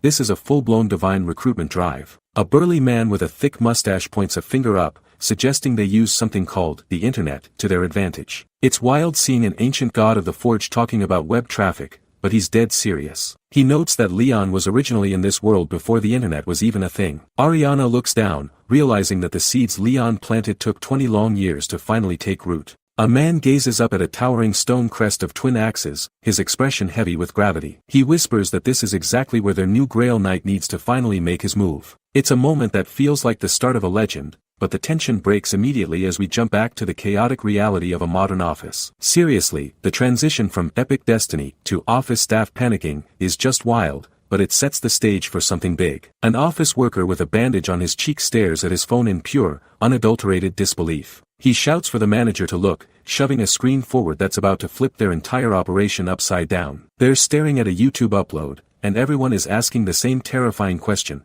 Was this actually permitted? The manager looks like he's about to have a heart attack right then and there. You can't really blame him, though. Finding out your classified business is being broadcasted for likes is a genuine nightmare. A glowing monitor reveals the culprit of their stress, a professional channel named Pantheon.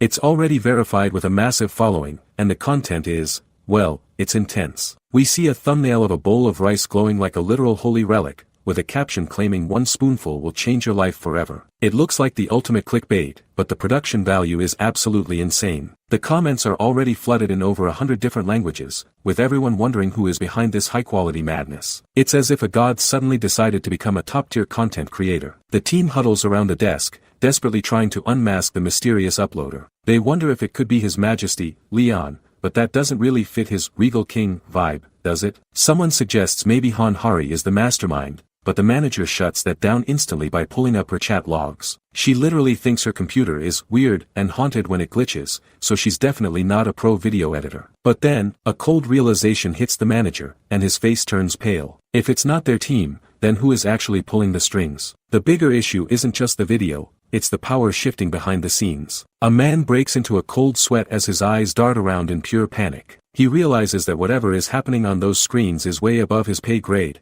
and he can't just sit there anymore. He suddenly bolts out of the office, leaving his coworkers staring at his back in total confusion while he checks his phone with trembling hands. Seeing a professional lose his cool like this, yeah, that's when you know things are officially spiraling out of control. The camera cuts to the quiet, moonlit exterior of the penthouse where Leon is staying. Inside the dim room, the silence is broken by a frantic, rhythmic clicking sound coming from a laptop. Dark, mechanical limbs are blurred across the keyboard, typing at a speed that would make a pro gamer look like a toddler. It's creepy, honestly, seeing those thin, black shadows dancing over the keys in the middle of the night. You have to wonder, who, or what, is actually running the show while everyone else is asleep. A close-up reveals a sleek, robotic interface flashing a message, subtitle creation complete. Without a second of hesitation, a metallic finger hovers over the trackpad and clicks the final confirmation to proceed with the upload. The dulcuk sound of that final click feels way too heavy for just a mouse press. It's official, the video is live, and there's no taking it back now. The precision here is terrifying.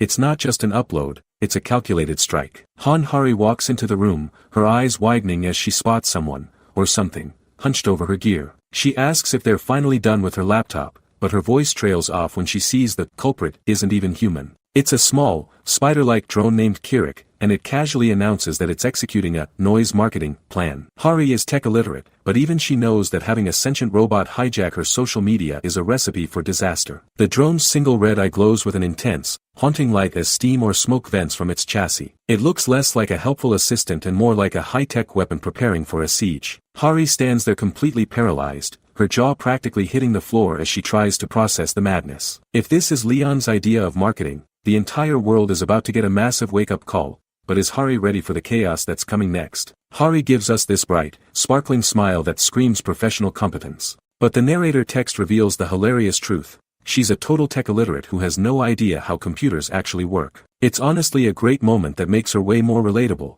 especially since she's managing a king. We then pan out to the vast, shimmering landscape of the Neju Plains. The Pantheon Guild has officially set up their temporary branch right in the heart of these fields to oversee the harvest. It looks peaceful for now, but Leon doesn't do quiet for very long. The silence is shattered when Gu Daesung practically kicks the door down, screaming for His Majesty at the top of his lungs. The guy is sweating buckets and looks like he's just seen a ghost or a world-ending disaster. Hari just stands there holding her thermos with a massive question mark over her head, totally baffled by his high-energy entrance. Meanwhile, Leon is just vibing on the couch in the background, sipping tea like a true sovereign. It's a perfect contrast. The new recruit is having a mental breakdown while the king is just enjoying his break. Daesung chugs a glass of water to steady his shaking hands before bringing up that insane marketing video Leon just posted. Leon doesn't even look up when he reveals that Sir Spin, the literal killing machine, was the one who directed and edited the whole thing. Daesung's face is a masterpiece of pure shock as he repeats the name in total disbelief. He's basically screaming, how,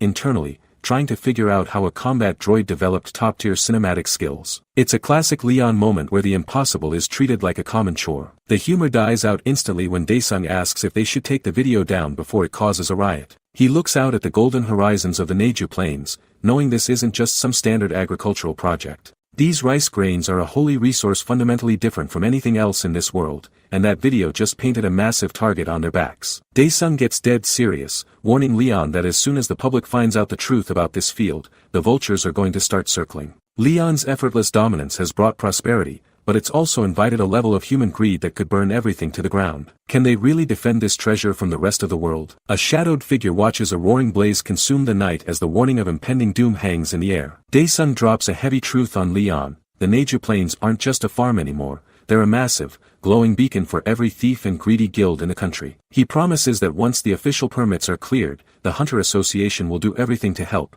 but you can see the sheer weight of the situation in his eyes. Honestly, who can blame the guy for being terrified when you're basically sitting on a mountain of gold made of rice? Leon takes a slow, agonizingly calm sip of his coffee, looking like he hasn't heard a single word of the warning. He simply acknowledges that the modern world has its own laws and systems, but his aura says he doesn't plan on following them. Daesung is practically vibrating with anxiety, especially when Leon drops the coldest line yet, declaring that his harvest cannot be stolen by anyone. Seeing Daesung's face covered in sweat is a huge reality check. He's looking at Leon like he's either a sovereign god or a total madman for showing this much confidence against a world of vultures. The sun finally dips below the horizon, leaving the vast plains under a cold blanket of starlight. The fields look deceptively peaceful, swaying gently under the moonlight as if nothing is wrong. It's that heavy, suffocating kind of silence that usually precedes a disaster. You just know something is lurking in those pitch-black shadows, waiting for the perfect moment to tear it all down and leave nothing but ash. A group of dark, hooded figures gathers near the perimeter,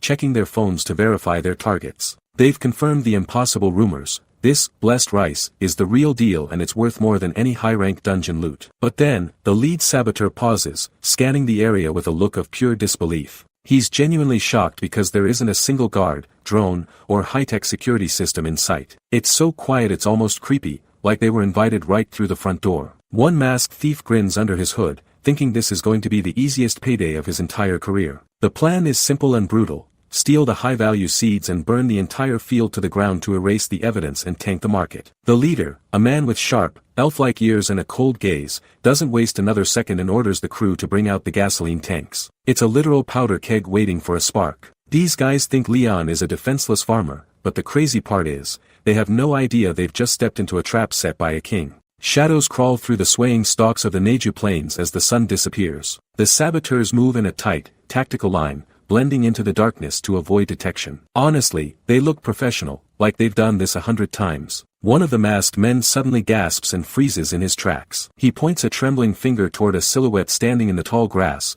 whispering to his leader that someone is watching them. My heart actually skipped a beat for a second. I really thought the king had already caught them. The moonlight hits the figure, revealing a tattered trench coat and a wide-brimmed hat. It's just a scarecrow, swaying lazily as the night wind whistles through its straw body. The detail on this thing is insane. It's literally dressed to look like a person from a distance. The scout stammers out a pathetic apology while his partner calls him a complete idiot. They laugh it off, convinced that the movement they saw was just the wind playing tricks on their nerves. You can feel the tension drop, but man, ignoring your instincts in a place like this is a massive death flag. The scout's voice hitches again, but this time his eyes are wider than dinner plates. He tells his leader to look again because suddenly, the field isn't empty anymore. The crazy part is, he's right. Where there was one scarecrow, now there's a whole army of them. Jagged pitchforks rise from the shadows as the wooden figures begin to twitch with a life of their own. One of the saboteurs lets out a high-pitched scream of pure terror as the trap finally snaps shut. These guys came to burn a field, but they just realized they're the ones about to be harvested. Can they even fight back against something this creepy? The arsonist leader glares through his mask,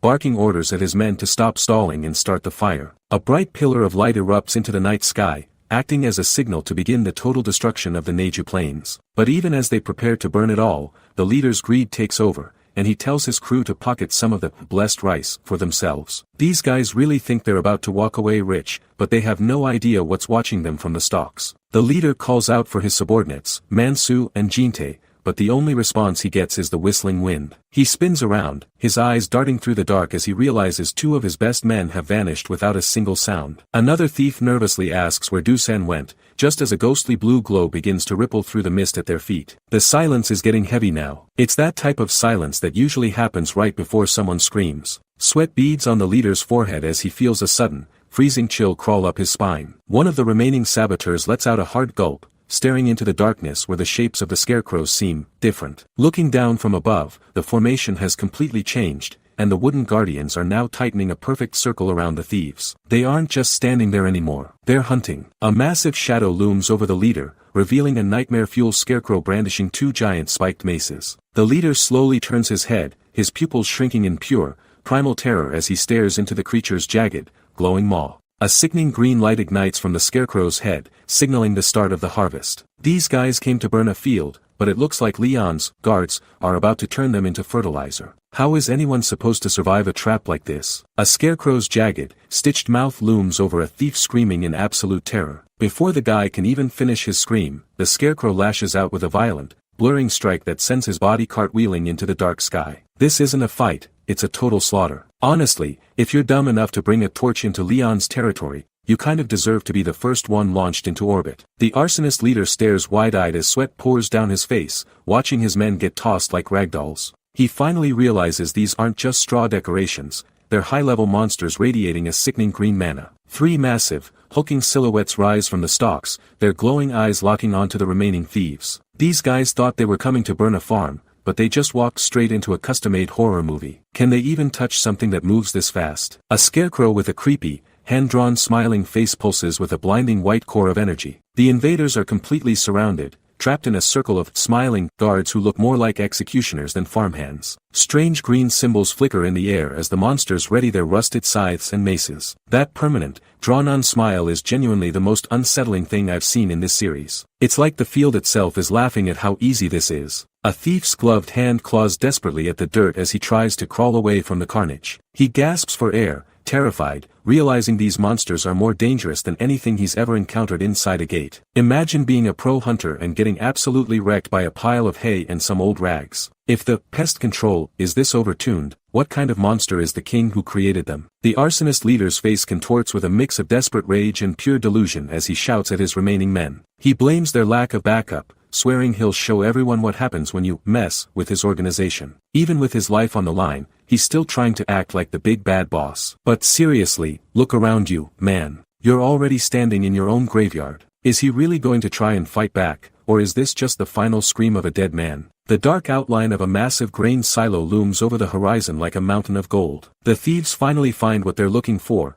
their eyes widening as they realize the rumors about the blessed rice were actually true. They're already counting their money, barking orders to haul away as much as their cars can carry because they think that monsters are restricted to the fields. It's honestly hilarious. They really think a king like Leon would just leave his kingdom's greatest treasure sitting there for the taking. A single black boot descends, snapping a twig as it settles onto the dirt. Suddenly, the ground erupts in a blinding flash of fire and mana, vaporizing the lead thief in a heartbeat. The rest of the crew is paralyzed, watching their leader get turned into charcoal by a hidden trap they never saw coming. Man, you can almost smell the regret through the screen. They came for a quick payday, but they just stepped onto a literal welcome mat of death. The survivors scramble back, their breath coming in ragged gasps as they stare at the smoking crater. They realize with total horror that the entire storage area is a mana-rigged minefield, designed to blow anyone into orbit who doesn't belong. They're shaking now, asking the one question that should have stopped them before they even started: who on earth sets up military-grade mines around a barn? A sharp, mechanical "Kirik" echoes through the silence,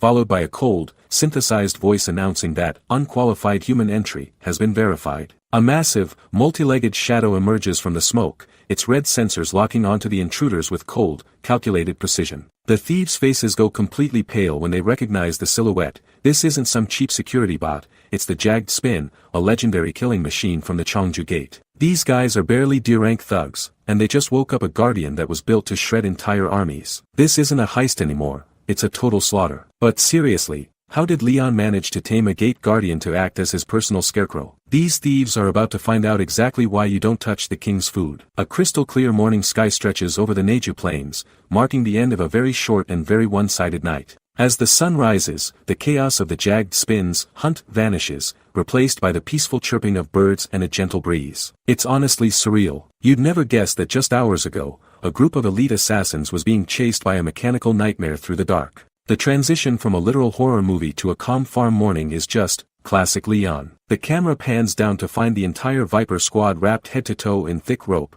looking like a bunch of miserable, twitching caterpillars. They've been dumped right next to a wooden sign detailing the doctrines of life and fertility for the farm. Rule number 1, sacrifices. Rule number 5, don't skip meals. But that last rule written in blood red ink: thieves die. Seeing these top-tier saboteurs reduced to successfully arrested props is hilarious, but the message is terrifyingly clear. Leon isn't just a farmer, he's a sovereign enforcing divine law on his soil, and he has zero chill for intruders. The captured thieves are led away in a silent, defeated line as Leon calmly shakes hands with a high-ranking modern official. To the public, this whole ordeal was framed as just a small incident that passed without much fuss. The way Leon navigates the politics of this world is honestly as impressive as his combat. He doesn't need a massive press conference or a legal team. He just hands over the criminals and goes back to his business, treating a professional raid like it was a minor pest problem he dealt with before breakfast. A digital tablet screen shows Leon trending as the absolute #1 search topic across the entire internet, with the Pantheon logo everywhere. Headlines are screaming about his peasants and kings banquet speech, and the world is absolutely eating up the drama. Back at the manor, Leon watches the feed with a pensive look, actually wondering if his subordinates are adapting to modern society better than he is. Seriously, the man is literally the king of viral marketing right now, and he thinks he's the one falling behind. The disconnect between his regal common sense and the modern world is pure gold. The screen shifts to reveal the official market evaluation for the newly harvested blessed rice. Each individual pack is valued at a mind-blowing 230 million won. That is absolutely insane. We're talking about a price tag that could buy a luxury apartment, all for a single bag of grain. But with wealth like that on the line, the small incidents are about to get a whole lot bigger. The real question is, now that the whole world knows exactly how much this rice is worth, How far will the next group of thieves go to get a taste? Leon leans back on the couch with a calm, piercing gaze. He drops a bombshell on Hari, telling her that despite the massive potential for profit, the holy rice actually needs to be cheaper. It's a complete shock because he's basically throwing away billions in revenue to satisfy his own sense of justice. Honestly, seeing a literal king argue for lower prices while looking that cool is just a total vibe. Hari stares at him with her mouth hanging open, completely stunned by his lack of greed. Leon explains that a god's favor shouldn't be locked behind a paywall, it's meant to be shared by everyone equally. But here's the real headache. The president already warned him to keep things religiously neutral to avoid a political nightmare. Navigating modern laws is proving to be a much bigger pain than slaying monsters, don't you think? Leon just gives a small, knowing smirk as he looks toward the window. He nonchalantly mentions that even with those restrictions, he still managed to gather a massive amount of faith from the people. He's playing a high-stakes game of influence, and it's clear he's already winning the hearts of the public. You can tell he's always 3 steps ahead of everyone else, even when he's just sitting in an office. Hari clutches her reports tightly, her face pale with genuine concern about their next move. She asks Leon if it's really okay to raid a high-level gate with the ragtag group of low-ranking hunters he just scouted. To her, taking D-ranks into a zone like that is basically a death sentence, and she's not wrong. But the question is, can Leon's presence alone turn these weaklings into a force that defies common sense? A massive glass skyscraper stands tall, reflecting the endless blue sky above. Leon doesn't give a long-winded speech. He simply replies with a chillingly calm, "We'll see." It's that effortless, kingly confidence that makes you realize he isn't just gambling with lives, he has a plan that no one else can even imagine. The tension for this upcoming raid is officially through the roof. Gu Daesung standing in a crowded, modern lobby. A voice calls out to him, surprised to see Mr. Gu in a place like this, and he turns around with a startled, wide-eyed expression. The mission is officially in motion, but with arsonists plotting in the shadows and a near-impossible raid ahead, the real test of Leon's reign is just beginning.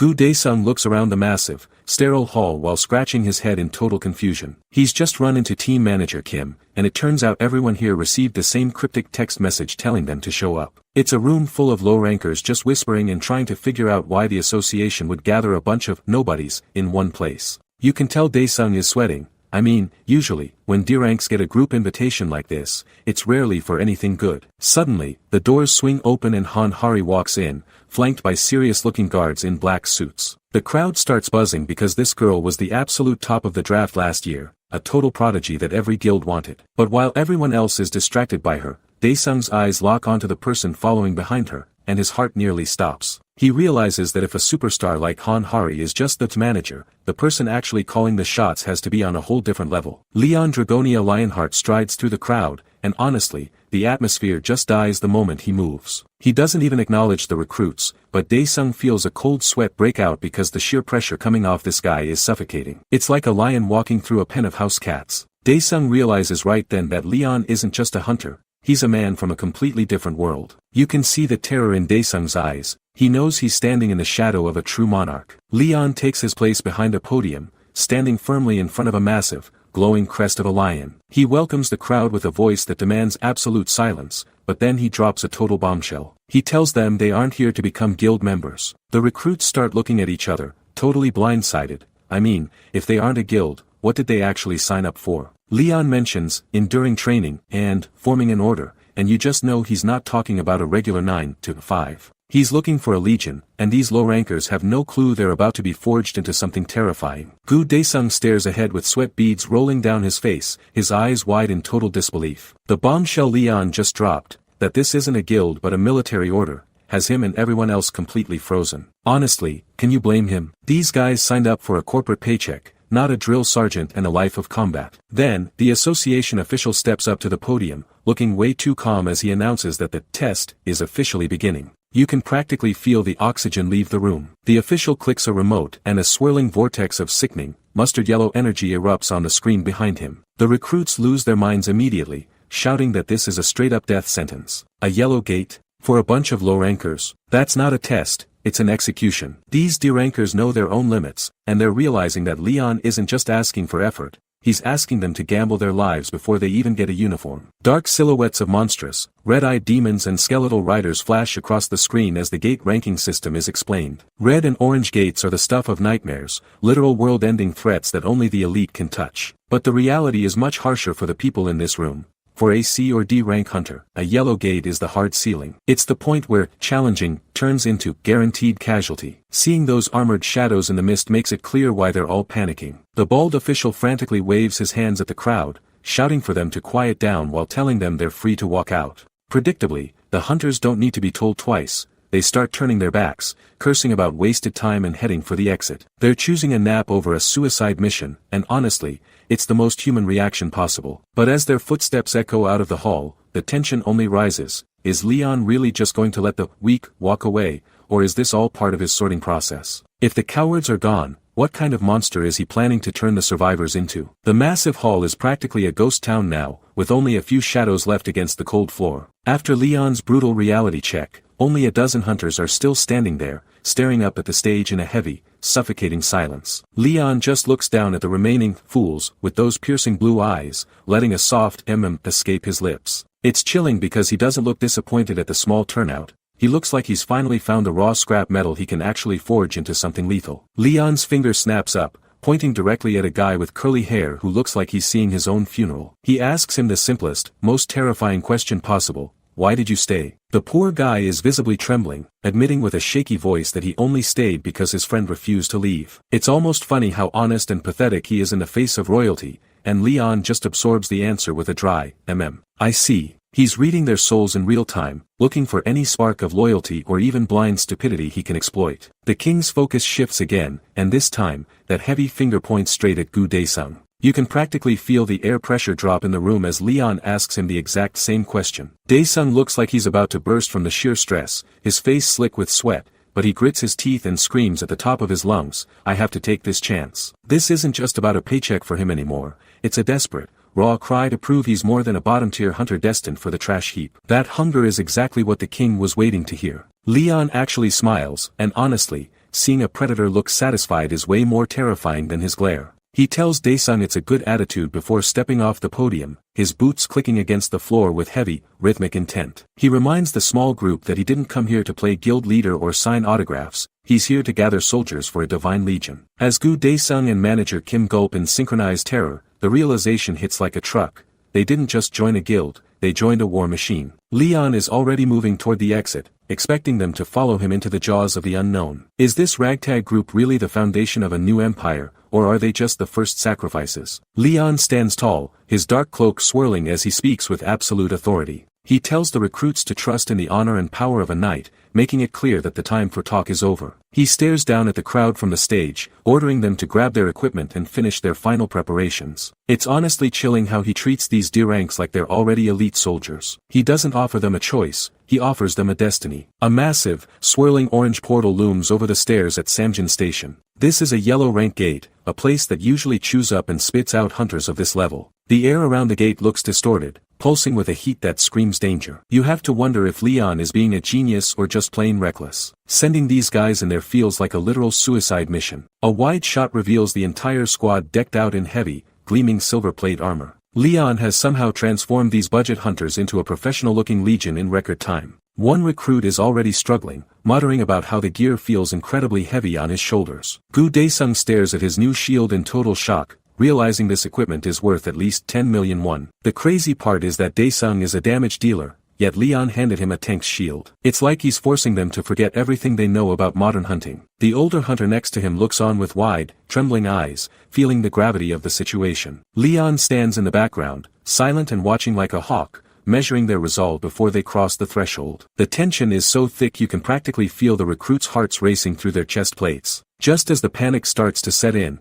Hanhari approaches Daesung to check his status. She calls out his name, but you can see it in his face. He's wondering if this expensive armor is meant to protect him or just serve as a shiny coffin. Will Leon's, commoner, army actually survive the first wave, or is this the shortest guild history ever? Hanhari's face is a mask of pure, sweating concern as she watches the recruits. While she's internally screaming, Gu Daesung is trying to hold his sanity together by repeating a mantra. Leon is powerful, so nothing bad can happen. But look at his eyes, he doesn't believe a word of it. Honestly, in a gate like this, saying, nothing bad will happen, is basically asking for a disaster to drop on your head. Can Leon really keep these rookies alive when the Real slaughter begins? Sudden, visceral streaks of dark blood paint the screen as the atmosphere turns pitch black. In a blink and you miss it moment of violence, an orc's head is pulverized, leaving nothing but a mangled mess and a trail of gore. The transition is jarring. We went from nervous tension to a full-blown slaughterhouse in less than a second. It's messy, it's fast, and it's exactly the kind of overwhelming force Leon promised. The recruits stand frozen, their eyes wide behind their metal visors as they try to process the carnage. They're literally asking, what the hell just happened, because their human eyes couldn't even track the movement. And there he is, Leon, standing over the carcass of a monster like it was nothing more than a stray bug he stepped on. The power gap here isn't just wide, it's a canyon that these deer rankers can't even begin to measure. Leon lets out a thunderous roar, his eyes glowing with an intense, terrifying golden light that pierces through the bloodstains on his face. He isn't just killing them, he's disgusted, screaming that these creatures have no honor and aren't fit to be called warriors. As his aura flares, the words, unwavering justice, burn into the frame with absolute authority. This isn't just a hunt for him, it's a holy execution. You can feel the weight of his conviction. He truly believes he's the judge, jury, and executioner of this mountain. The screen fades toward the credits as the camera pans out to the quiet, indifferent peaks of the mountains. A single, exhausted, speech bubble floats in the air as the adrenaline finally begins to dip. The contrast is insane. One moment it's a divine bloodbath, and the next, it's just a peaceful afternoon in the woods. But don't let the silence fool you. Leon has just shown his students what true power looks like, and the look on their faces says they'll never be the same. Are they ready for the next wave, or did Leon just break their spirits before the real war even started? The recruits stand tall in their polished plate armor, looking out over a vast, sun-drenched mountain range. A system window suddenly flickers into existence, informing them that they've been cast as mercenaries from the outer territories caught in a tribal war. It's an NPC support quest, a scenario where they have to pick a side and survive the crossfire. Honestly, the scale of this gate is massive compared to what these low rankers are used to. The group huddles around Gu Daesung, realizing this is a complex faction quest with actual political stakes. They're busy discussing the mechanics and their roles as if this were just another raid. But the atmosphere shifts instantly when Gu's eyes widen in pure terror as he shouts for everyone to wait. That's the "oh no" moment where you realize the tutorial phase just ended. A heavy, rhythmic thumping shakes the ground before a massive orc warrior riding a giant, red-eyed boar crashes onto the scene. This isn't some mindless beast, it's a hulking commander with glowing yellow eyes and primitive, jagged iron armor. He looks down at the recruits with a mixture of confusion and pure, unadulterated rage. If looks could kill, these hunters would already be 6 feet under. Behind the first rider, an entire cavalry of boar-riding orcs thunders across the plains, kicking up a literal wall of dust. The sound is deafening, like a mountain collapsing in slow motion as they charge toward Leon's ragtag group. The speed they're moving at is insane. It's a total blitzkrieg. You can practically feel the panic rising in the recruits' chests as the orcs close the gap. The lead orc lets out a guttural roar, demanding to know who these weaklings are and why they've stepped onto his land. He declares this the territory of the Battle Axe tribe and labels every single human there as an invader marked for death. The pressure is suffocating. Now the real question is, does Leon have a plan to turn these commoners into a wall of steel, or is this where his new order falls apart before it even begins? Hari nervously whispers to Leon, trying to get his attention while he stares ahead with a look of pure, unadulterated annoyance. She knows exactly what's about to happen if she doesn't intervene. Leon is 1 second away from turning this entire mountain into a graveyard. It's honestly kind of stressful watching her try to manage a literal god king who has zero patience for talking it out with what he considers pests. Taking a massive gamble, Hari steps out and announces to the orc army that they're just mercenaries, looking for a payday by helping a tribe. She even goes as far as asking them to come with us, trying to play the role of a neutral party to de-escalate the tension. But look at Leon's face in the background.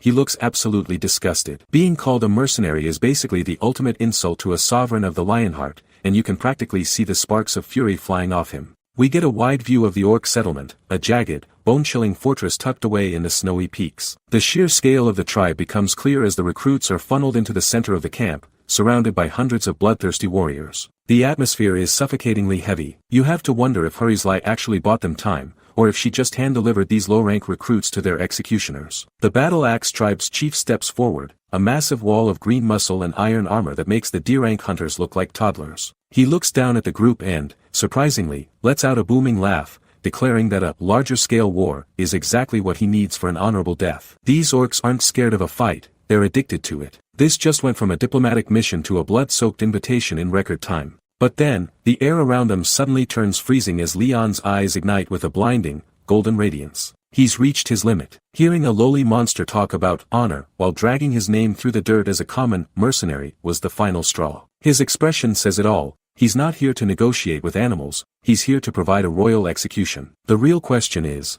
can the recruits even survive the shockwave of the power Leon is about to unleash? The lead orc spins around, eyes bulging in total confusion as he barks out, "Who said that?" He's looking for the source of that cold, regal voice, but he's not going to like what he finds. Honestly, seeing an orc try to act tough when Leon is standing right there is almost painful to watch. Then, a heavy boot crunches into the dirt, glowing with a faint, divine light as Leon repeats the word honor like it's a disgusting joke. He's walking forward with the kind of casual confidence that only comes from someone who's spent centuries on top of a throne. Leon's jaw tightens as he looks down at these monsters, mocking their lofty dreams, and telling them they're completely undeserving of even thinking about honor. You can practically feel the oxygen leaving the room. Leon isn't just angry, he's insulted on a spiritual level. The orc's face contorts into a mask of primitive rage, screaming, "You," as he tries to lunge forward. He starts to yell about Leon daring to insult them, but he doesn't even get to finish his sentence. Big mistake, you never interrupt a king when he's delivering a verdict. Suddenly, a massive, blinding arc of golden energy slashes across the screen in a perfect semicircle. Leon doesn't even look like he's trying.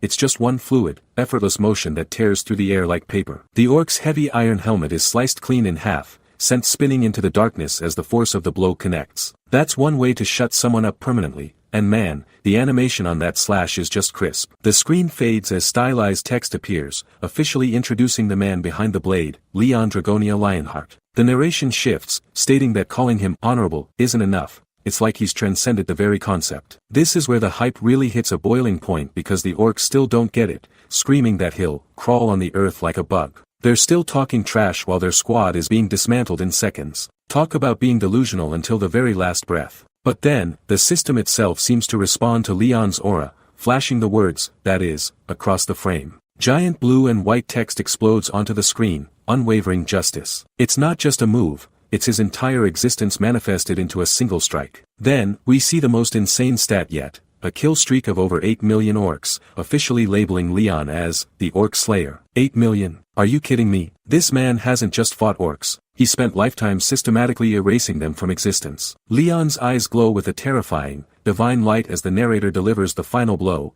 He isn't just a hunter, he is a living legend. At this point, the orcs aren't fighting a man, they're fighting a god who's had a very long day. Can anything even stand in his way now? The title card slams onto the screen as we dive straight back into the heart of the slaughter. The orcs are in a total state of shock, screaming at the top of their lungs that their chief has been completely wiped out. It is pure, unadulterated chaos in the monster ranks right now. I mean, imagine being a grunt and seeing your invincible boss get folded in seconds. You'd be losing your mind and looking for the nearest exit too. Orc warriors charge through the billowing smoke, their heavy boots thumping against the dirt like a frantic heartbeat. One of Leon's new recruits is practically vibrating with fear, letting out a terrified, high-pitched "heek" from behind his heavy steel visor. These guys are just deer anchors, and looking at that massive wall of incoming green muscle, you really have to wonder if Leon has finally lost his mind by bringing them here. Leon's voice booms over the battlefield like a thunderclap, ordering the terrified men to raise their shields immediately. As they scramble to obey, that golden lion heart aura pulses with a blinding light, coating their standard issue armor in a shimmering, celestial glow. The transformation is instant. It's like Leon is literally breathing his own royal courage directly into their lungs. The recruits are still freaking out, shouting to each other that there's no way deer rank hunters can actually win against a literal orc army. Just then, a massive orc leaps into the air with a blood-curdling roar, swinging a heavy iron axe meant to split them in two like firewood. The tension is through the roof. If this shield wall breaks now, it's going to be a total massacre. The orc's weapon connects with a deafening crash as a hunter screams, "shit," while bracing for the end. But then, something impossible happens. The orc's eyes go wide with pure confusion as his strike hits an invisible wall of absolute force. Is it actually possible for a simple human to stand up to a beast with 5 times his strength? Sparks fly everywhere as the iron axe grinds against the glowing shield, but the hunter doesn't budge a single inch. Behind the visor, the recruit's eyes are wide with utter disbelief as he whispers, "I blocked him. He's still alive," and for the first time, these commoners realize that with Leon leading them, they aren't just hunters anymore, they're becoming something legendary. Can the orcs even handle a squad that refuses to break? A glowing blue system screen displays the insane effects of Lionheart's aura. Leon isn't just giving these recruits a little boost, he's granting these deer rank hunters massive buffs to defense, fortification, and even lighter armor. It's like he's playing a high-stakes strategy game with real lives, and honestly, the stat increases are totally broken for commoners. Gu Daesung stares through his helmet, his eyes wide with pure, unadulterated shock. He can feel a foreign, royal power surging through his veins, but it's the next notification that really changes the game, the Most Prolific Orc Slayer title. This thing literally forces orcs into a state of panic and despair just by being near them. Imagine being a terrifying monster, but your natural instinct is suddenly to just give up. More windows flood the screen, listing legendary blessings like Grail Guardian and War Knight's Blessing. The recruits are actually holding the line against a literal army, and one of them screams out that this power feels way too good to be true. This is the exact moment they stop being victims of the system and start being true soldiers of the Lionheart. It's a complete 180 from where they started just an hour ago. Leon stands amidst the chaos, his voice booming as he orders them to raise their shields and push the beasts back. He follows up with a cold, ruthless command to stab them, and a spear instantly skewers an orc through the gut in a spray of dark blood. He's not just leading a guild, he's orchestrating a slaughter with the clinical precision of a king who has done this for centuries. Orcs are being mowed down left and right as weapons bite deep into green flesh and blood splatters across the rocky terrain. One monster lets out a gut-wrenching scream as it falls to the dirt, unable to understand how these weak humans became so strong. You can actually feel the desperation shifting from the humans to the monsters, and man, the momentum is undeniable. A dying orc cries out to the God of Warriors, but Leon's eyes ignite with a terrifying, golden fire. He looks down at the creature with pure disgust, asking how a beast like that dares to invoke the divine name of his god. He reaches out a blood-stained hand, his fingers tensed and ready to deliver a final, divine judgment.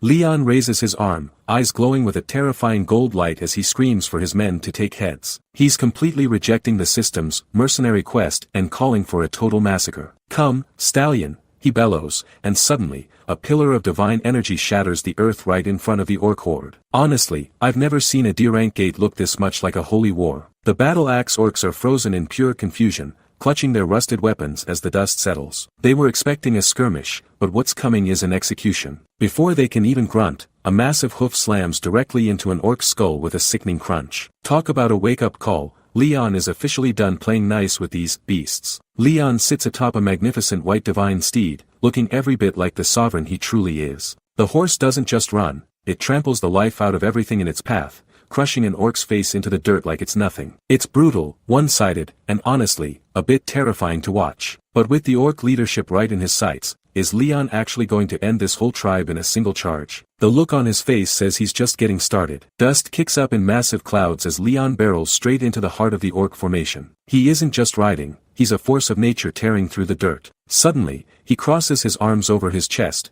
bracing himself as flickering blue sparks begin to dance around his silhouette. It looks like he's preparing to release something massive. Honestly, seeing him this calm in the middle of a slaughter is just chilling. Leon's hands move with surgical precision as he reaches into the swirling divine energy. He's manifesting weapons out of thin air, his fingers tightening around hilts that shouldn't exist in this world. Then, his eyes snap open, burning with a blinding, incandescent gold light that pierces through the darkness of the gate. The intensity is insane. When those eyes start glowing like that, you know the orc slayer has officially taken over. He spreads his arms wide, holding two massive, glowing lances like a human reaper as he tramples through the screaming horde. He's literally mowing them down, leaving nothing but a trail of broken bodies and golden light in his wake. The camera zooms in on his face, and man, he's a mess of blood and divine fury. He doesn't look like a hero saving the day. He looks like an ancient god of war who's finally found something to kill. But with the orc leader still standing, how much further is Leon willing to go to prove his point? Leon's eyes glow a lethal gold through a mask of splattered orc blood as he delivers a chilling decree. He tells them point blank, "I'll kill you all," and his voice is as cold as the winter wind. This isn't just a battle cry, it's a divine verdict that's already been signed in blood. A massive orc skull is crushed into the dirt with a sickening, wet crunch as Leon continues his surgical slaughter. He doesn't use fancy tricks, just raw, overwhelming force that leaves the earth shaking. Watching this, you realize he isn't playing by the system's rules, he's rewriting them with every strike. Seriously, the mercenary quest is long gone, this is a purge. The camera pulls back to reveal a snowy field now littered with dozens of lifeless green bodies. The Battle Axe tribe, once the terror of this gate, is now nothing more than silent scenery in Leon's personal theater of war. It's a haunting image. Total silence has replaced the screams of battle in seconds. This is what happens when a sovereign decides your existence is in terror. Leon raises his ornate holy sword, the blade pulsing with a brilliant, incandescent light that seems to burn the very air. He's standing there like a god of old, ready to deliver the final blow to any survivors. But as he looks at his terrified recruits, you have to ask, is he training them to be heroes, or something much more dangerous? Can they even look him in the eye after seeing this? Leon thrusts his glowing sword toward the sky, his face lit with a terrifying joy. He screams at the top of his lungs, declaring this a glorious and honorable victory for his kingdom. It's wild, the man is literally covered in orc blood and he's smiling like he just won a sports trophy. You have to wonder if his sense of honor is actually just an ancient, unstoppable thirst for slaughter. The D-rank recruits stand awkwardly among the piles of corpses, looking absolutely shell-shocked. They offer a hesitant, shaky cheer, calling him, "Your Majesty," with voices that are clearly trembling behind their visors. It's so awkward to watch. They're not celebrating a win, they're just trying to stay on the good side of the monster who just saved them. Han Hari approaches Leon, her face pale and dripping with cold sweat as she looks at the carnage. She stares at the literal mountain of bodies and asks the one question everyone is thinking, why did you do this? She's trying to hold on to her professional composure, but you can see her modern common sense shattering in real time. She's finally realizing that Leon doesn't play by the Hunter Association's quest rules at all. Leon stands amidst the rubble and death, his silhouette sharp and imposing against the gloom. He turns to her with a look of pure, frozen indifference, asking if a reason is even needed to kill orcs. That cold stare is enough to make your blood run cold. He isn't just a king playing hero, he's a specialized predator. And he just made it clear that mercy for beasts isn't in his vocabulary. Is he even human anymore? Han Hari stammers in total shock as Leon's eyes glow with a terrifying, golden light. She tries to remind him about the mercenary quest, but he dismisses the system's logic as absolute, utter garbage. Honestly, his level of disgust for these modern mechanics is on a whole other level. He's not here to play by the rules. Leon turns away, his face twisting into a sneer of pure, aristocratic hatred. He declares he'd rather jump into a pit of fire than offer even an ounce of respect to these green beasts. You can feel the tension chaining here. He isn't just a hunter refusing a task, he's a sovereign declaring that their very existence is a crime. A hulking, red-eyed orc looms in a dark vision of the battlefield. Leon tells his terrified recruits straight up, do not ever humanize them, because they are nothing but sickening monsters. It's a chilling moment of indoctrination. He's stripping away any chance of mercy before the real slaughter even begins. Leon stands there covered in fresh blood, his expression cold and completely unmoving. Behind him, Hanhari's face turns into a hilarious, wide-eyed, chibi mask of pure horror. Her only thought, are racist. And honestly, looking at Leon's face, she's realizing she isn't managing a hero, she's managing a fanatic. But with the horde closing in, can she even afford to stop him? Hanhari waves her hands frantically while a thought bubble shows a peaceful, meditating orc surrounded by butterflies. She begs Leon to reconsider his extermination policy, insisting that somewhere in the world, kind orcs must exist. Honestly, watching her try to humanize monsters to a man who literally holds the title, Orc Slayer, is just painful. She's trying to apply modern logic to a king who only knows divine war. Leon's blood-spattered face fills the screen, his eyes glowing with a dim, terrifying gold. He doesn't laugh or get angry. He just leans in and tells her to keep this in mind. You can practically feel the temperature in the gate drop just by looking at him. He isn't just a hunter anymore. In this moment, he looks like a literal god of judgment who has seen 1,000 years of slaughter. The only kind orcs are dead orcs. Leon delivers his final, brutal doctrine, completely crushing any hope of peaceful coexistence or mercenary quests. And there it is, the mask is off. Leon isn't here to play by the association's rules, he's here to cleanse the world of what he calls sickening beasts.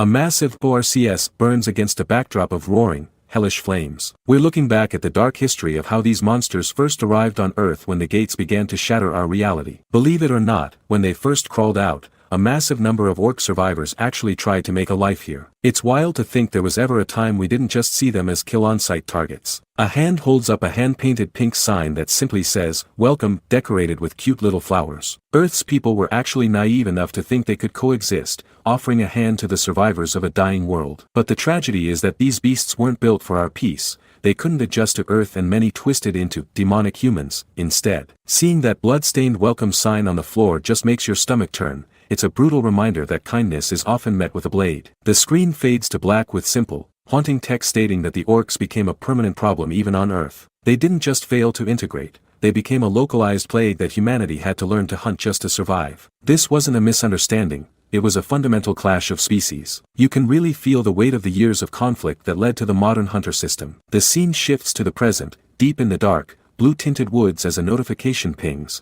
Arrived at destination. A small, high-tech scouting drone clicks into place on a rocky cliffside, its mechanical eyes scanning the valley below. A cold, tactical voice notes that if the mission is carried out here, a total all-kill of the targets is possible. It's chilling how much this feels like a cold execution rather than a standard raid. Leon and Han Hari are standing in the shadows, but the Great Night King looks, well, he looks ridiculous in a pink cat beanie. To keep his legendary blonde hair from giving away their position, he's been forced into a stealth outfit that involves a literal animal hat, and he looks absolutely miserable about it. Even Han Hari is rocking the matching pink gear, and while it's funny, you can see the sheer focus in Leon's eyes. He might be wearing a cat hat, but he's still a lion ready to tear something apart. The scouting drone suddenly begins to hum with a violent, flickering yellow electricity as its internal systems whine. A system prompt flashes across the screen, commencing core overload. This is it, the signal for the opening move of the purge. The tension is peaking because once that core blows, there's no going back to diplomacy. The question is,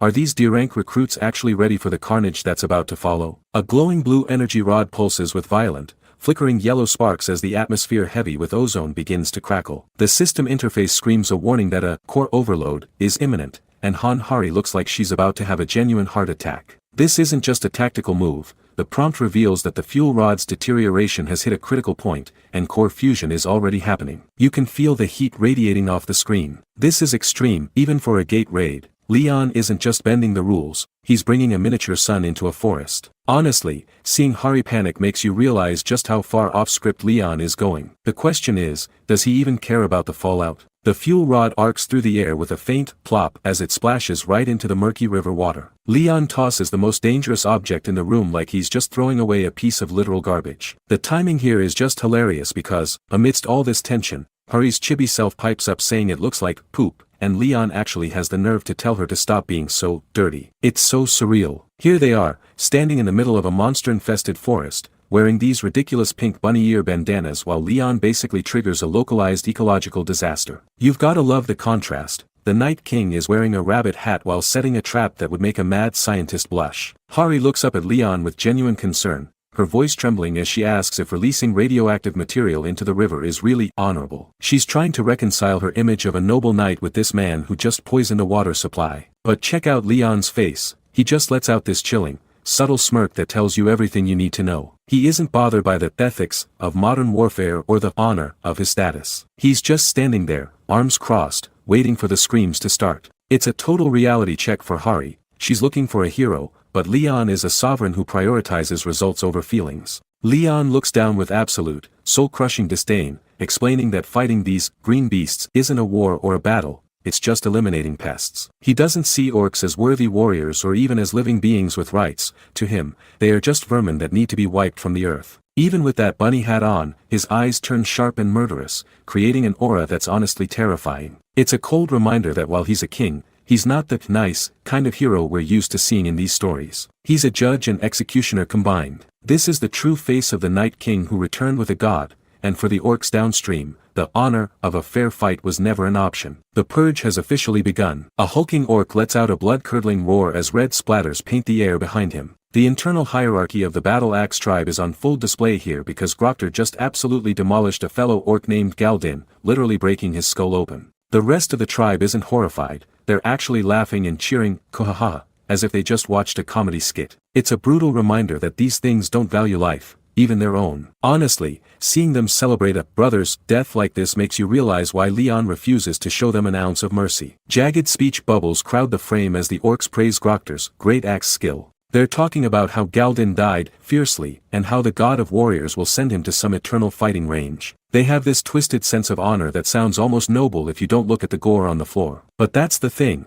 they're just dress-up monsters playing at being warriors. It's sick, right? They think they're headed for glory, but they have no idea a real god is currently judging them from the shadows. Grokter stomps away from the corpse, his heavy footsteps thumping against the dirt as the tribe shouts that he's going for a drink. We get a close-up of his armor, which is a mess of rusted plates and a literal human-looking skull mounted on his chest. He looks like the definition of a final boss for a D-rank hunter. He's riding high on his victory, feeling like the king of the world in this dump. But you can feel the tension building. Something is about to ruin his post-fight celebration. Clear water streams down in a heavy pour, splashing into a wooden bucket with a gurgle. Grokter doesn't even use a cup, he just shoves his face into the water, chugging it down like a thirsty beast with droplets flying everywhere. He's trying to wash away the heat of the battle. It looks like a normal, quiet moment in the camp. But wait, why does the water look so unnervingly still before he touches it? Grokter lowers the bucket and wipes his mouth, a confused grunt escaping his throat. He mutters that the water tastes a bit strange today,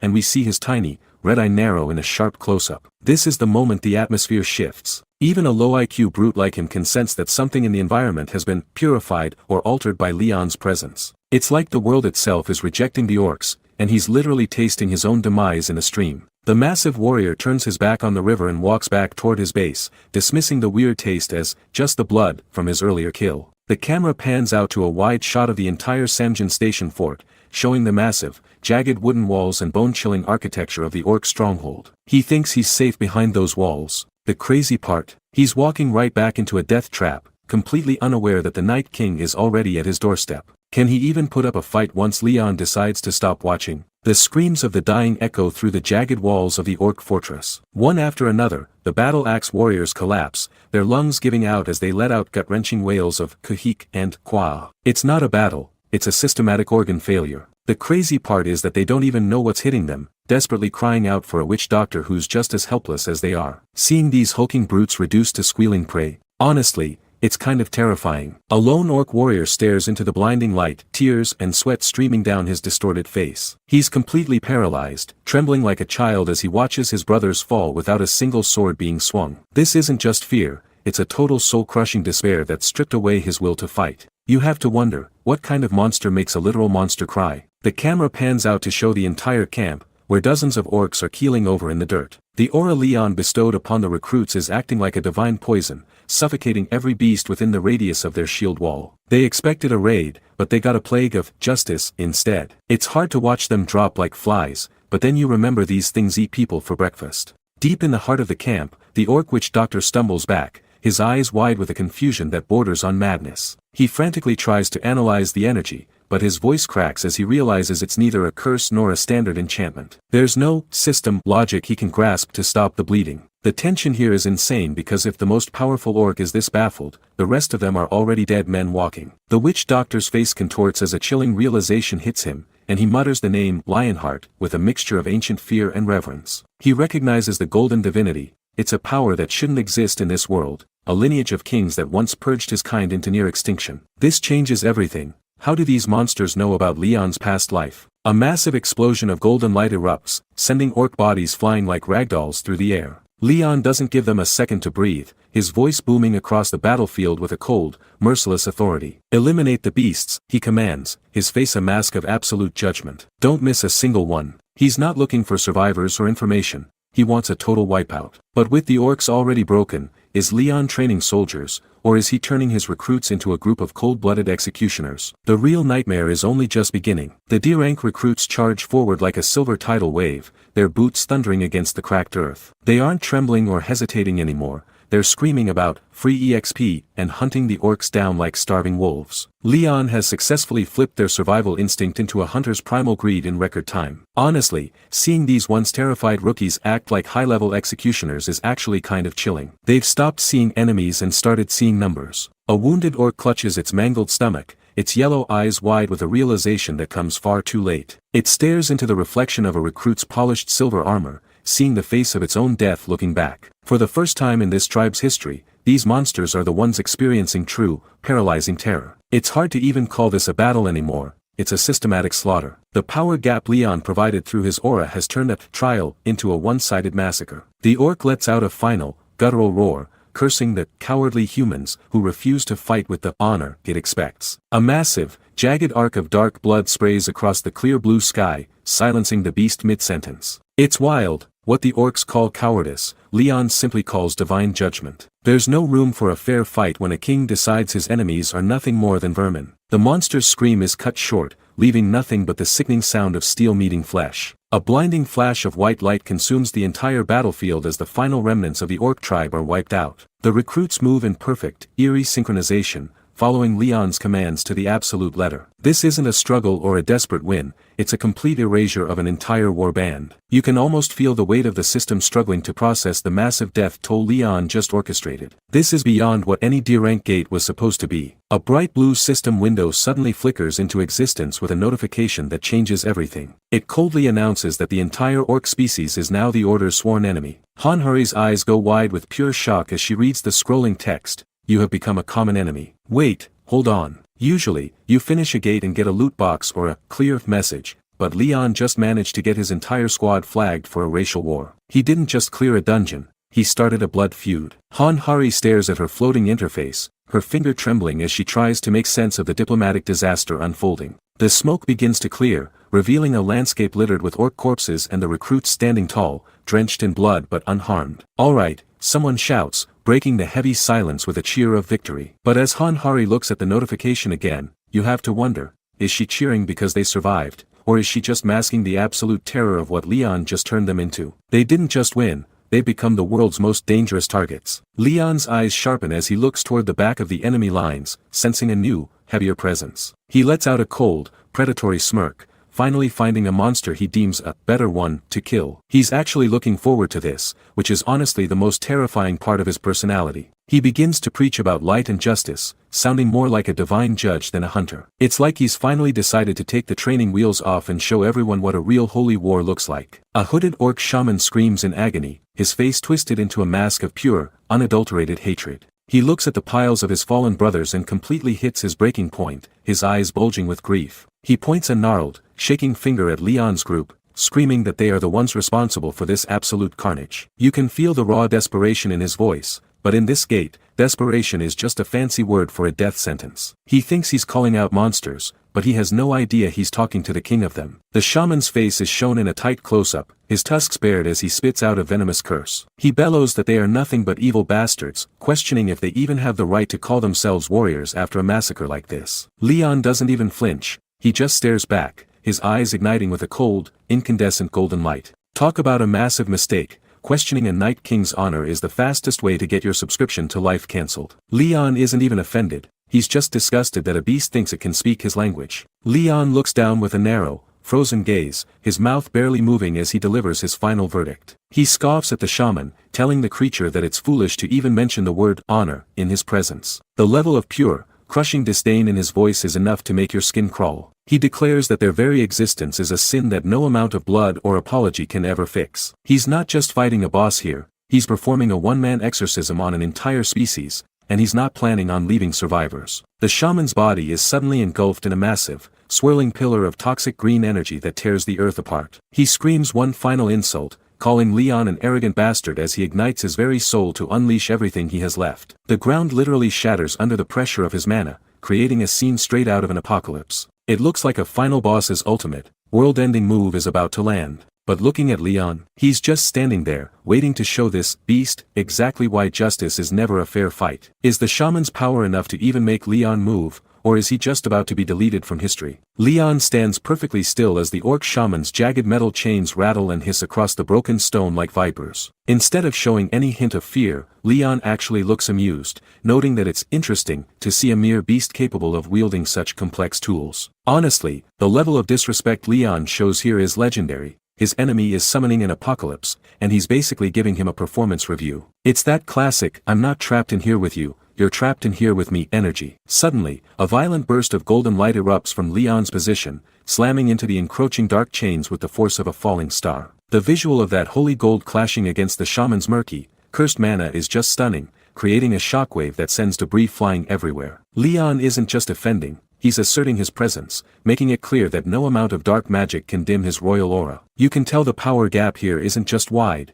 it's an ocean. The orc shaman's body suddenly jerks back, and he begins hacking up thick, dark blood as the ritual's cost starts to take its toll. It looks like the chains weren't just a weapon, but a conduit for something much darker that's now feeding on the shaman himself. Watching a powerful monster literally start to fall apart because his own spell is too heavy for him. Yeah, that's a massive red flag that things are about to get very, very ugly. A massive, swirling vortex of pitch-black energy rips open the floor, and a chilling message appears: Gokrock is coming. The entire room is consumed by this suffocating, green-tinted darkness that feels like it's trying to swallow the recruits whole. This isn't just a high-level spell anymore, it's a full-on summoning of a tribal legend. Just the name, Gokrock, being carved into the air like that sends a shiver down your spine. Whoever this guy is, he's clearly the reason the orcs were so confident. Han Hari is visibly shaking, her eyes wide with terror as she turns to Leon and begs to know what on earth is happening. But Leon, he just sighs with a look of pure, refined disgust, calling the whole display a pathetic offering, and mocking the orcs for being uncivilized. It's wild. Hari is worried about a world-ending threat appearing, and Leon is just offended by the shaman's lack of class. He looks down on them not as enemies, but as pests who don't even know how to die with dignity. The vortex intensifies, spinning into a literal hole in reality that screams with the sound of 1,000 dying beasts. The pressure in the air is so thick now that it feels like the recruits might be crushed just by standing near it. Whatever is about to step out of that shadow isn't just another orc. It's something that required a high shaman's life as a literal down payment. The question is, can Leon's unwavering justice actually stop a monster that's been summoned through blood and madness, or did the orcs just find a way to finally kill a king? Sharp, pale claws tear through the pitch-black void like it's wet paper. The ritual is finally complete, and the orcs scream for everyone to look as a monstrous, multi-jointed limb forces its way into our reality. It's a disgusting, desperate birth of something that definitely shouldn't exist in a yellow gate. Seriously, the way this thing claws at the air is genuinely unsettling. It looks like it's hungry for the very atmosphere. A massive, unblinking eye stares out from the center of a hulking green arm that pulses with dark magic. The orcs start chanting hysterically that this is the eye and right arm of the great Gokrock,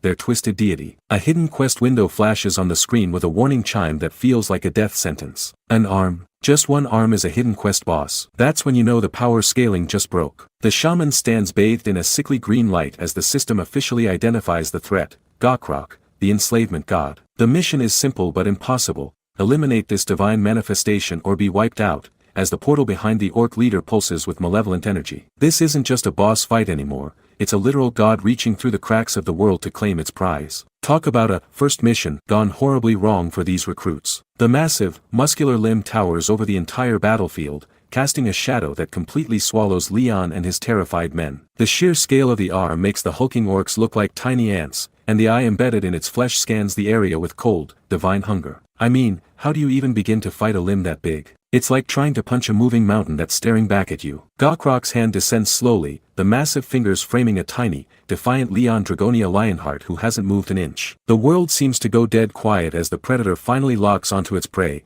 and Leon's reflection in that giant eye shows absolutely zero fear. The visual contrast here is just insane. It's a god's hand versus a king's pride. Honestly, I'm holding my breath because Leon looks so small compared to that thing. The eye in the center of the palm begins to glow with a blinding, incandescent green light that feels like it's burning the air. A surge of raw, destructive power gathers in the hand, preparing to vaporize everything in its path with a single divine blast. This is a total annihilation move, and Leon is standing right in the center of the crosshairs. If he doesn't pull a miracle out of his suit jacket right now, there won't be anything left of him or his recruits but scorched earth. A concentrated sphere of emerald light ignites within Leon's palm, pulsing with an ancient, heavy power. He doesn't just meet the enemy's force, he detonates a massive burst of divine energy that completely swallows the shadows of the gate. The recruits in Han Hari are left breathless, screaming, "Your Majesty," as the blinding shockwave levels the immediate area. I mean, we knew he was strong, but he's literally turning the dungeon into a light show. It's like watching a star explode in the middle of a subway station.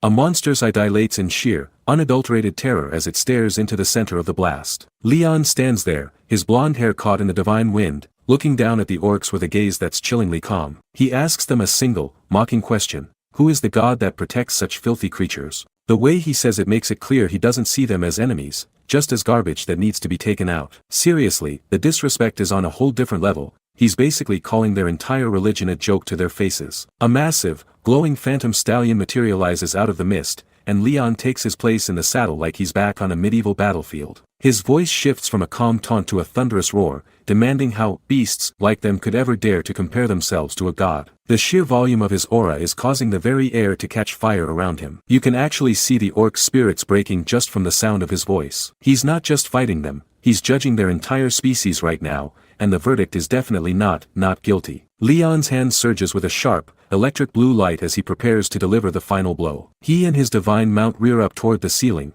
wreathed in a golden flame that makes him look like a sun falling onto the earth. He declares his true title, the King of the Lion Heart, with a force that feels like it's vibrating through the screen. This isn't a dungeon raid anymore, it's a one-man crusade. Watching him descend like this makes you realize that the orcs were never the hunters, they were just the first things in his way. An orc's arm is vaporized instantly as Leon's aura shreds through its physical form like it was made of paper. The king's voice booms one last time, stating that he simply cannot tolerate their existence in his world. We get this haunting close-up of the monster's eye, reflecting a massive, divine hoof that's about to crush its skull into the dirt. It finally realizes it's an inferior mortal compared to the man standing over it. That's a wrap for the orcs, and honestly, they never stood a chance against a man who brings his own horse to a fistfight. The screen fades into a jagged, dark void as a terrifying command echoes across the field, "Die with regrets." Leon isn't just attacking anymore, he's delivering a final sentence, his phantom stallion surging forward like a white bolt of lightning through the thick mud. You can actually see the reflection of death in the orc's wide, trembling eye. Honestly, seeing a monster that was just laughing a minute ago now looking this pathetic, it's a complete 180 that gives you chills. From a bird's eye view, Leon is a lone streak of incandescent light tearing a jagged path right through the center of the massive green horde. We get this insane close-up of the Night King where his eyes are completely blacked out by shadow,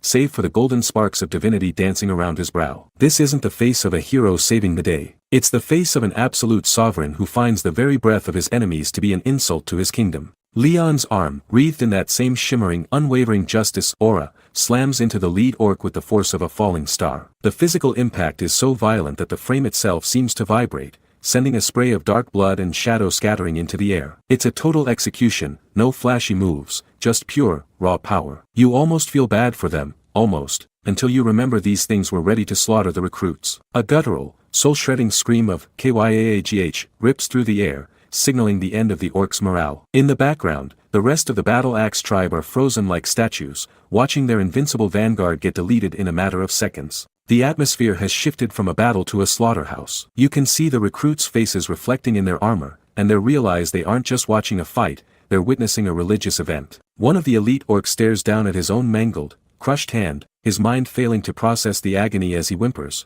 "Why do I feel pain?" Another grunt nearby stammers out the name, Sir Gokrok, looking for a leader who is no longer there to guide them. It's the sound of an entire culture's pride breaking in real time. This is exactly what Leon wanted. He didn't just want to kill them, he wanted to strip away their warrior's honor before the end. The dying orc looks up one last time, gasping out the name of the power that ruined him, the Holy Sword of Radiance. As the light fades from the monster's eyes, Leon calmly rides his divine stallion through the settling dust, leaving nothing but glowing embers and broken iron in his wake. Leon Dragonia stands amidst the smoke, his holy sword of radiance glowing with an almost blinding heat. He is the sole survivor of a nightmare world, and looking at him now, it's clear he didn't just survive, he conquered it. Imagine being the monster that has to face this guy. His blue eyes are colder than the blade he's holding. You can practically feel the weight of his royal authority pressing down on the environment, making it hard to even breathe. A single, bloodshot eye trembles in the darkness as a shadowy figure looms over it with absolute intent. This orc isn't just scared, he's experiencing a primal terror that modern hunters couldn't even dream of. Leon's presence is so suffocating that the beast's own mana seems to be turning against it, leaving it frozen in place. Honestly, seeing a monster this desperate is a total reality check on just how broken Leon's power level really is compared to everyone else. A pillar of divine light pierces the sky, illuminating Leon as he stands tall while his spectral steed glows behind him. He looks at the orc chieftain with nothing but pure, unadulterated disgust, calling them garbage beasts that aren't even worth a god's notice. There's no mid-fight banter here, just a king looking down at pests that accidentally crawled into his garden. The crazy part, he's wearing a modern motorcycle jacket over his royal vibe, looking like a legendary hero who just stepped out of a movie set to commit a massacre. The orc chieftain completely loses it, screaming in a mix of grief and fury because his entire squad was wiped out in heartbeats. He grips his weapon with trembling, green-skinned hands, swearing to avenge his fallen comrades with every fiber of his being. You have to wonder, does he actually think a little bit of revenge energy is going to bridge the gap between a scavenger and a literal god-touched king? I'll give him points for bravery, but his fate was sealed the moment Leon looked his way.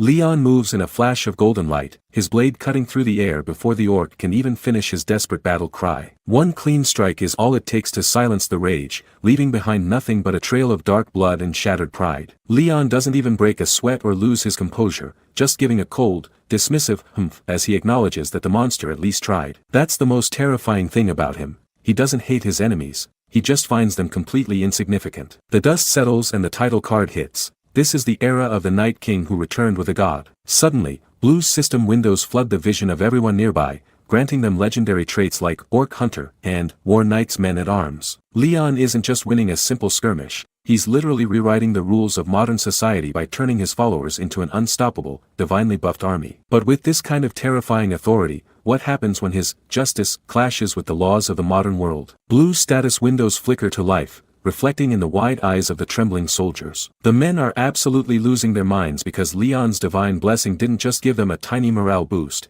it granted the entire squad physical attack resistance. In the modern hunter world, that's a top-tier, legendary trait usually exclusive to high-ranked tankers who have spent years on the front lines. But here, Leon just handed it out to everyone like it was nothing. You can feel the atmosphere shift from terror to pure, unadulterated hype. Imagine being a low-rank hunter and suddenly realizing your skin is as tough as a fortress wall. Leon isn't just a leader, he's a walking cheat code for reality. Leon stands tall in his black leather jacket, his blonde hair caught in the wind as he barks a sharp command to move fast. He doesn't care about the praise, he cares about efficiency, ordering the men to immediately begin harvesting loot from the fallen orc great warriors and witch doctors. The soldiers, now fueled by religious zeal and their new powers, scramble across the battlefield to strip the corpses of their rare equipment. It's a surreal sight, modern hunters acting like a medieval scavenger crew under the direction of a king. Leon isn't just cleaning up a mess, he's methodically stripping the enemy of every ounce of value to build his own treasury. Han-Hari steps up beside Leon,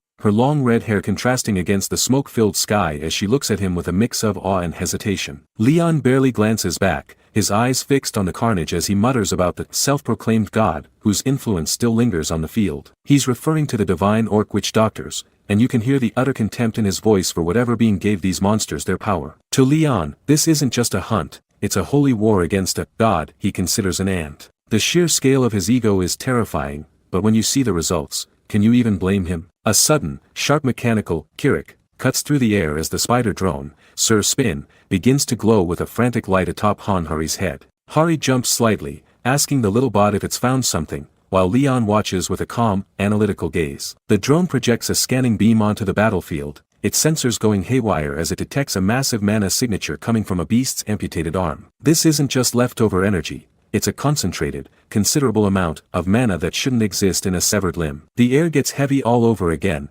If a piece of trash on the ground is radiating this much power, what kind of monstrosity are they actually tracking? The real nightmare might just be getting started. The air suddenly vibrates as the ethereal, translucent image of the bearded war god, Pedos, manifests with a presence that feels like rolling thunder. He speaks directly into the soul, promising to grant Leon the overwhelming strength needed to crush whatever nightmare is creeping through the shadows. Leon's response is immediate and regal. He doesn't just wait for the power, he commands it, summoning a legendary golden chalice that pulses with pure, radiant mana. The way the light reflects off his sharp features makes one thing clear: the king is done playing around, and heaven itself is backing his play. We get a staggering bird's-eye view of the scene, and the scale of this mess is finally hitting home. That severed green hand is absolutely massive, looking more like a fallen boulder than a limb, yet Leon stands before it with the cold composure of a veteran executioner. He tilts the glowing chalice, and a torrent of liquid mana spills out like a waterfall of stardust, drenching the monstrous flesh in a golden tide. Sparks of divine power fly everywhere as the purification process ignites,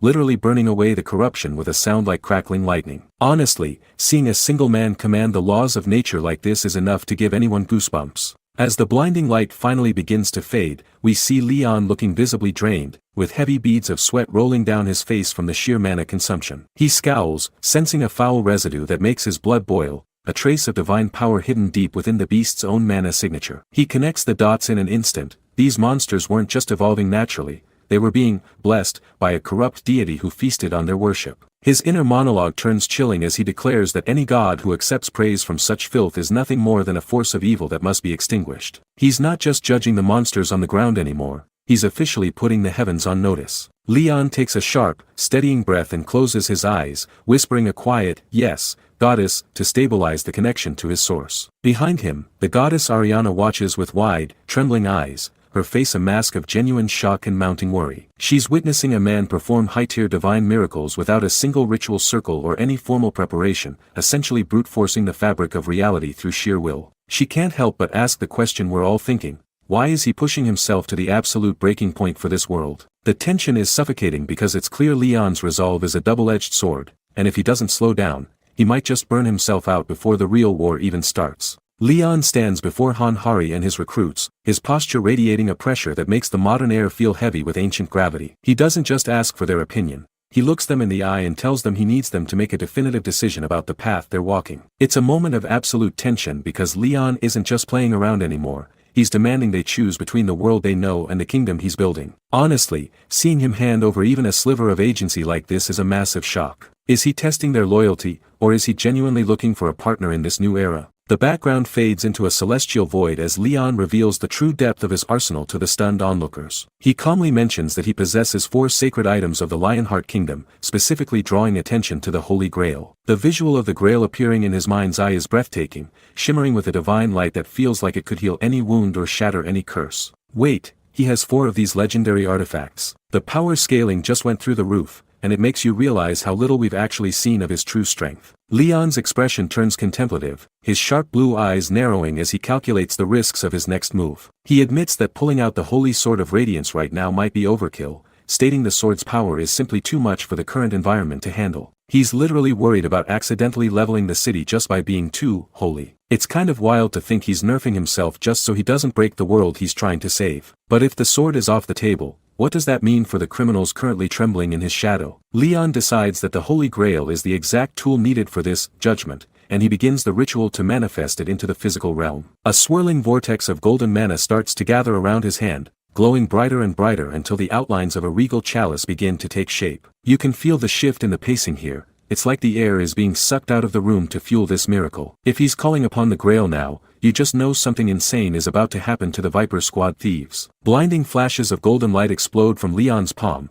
illuminating every corner of the Neju Plains as if a second sun has just been born. Leon stands perfectly still amidst the chaos, his arm extended as the Holy Grail fully materializes, floating majestically just above his fingers. This isn't just a magic trick. It's a total display of royal authority that leaves Hanhari and the others completely speechless. The aura coming off that grail is so intense it feels like it could rewrite the laws of nature. Now the real question is Leon about to use this for mercy, or is this just the first step in a very painful lesson for those who dared to steal from a king? Leon grips the ornate golden chalice firmly, the metal gleaming under the fading sun. He inspects the Holy Grail with a calm, almost terrifyingly casual expression, simply whispering that it's pretty good. Honestly, seeing him treat a world-altering relic like a standard trophy is the most Leon thing ever. It's like he's finally found something in this modern world that actually meets his royal standards. Leon's eyes narrow as a voice suddenly cuts through his moment of satisfaction. One of his subordinates approaches with a heavy sense of urgency, calling him, "Your Majesty," and insisting he come see what's happening with the prisoners. You can see the shift in Leon's posture immediately. The relaxed king is gone, replaced by the absolute judge who's ready to hand out sentences. Hanhari stands paralyzed, her face pale as she listens to a chorus of desperate screams. Nearby, one of the Viper Squad thieves is losing his mind, shrieking, "Let me go," while struggling against his invisible bonds. It's a complete 180 from the cocky criminals we saw earlier. They finally realize that they aren't being held by the police, but by something much, much older. A jagged red sound effect rips through the air as the thief's pleas turn into pure, unadulterated agony. He's begging for help, his voice cracking as he realizes that his heist has turned into a nightmare he can't wake up from. You have to wonder what's actually happening to him off camera to make a hardened hunter sound like a terrified child. The thief looks up, his face twisted in rage and fear as he calls his captor a stupid robot. In an instant, the mechanical guardian's eye flares a lethal, glowing red, emitting a cold, metallic, Kirik sound that signals its activation. Bad move, buddy. Insulting the king's automated executioners is basically asking for an express ticket to the afterlife. The thief is violently pinned into the dirt by 3 massive, armored scarecrow golems that tower over him like silent judges. He's howling in pain, his body tangled in glowing mana wires while the golems stare down with emotionless, glowing visors. The sheer weight of Leon's authority is literal here, and as the thieves are crushed under the boots of these magical constructs, everyone watching realizes one thing: Leon's laws aren't suggestions, and the price for breaking them is paid in blood. But the real question is, how far is Leon willing to go to prove his point? A tiny, multi-legged mechanical construct perches right on the bound thief's shoulder, its glowing sensor locked onto his jugular. This is one of Leon's specialized magical knights, and it's currently keeping the Viper Squad leader pinned to the dirt with 0 effort. Leon stands there with a cold, detached gaze, watching the criminal squirm, while Hari looks on with a mix of awe and genuine concern. You can tell she's worried Leon is about to drop the hammer, and honestly, looking at the ice in Leon's eyes, she's probably right to be terrified. Leon cuts through the thief's frantic babbling with a single, sharp command: enough. He stands tall, a literal king looking down on a common criminal who is currently kneeling in the mud and bound in glowing mana wires. The thief is so completely out of his depth that he actually asks if Leon is defending a robot, not realizing he's just insulted a member of the king's divine retinue. The silence that follows is heavy, and you can practically feel the air get colder as Leon stares him down. It's like watching someone walk into a trap they can't even see yet, and man, the audacity of this guy is going to cost him. Leon ignores the thief's insults and turns his attention back to the mechanical spider, addressing it formally as Sir Spin, to ask for a status report. The little bot doesn't miss a beat, declaring the man a loot thief with cold, mechanical precision. The thief's world just collapses right there, his eyes bulging as he realizes he's been caught red-handed by a piece of metal he thought was a toy. He starts screaming about it being a misunderstanding, but the raw panic in his voice tells the real story. It's one thing to lie to a hunter, but how do you lie to a magical surveillance knight that literally never sleeps? Leon doesn't care about the excuses or the frantic stuttering and simply states that the truth will be revealed once they check the gear. He turns to his manager with a level of royal authority that leaves no room for debate, ordering, "Hari, go through his things." Hari responds instantly, snapping to attention and acknowledging him as Your Majesty, without even realizing she's doing it. This is the massive shift we've been waiting for. Leon isn't just acting like a king anymore, he's successfully training the modern world to follow his lead. If she finds the stolen goods in those bags, this situation is going to go from a misunderstanding to an execution real quick. The thief starts to hyperventilate, reaching out with bound hands as if he can somehow stop the search from happening. He's staring up at a literal wall of armored knights who look down with 0 emotion, their heavy, ancient plate armor gleaming like a physical wall of judgment. He's begging, wait, just wait, but the time for talking ended the moment he tried to sabotage the king's land. The atmosphere is suffocating now, Leon's judgment is coming, and based on the absolute lack of mercy on his face, these guys are about to learn what happens when modern criminals meet medieval justice. The real question is, just how much blood is Leon willing to spill to prove a point? The thief is shivering on the cold ground, bound tightly by glowing mana wires that dig into his skin. Leon stands over him like an ancient god of judgment,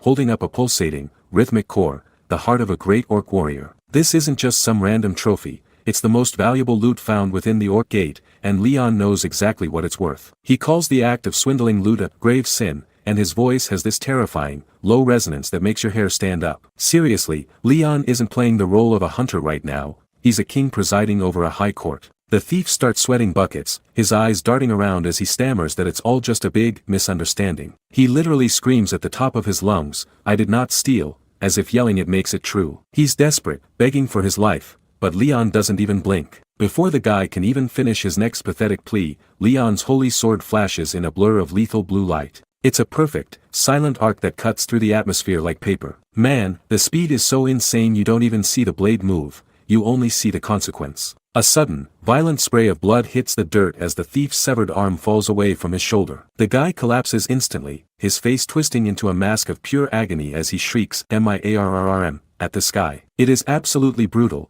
There was no trial, no long-winded debate, just the immediate, physical price of theft. The rest of the squad is frozen in place, probably realizing for the first time that the man standing in front of them doesn't follow the slap on the wrist rules of modern society. You have to wonder, is Leon trying to protect the land, or is he just asserting total dominance? Leon stands over the screaming man with a chillingly calm expression, his jacket fluttering slightly in the wind. He looks remarkably unbothered by the pool of blood forming at his feet as he explains that he knows his common sense differs from the laws of this era. But here's where he flips the script. He tells them that because they are now part of the Lionheart military, they are no longer subject to human laws. That means his word is the beginning and the end of the law. It's a total power move. He's basically claiming ownership over their very lives. The remaining thieves look like they've seen a ghost, their faces completely drained of color as they stare at Leon's cold, blue eyes. Leon places a hand over his chest, his presence expanding until it feels like he's the only thing in the world that matters. He gives them a final, terrifying ultimatum. If they can't adhere to his rules, they should just raise their hands. But think about it. Who is going to dare raise a hand after seeing one get chopped off? The air is thick with a fear so heavy you could cut it with a knife. Leon has officially broken them, but the real question is, what kind of training does a king have in store for men he considers his property? A golden fantasy kingdom towers over the landscape with a terrifying decree written across the sky. Leon's law is simple and brutal. If you steal, your hands are coming off. This kind of medieval justice is a massive pill for modern humans to swallow, and honestly, you can't blame them for being horrified. But then, the tone shifts, because as harsh as Leon is, the power he provides is something these hunters have never even dreamed of. It's the ultimate dilemma. Do you accept a tyrant's justice if it means becoming a god? Gu Daesung clenches his fists, feeling a level of strength that defies modern hunter rankings. He's gone from a lowly D rank to feeling even more powerful than a C rank in a matter of seconds just by being near Leon. The crazy part is how quickly everyone's morality starts to bend. Suddenly, the hunters are looking at the bleeding thief and thinking, well, he did steal, didn't he? It's scary how fast people will justify cruelty when they're the ones benefiting from the person holding the sword. Gu Daesung finally finds his voice, stuttering out a, "Your Majesty," that sounds like it's barely escaping his throat. Leon doesn't just look at him, he pierces him with a gaze that demands total submission. "Tell me your name," Leon says, and you can practically feel the air pressure in the room spike. It's not just a question. It's Leon deciding if this man is even worth acknowledging as a human being. The tension here is insane because we know Leon could end him with a flick of his wrist. The hunter stands tall despite the sweat dripping down his face and identifies himself as Gu Daesung. Leon's expression doesn't soften one bit as he asks why a mere soldier has dared to come forward. You have to give it to Daesung, he's terrified, but he's not backing down from the king. It's that classic moment where a commoner tries to speak sense to a monarch, and usually, that's a great way to get your head served on a platter. Daesung takes the ultimate risk, asking if the thief could perhaps be allowed to retrieve his severed arm. He's basically questioning the permanence of Leon's divine judgment right to his face. It's a bold move considering Leon just finished lecturing them about the absolute nature of the law. Will the king see this as an act of mercy or an act of rebellion? Everything hangs on Leon's next move, and the silence in the Neju Plains is deafening. Leon stares into Daesung's soul for a long, agonizing moment before simply saying, yes. It's the last answer anyone expected after that bloodbath. But why the sudden change of heart? Leon isn't the type to just give in because someone asked nicely. There has to be a reason he's letting this happen, and honestly, the way he says it makes me think the real show is only just beginning. What kind of miracle is this king about to perform to prove his divinity? Leon stands like an immovable pillar of cold authority, looking down at the thief who's currently shaking like a leaf on the dirt. He tells Han Hari straight up that her constant expostulation, which is just a fancy way of saying she's complaining, is ruining the whole point of the lesson he's trying to teach. For Leon, justice isn't about filling out paperwork or court dates, it's about a physical, permanent reminder of the price of crime. It's honestly chilling to see him so disconnected from modern empathy. You can almost feel the temperature in the room drop because, to him, that severed arm isn't a tragedy, it's just a balanced ledger. The heavy silence is broken by the clink of polished armor as Gu Daesung steps into the light, holding his helmet with a look of pure conflict. He's showing some serious guts here, essentially telling a king who just maimed a man that they simply don't share his ancient, harsh ideals. He asks Leon to give the guy a chance, and for a heartbeat, you'd think Leon might just strike him down for the insolence. But then, the king's expression shifts just a fraction, and he admits that Daesung's plea is actually reasonable. It's a wild pivot that catches everyone off guard. It shows Leon isn't just a mindless tyrant, he actually values the perspective of those who swear loyalty to him,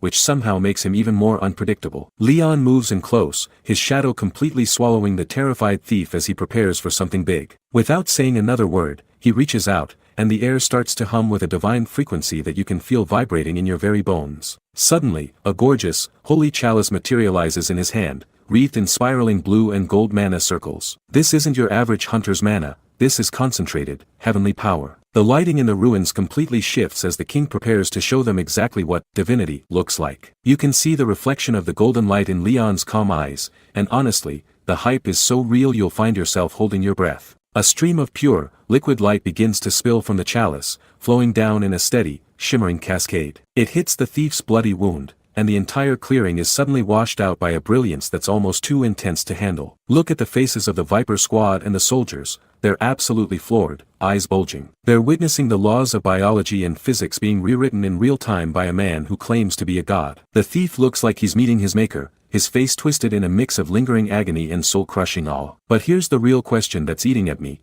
If Leon can give life back just as effortlessly as he takes it, does that make him a savior, or just a master who can never be escaped? The tension is through the roof, and I'm dying to see the look on their faces when that arm actually grows back. Bold text flashes across the screen, confirming the impossible: the thief's arm has fully regenerated. Leon hasn't just performed a high-level medical procedure, he has shattered the logic of this entire world's hunter system. You have to realize, even the most elite S-rank healers in modern society can only reattach a limb if they have the severed piece. They can't just manifest flesh and bone out of thin air. It makes you wonder, if Leon is this much of an outlier, is he even playing the same game as everyone else? The sheer realization that a single person possesses combat power and healing abilities that dwarf the world's best is honestly terrifying. Leon stands tall, his leather jacket catching the light as the divine aura begins to settle around him. With a voice colder than the steel he just used, he tells the criminals to simply get out of his sight. He doesn't look at them with pity or anger, but with the total indifference of a king who has already moved on to the next task.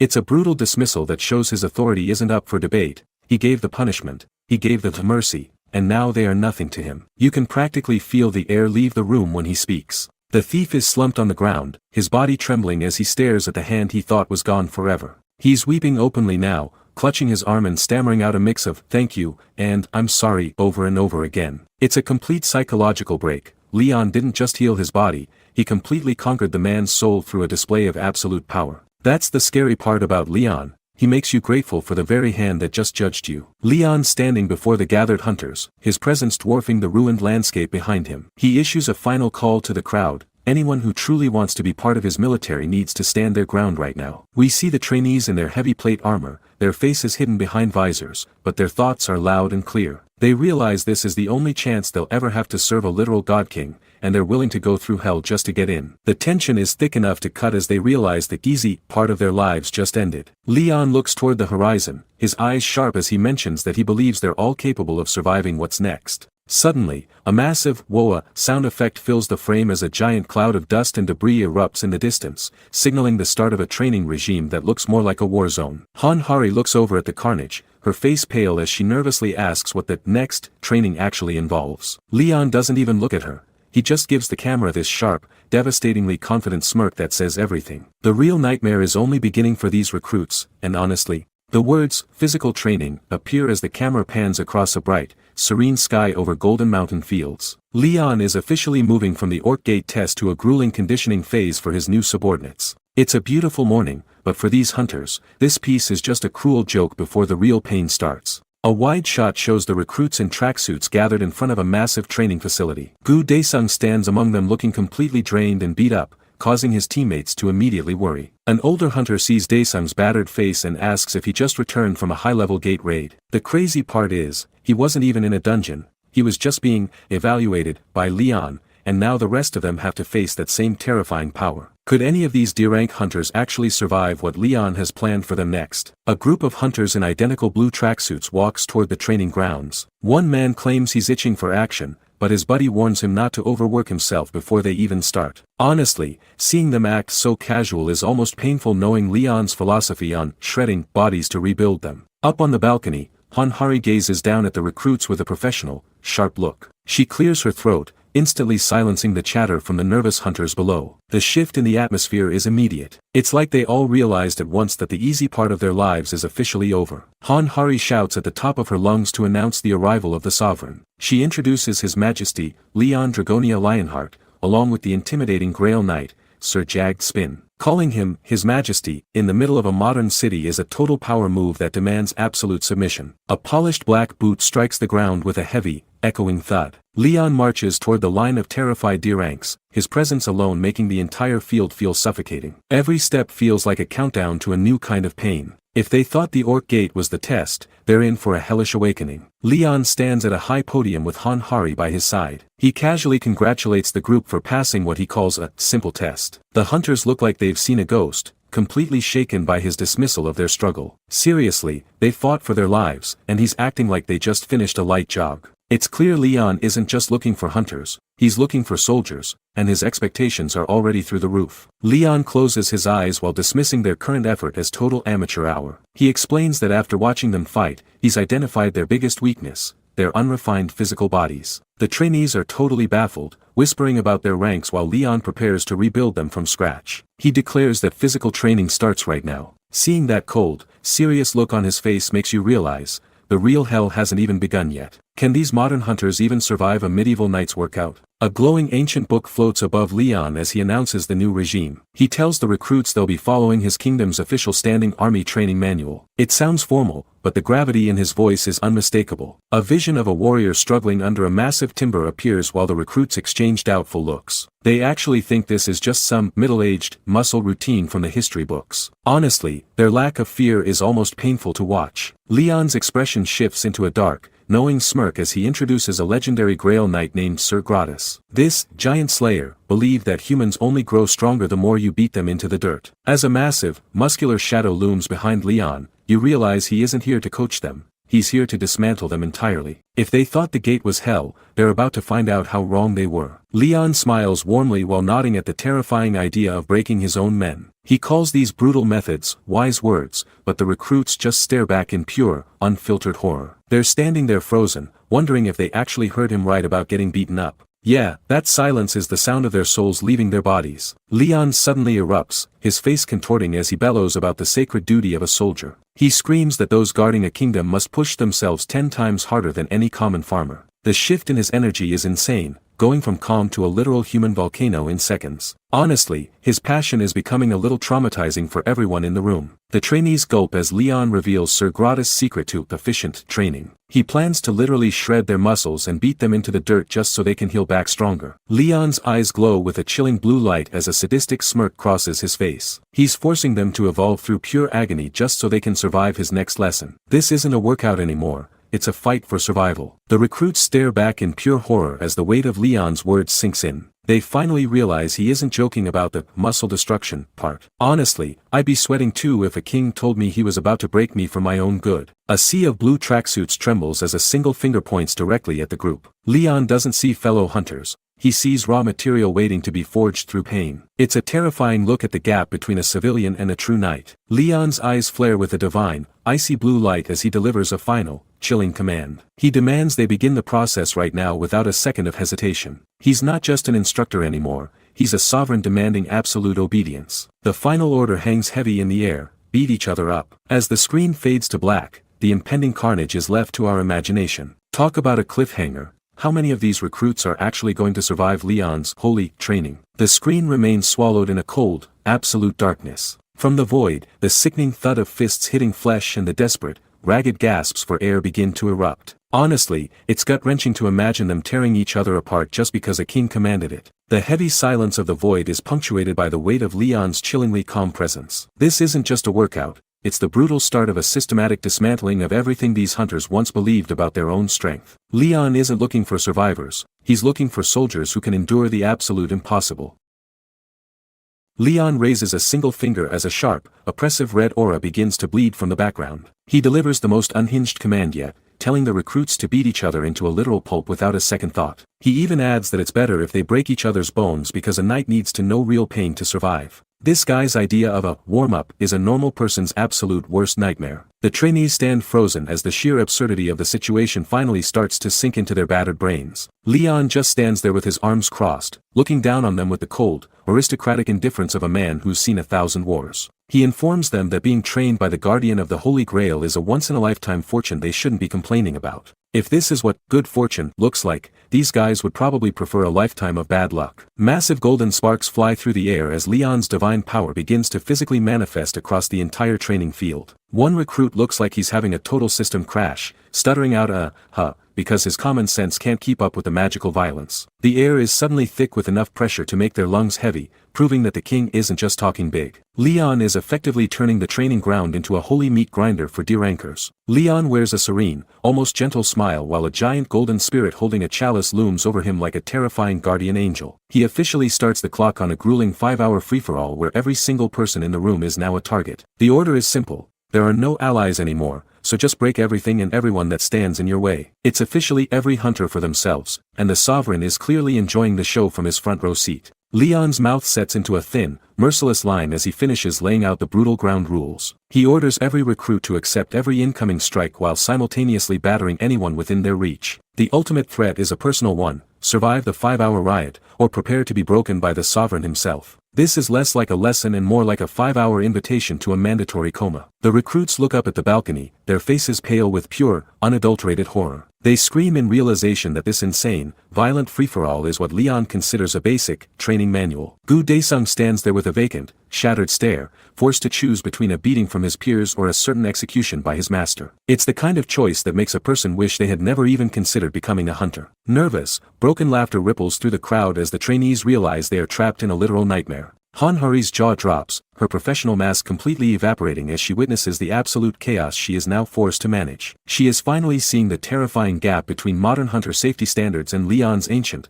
blood-soaked methods. Her face says it all. She definitely did not sign up to supervise a sanctioned massacre. A sudden shockwave of wind and pressure blasts through the hall as the recruits finally begin to move out of pure panic. Above the fray, Sir Jagged Spin pulses with an ominous, glowing light while mechanically issuing the direct order to fight. Even the mechanical drone seems to possess a cold, automated bloodlust that matches its master's intensity. The trainees tremble in place, their legs shaking as the gravity of the sovereign's command turns their blood to ice. Gu Daesung finally snaps, letting out a guttural scream of "damn it" that is born from pure, unbridled desperation. He realizes that standing still is just a slower, more painful way to meet his end. The air fills with the sounds of rage and agony as the recruits turn on each other like starved animals in a pit. Gu Daesung lunges forward, burying a heavy fist into the face of a fellow recruit with everything he's got left. If Leon wants a bloodbath, Gu Daesung is going to make sure he isn't the one providing the blood. This is officially the most chaotic and violent first day of training in human history. A recruit's head snaps to the side as a heavy fist connects squarely with his jaw. The training field is a chaotic mess of blue tracksuits and flying sweat as the recruits turn on each other to avoid Leon's wrath. One trainee manages to scream that everyone has officially lost their minds.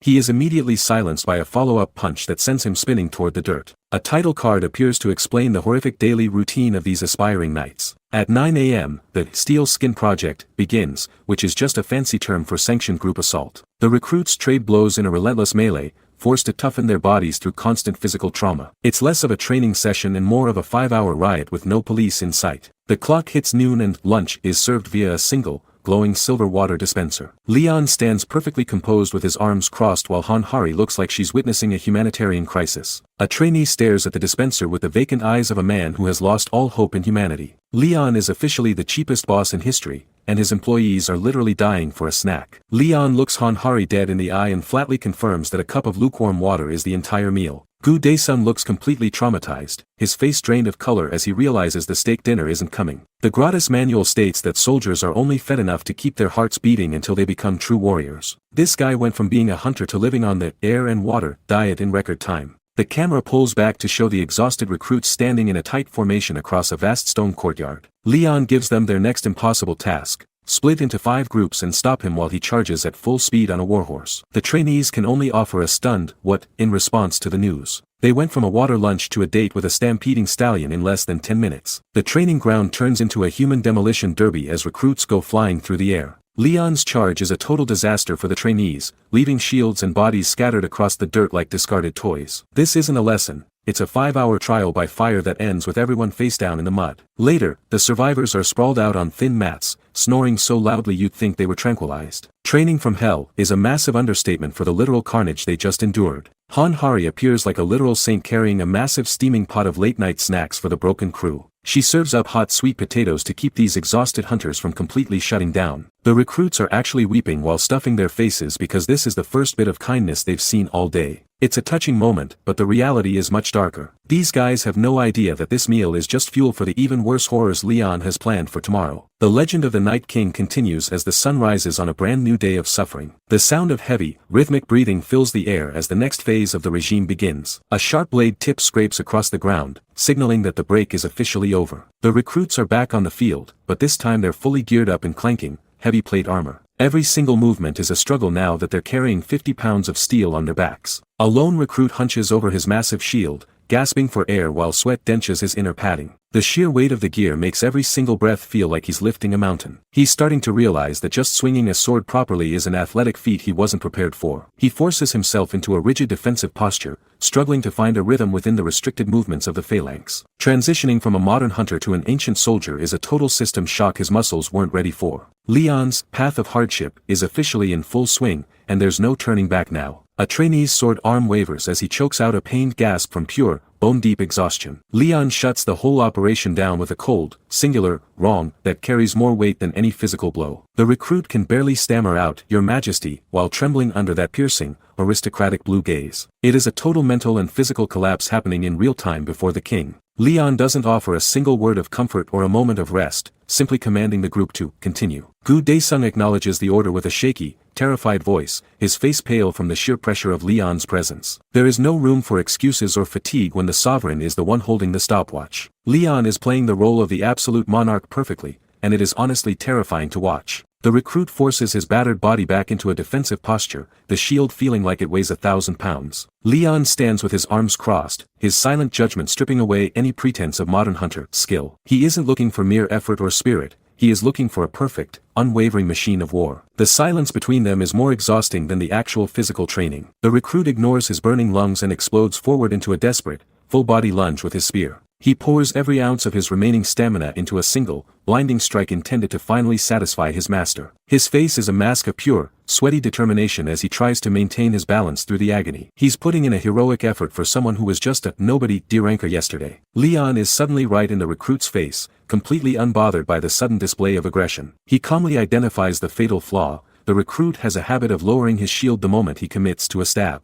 That one micro-opening is all an enemy needs to end a life in a heartbeat. Leon isn't just a monster instructor, he's a perfectionist correcting death sentences before they can happen on the battlefield. This level of scrutiny is exactly why the Lionheart Order was legendary, as any mistake here means a funeral later. Leon stands firm, explaining that a shield's true purpose is to protect the right shoulder of the ally standing next to you. In a formation, any tiny gap becomes a lethal opening that invites a blade to find a heart. He is hammering home the reality that individual survival is a myth when you're part of a unit. This is basic Phalanx 101, but for these rookies, it's a total shift in mindset. A vision of a legendary knight charging on horseback flashes across the screen as Leon speaks of ancient tactics. Gu Daesung tries to interject, pointing out that their enemies aren't human soldiers, but literal, mindless monsters. It's a bold move to try and lecture a king on the nature of war. The recruit clearly doesn't realize who he's talking to yet. Leon goes dead silent, his gaze turning cold enough to freeze the blood in Gu Daesung's veins. He looks genuinely offended that a trainee is trying to teach him how to fight otherworldly creatures. The sheer audacity of the comment has the instructor king wondering if he needs to increase the training intensity even further. This kid is basically telling a master chef how to boil water. A smug, knowing smile finally breaks across Leon's face as he humors the terrified recruit. He casually reveals that the monsters appearing in these modern gates were everywhere in his original world as well. To Leon, this isn't some new, terrifying apocalypse, it's a Tuesday. He's lived through more monster infestations than these hunters have seen in comic books. Horrific images of 20-meter giants, regenerating trolls, and multi-headed serpents fill the air as Leon lists his former trophies. He explains that facing these nightmares requires specific, specialized hunting methods rather than just mindless swinging. He stands before the training grounds looking less like a teacher and more like a veteran predator explaining the food chain. If they want to survive the Yellow Gate, they have to stop thinking like prey and start acting like lionhearts. Leon stands tall against the backdrop of the training field, his eyes reflecting a history these hunters can't even imagine. He lectures the group on the fact that true martial wisdom can only be forged in the fires of real-life experience. To him, the triumphant spirit required to bring glory to a goddess is something you either have in your blood or you earn in the dirt. It's a cold reminder that being a modern hunter is just a job, but being a lionheart is a sacred destiny. Gu Daesung listens intently, his expression a mix of sheer physical exhaustion and dawning realization. Leon leans into the silence, stating that he only bothers to teach his soldiers one specific thing to keep them breathing. He wants them to understand that survival in the Yellow Gate isn't about talent, but about absolute tactical discipline. The king is basically handing them a lifeline while the rest of the world is already writing their obituaries. The training ground falls into a tense hush as Gu Daesung processes the weight of his commander's words. He eventually looks up, admitting that he isn't satisfied with just making it out of the dungeon alive. He's expressing an ambition that goes far beyond the typical D-rank mindset of just earning a paycheck and staying safe. It takes a massive amount of nerve to tell a literal king that your goals are even higher than his basic training. Leon steps directly into the recruit's personal space, asking if the young man actually has the audacity to dream of becoming a true knight. Gu Daesung falters, looking at his boots while muttering that a peasant like himself doesn't belong in the world of aristocrats. He's clearly struggling with the mental barriers that this modern society has placed on his self-worth. Leon is looking for a lion, but he's currently staring at a man who still thinks he's a sheep. Leon scoffs at the response, a sharp breath of irritation escaping him as he looks at the trembling recruit. He commands Gu Daesung to stop painting the Lionheart Kingdom with the pathetic, narrow-minded logic of the modern world. The recruit can only blink in total shock, his brain likely short-circuiting at the idea that his social standing is completely irrelevant here. In this new order, the king only cares about the fire in your spirit, not your family tree. A weary knight sits surrounded by the debris of a silent battlefield. Leon explains that the path of hardship is a noble duty, reserved strictly for those who live to protect the common people. He tells the recruits that anyone can rise to the rank of a knight as long as they are willing to make a divine promise to the goddess. It is a level of ancient, selfless commitment that these modern-day hunters have never even considered. Gu Daesung stands paralyzed as sweat beads down his forehead from the sheer pressure of the conversation. Leon's words are hitting him like a physical weight, stripping away his excuses and forcing him to look at his own cowardice. Leon looks back with a cold, aristocratic intensity that makes it clear he only values character, not social status. The recruit is essentially having a spiritual awakening while trying not to collapse from exhaustion. Gu Daesung clenches his gloved fist tightly against his chest as a spark of genuine resolve finally ignites. He abandons his fear and decides right then and there that he truly wants to become a knight under Leon's command. A look of grim determination settles on his face, replacing the look of a man who was just waiting to fail. He's finally stopped acting like a victim and started acting like a soldier in training. A massive, Gothic clock tower looms over the city skyline under a dark and ominous sky. Inside this magic tower branch, an elderly sorcerer is having a complete panic attack while staring into a glowing,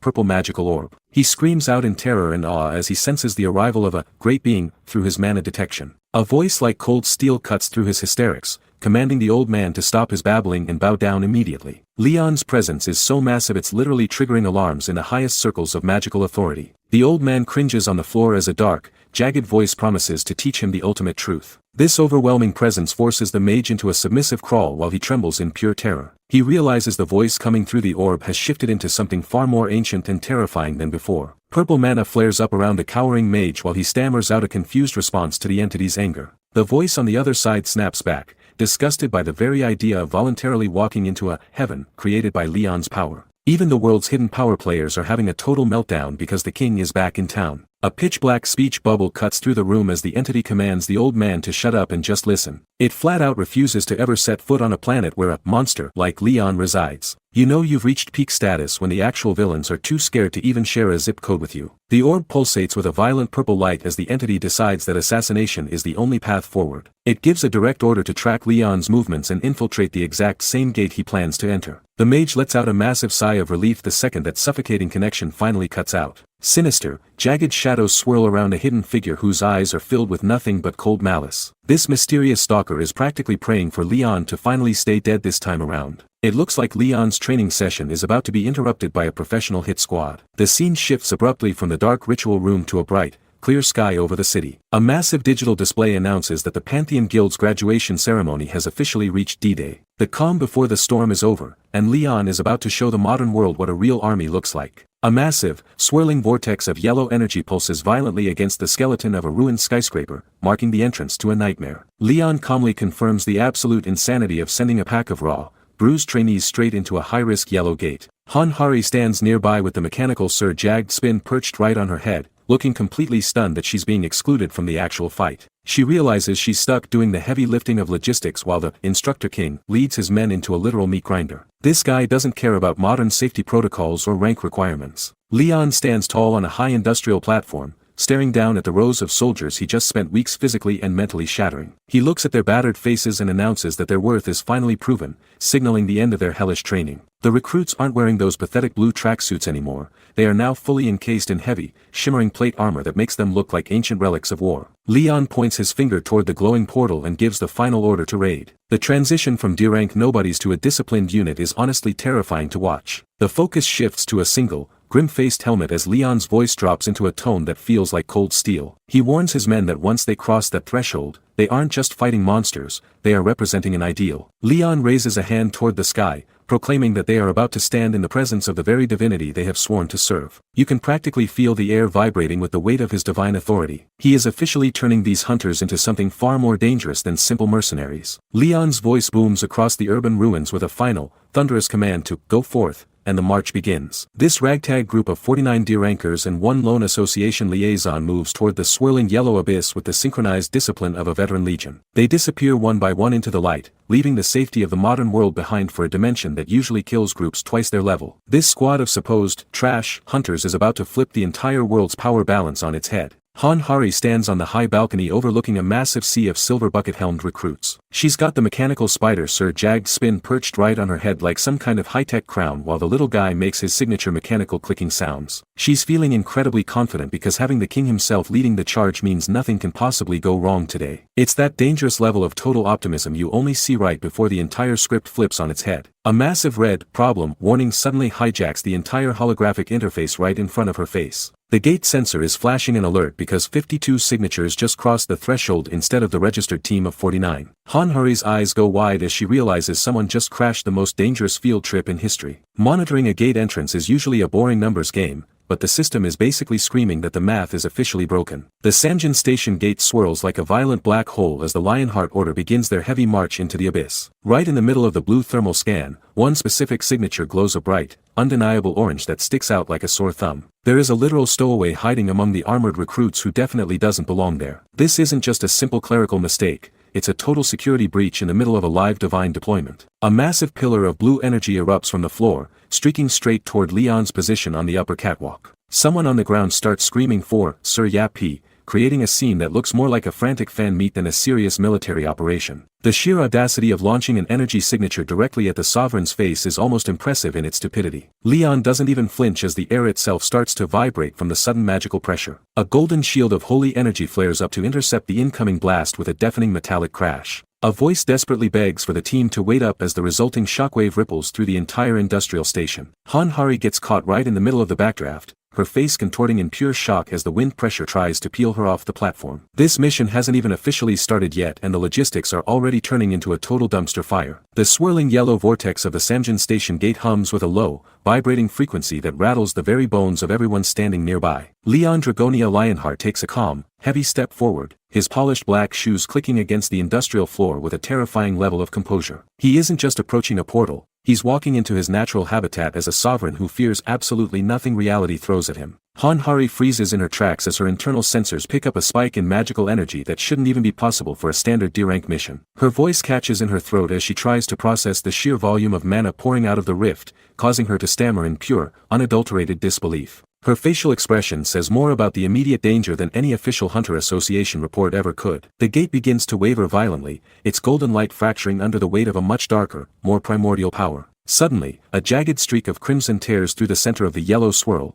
staining the entire atmosphere a deep, bloody red. Seeing a gate turn red is the universal signal for a catastrophic rank-up event, yet Leon stands his ground without shifting his weight. The portal fully erupts into a swirling abyss of red mana that looks like a literal bleeding wound in the fabric of reality. Han Hari's face is bathed in the ominous, flickering glow, sweat beading on her forehead as she realizes the rank of this gate just skyrocketed past all safety protocols. It's officially a worst-case scenario for the recruits who were expecting a simple walk in the park for their first day. Dense clouds of dust and mana debris whip around the industrial station as the fluctuating gate reaches its peak instability. Leon stands perfectly centered beneath the massive, bleeding eye of the vortex, his silhouette projected against the terrifying light like a dark omen of war. He looks like a man who just found a challenge interesting enough to finally warrant his personal attention. The title card confirms we are witnessing the legendary rise of the Night King who returned with a god. A bone-chilling, inhuman scream rips through the red-tinted sky as the transition into the gate's inner world begins in earnest. This is no longer a simple graduation mission, it's a full-scale demonic invasion where the only choice left for the recruits is to conquer or die. Demonic dragons circle a massive cathedral as one recruit slashes through a shadow monster. The trainees are thrown into a literal war zone where they have to fight for their lives against an overwhelming demonic invasion. It's a brutal welcome to the job, and the D-rank health insurance definitely doesn't cover getting incinerated by a flying lizard. A swirling golden portal erupts in the sky while the armored recruits stare up in pure, unadulterated shock. They realize they are standing directly under a massive demon gate as it starts dumping out a high-rank invasion force onto the cathedral grounds. The look on their faces says everything.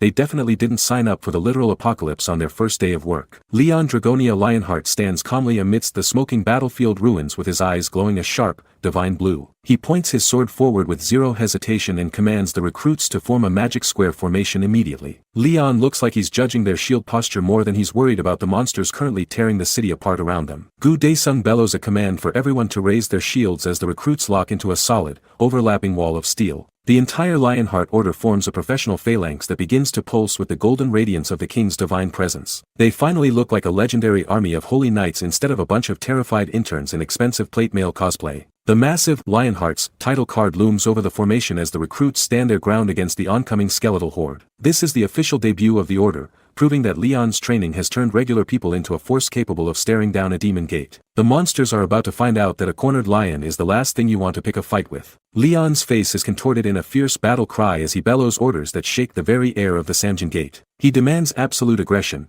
forcing the recruits to abandon their common sense and march directly toward the demonic skeletal horde. He's clearly not the gentle encouragement type of instructor, and the recruits are realizing their king is more terrifying than the monsters. Gu Daesung grips his weapon with trembling hands, his eyes darting around as he realizes the sheer scale of the nightmare they've entered. He can't believe they are actually pushing forward into a high-rank demon gate when any other guild would be calling for an emergency evacuation. This is the moment where the training stops being a test and becomes a brutal, high-stakes fight for their lives. A heavy plate-armored boot slams into the cracked earth with a bone-shaking thud that signals the start of the charge. Behind those bucket-style helms, the recruits are forced to lock their shields and step into the line of fire with cold, mechanical precision. The sound of their boots hitting the ground in unison is a rhythmic promise of total destruction for anything standing in their way. Gu Daesung stares in utter disbelief at a blue holographic system window flickering to life right in front of his visor. The screen lists the insane effects of Lionheart's aura, revealing passive buffs that grant everything from legendary defense to magical fortification for the entire order. Leon didn't just give these guys fancy silver suits,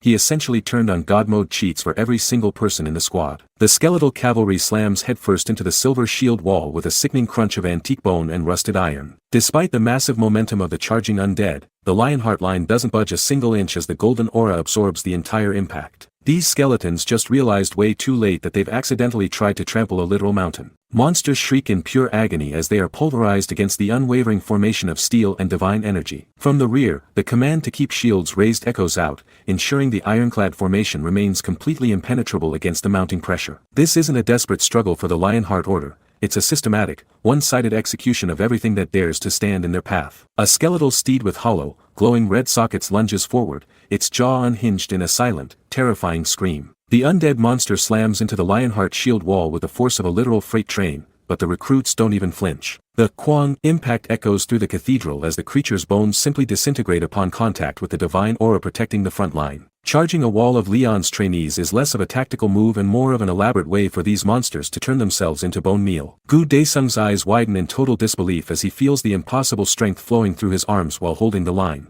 The recruit finally understands that the 4 weeks of agonizing physical abuse Leon called training has actually turned his body into a living fortress. Leon stands at the heart of the chaos, his presence serving as the unwavering anchor for the entire formation's resolve. These guys were probably complaining about office back pain a month ago, and now they're taking hits from high-rank monsters like it's a light massage. The command to counterattack ripples through the air, and the silver-plated wall begins to grind forward like a massive, unstoppable machine. The recruits step in perfect sync, using the weight of their kite shields to shove the remaining skeletal horses back into the dirt. Every movement is calculated to minimize exposure while simultaneously creating lethal openings for their spears to find home. They are following the drill to a T, proving that even raw recruits can act like legendary knights if Leon is the one pulling the strings. One of the Keek monsters finds itself pinned by the advancing formation, letting out a distorted wail as a blade pierces through its rotted core. Dark ichor sprays across the stone floor in a puhak explosion of gore as the recruits drive their steel home with zero hesitation. The battlefield is quickly becoming a secondary graveyard for the already dead as the Lionheart Order methodically clears the cathedral grounds. This isn't just a training mission,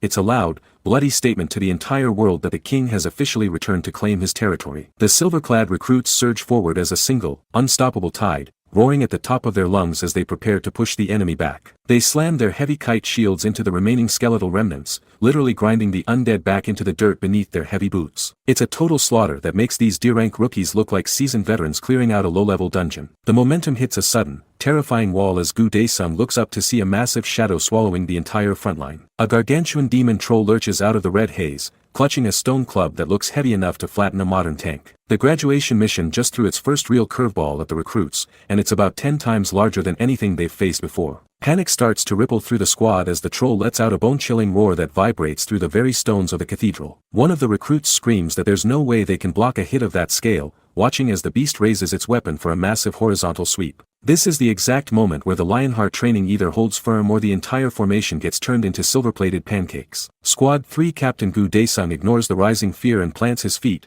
bracing his entire weight for a collision that should logically end his life. He stares down the impending impact from behind his bucket helm, showing the kind of grit you only get from surviving Leon's hellish daily drills. Honestly, the guy is acting like he's got a personal grudge against the laws of physics itself. The troll's club connects with the shield wall in a thunderous woo of displaced air, dust, and flying debris. But as the smoke clears, Gu Daesung realizes he's barely felt a thing, noting that the monster's full power swing is actually pathetic compared to Leon's divine strikes. It turns out that if you can survive the king's light sparring sessions, a high-rank demon is basically just a toddler playing with a stick. The recruits brace themselves as their shields glow with Leon's divine aura. Seeing the shield line hold against the skeletal charge gives the trainees their first real surge of confidence. It turns out a little holy protection goes a long way when you're facing a literal nightmare. A massive, bulging monster with glowing red eyes lets out a deafening roar in response. The beast prepares to smash through the formation with sheer, mindless aggression. This guy clearly didn't get the memo about the new management. Sir Jagged Spin's mechanical legs click into place with a sharp metallic sound. Leon's mechanical scout readies its internal systems to support the frontline trainees. Even the spiderbot is more lethal than half the high-rank hunters in the city. Leon coldly gives the order to start firing as he oversees the chaos. He signals the start of a full-scale counteroffensive to wipe the gate clean. The recruits look around in total confusion at the tiny golden drone zipping past them toward the enemy.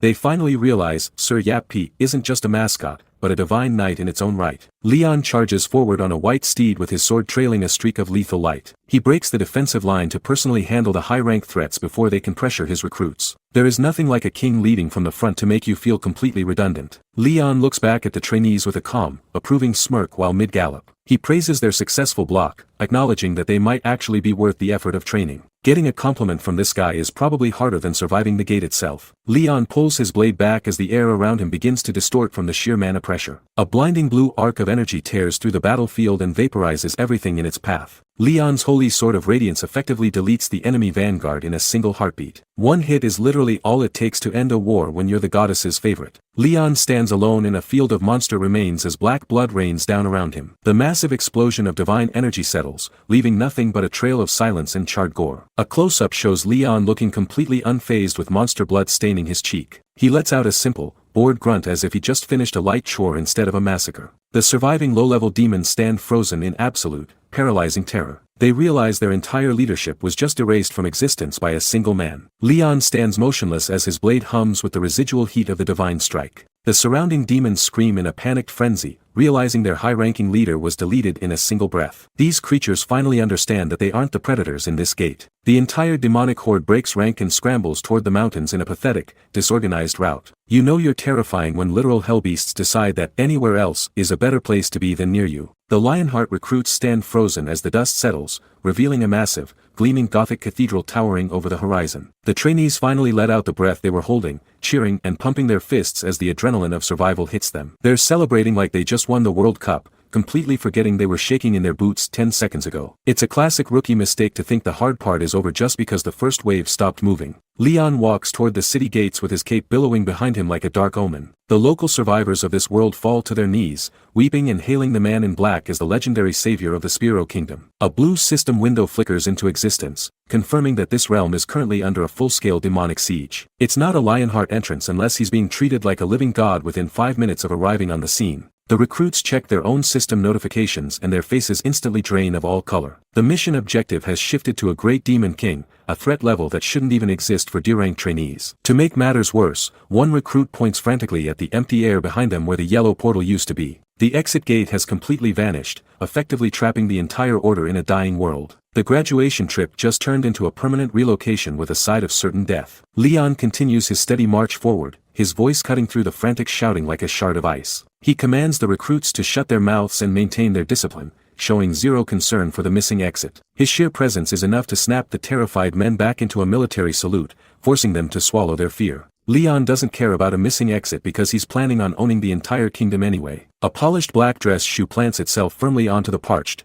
cracked earth of the gate interior. Leon surveys the desolate, wind-swept landscape with a cold gaze, noting that an unforeseen occurrence has completely shifted the nature of their mission. He looks like he's judging the very ground for being far too dusty and beneath his royal dignity. Leon's tall, imposing silhouette looms over the nervous recruits as he acknowledges that they have followed him into this lethal nightmare. The men respond with a unified, booming military salute, shouting, "Yes, Your Majesty," with enough force to shake the dry, stagnant air. They are clearly more terrified of Leon's potential disapproval than whatever monsters are currently hiding in the red shadows. Gu Daesung stands at attention with a grim expression, explaining the terrifying concept of a fluctuating gate to his panicked comrades. Behind them, the massive yellow portal swirls violently with crimson energy, indicating that the dungeon's difficulty level is now spiking exponentially. This basically means their easy D-rank field trip just became a high-tier survival horror movie with no exit strategy. Leon's sharp blue eyes narrow as he realizes this sudden shift in the gate's mana density cannot be a mere coincidence. He doesn't flinch for even a second,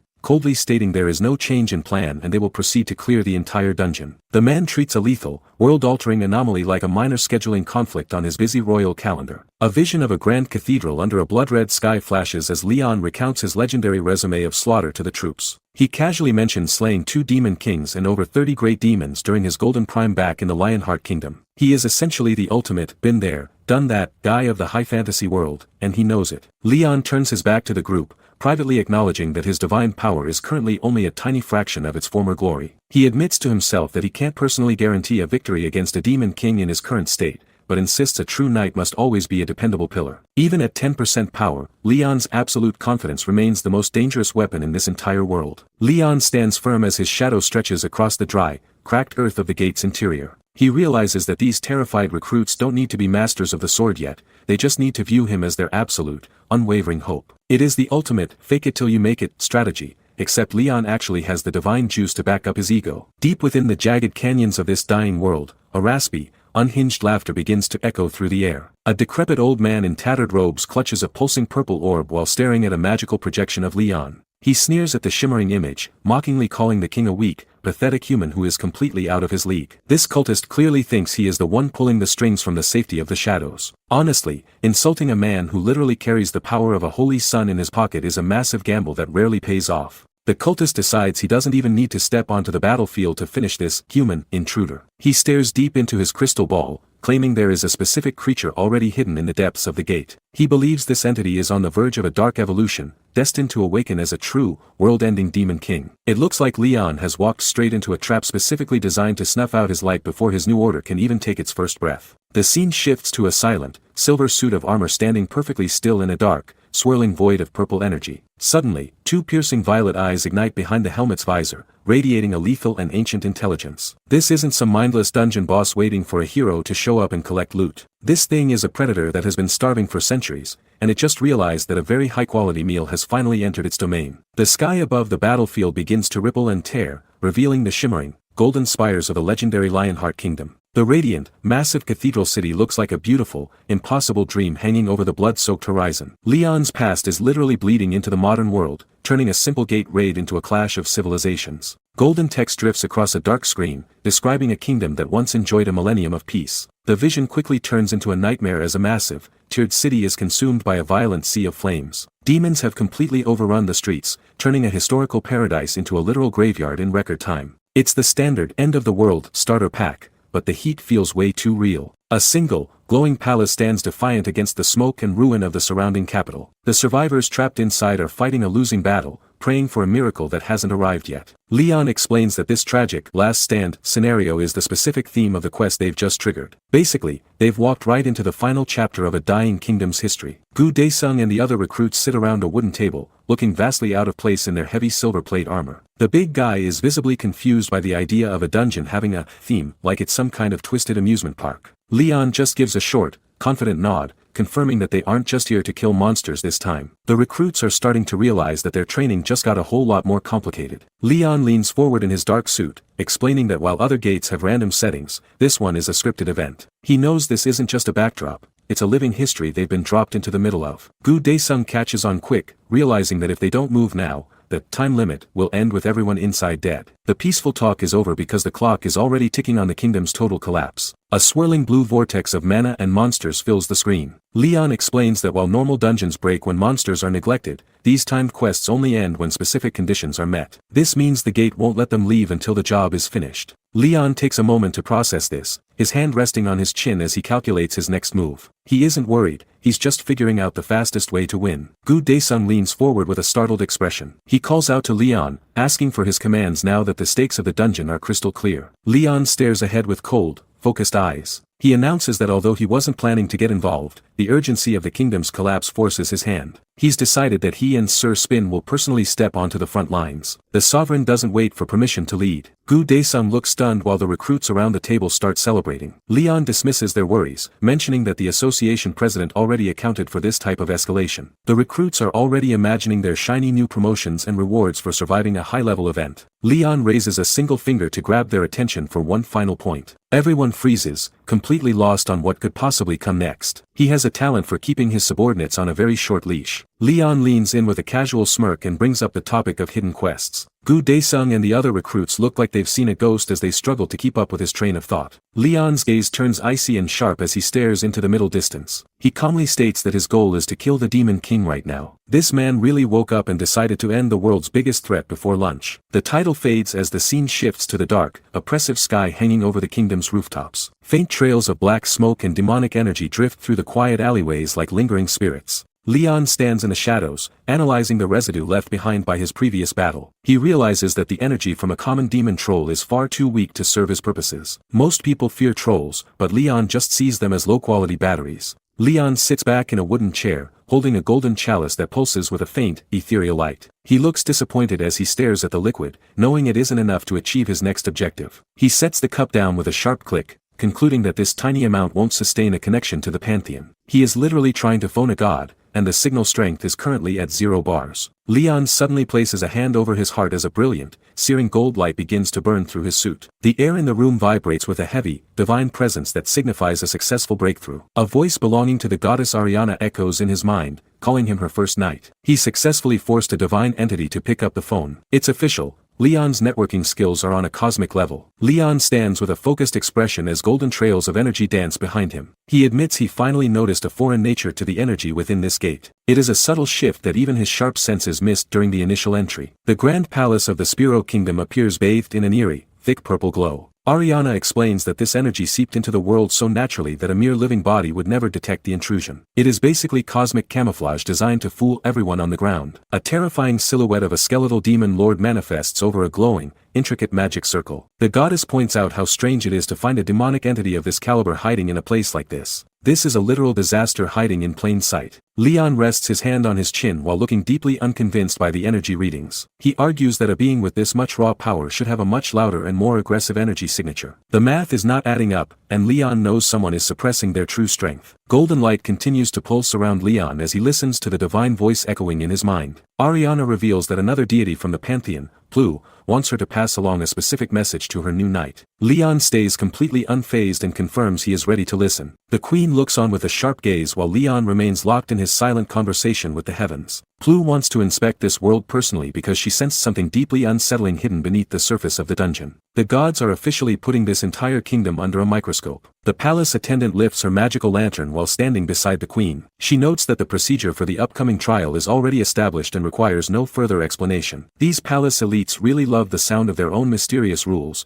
but Leon isn't the type to play along with riddles. A golden goblet decorated with blue jewels sits prominently on a marble table. Leon confirms he understands the definite method required to move forward with the queen's request. He's showing zero hesitation, which usually means he's about to ignore every traditional protocol in the book. The view shifts from the open sky toward the massive, ornate stone gates of the royal residence. These towering walls are built to intimidate entire armies, yet Leon is leading his team straight into the heart of the kingdom. The scale of the palace makes it clear that the recruits are no longer in a simple training exercise. A carriage clatters across the cobblestone toward the entrance as the massive doors slowly begin to creak open. Leon and his squad have officially arrived at their destination within the Spiro Kingdom. The recruits are about to find out that palace etiquette is often more dangerous than a monster's claws. Leon stands at the head of his silver-armored recruits as a butler in a tuxedo bows low to greet them. The man introduces himself as Farco and pledges to serve the group to the best of his abilities during their stay. He is the picture of professional hospitality, but in a dungeon like this, even the staff is a potential threat. The butler, Farco, gestures toward the interior and invites the group to follow him deeper into the estate. Leon and his recruits step into a massive,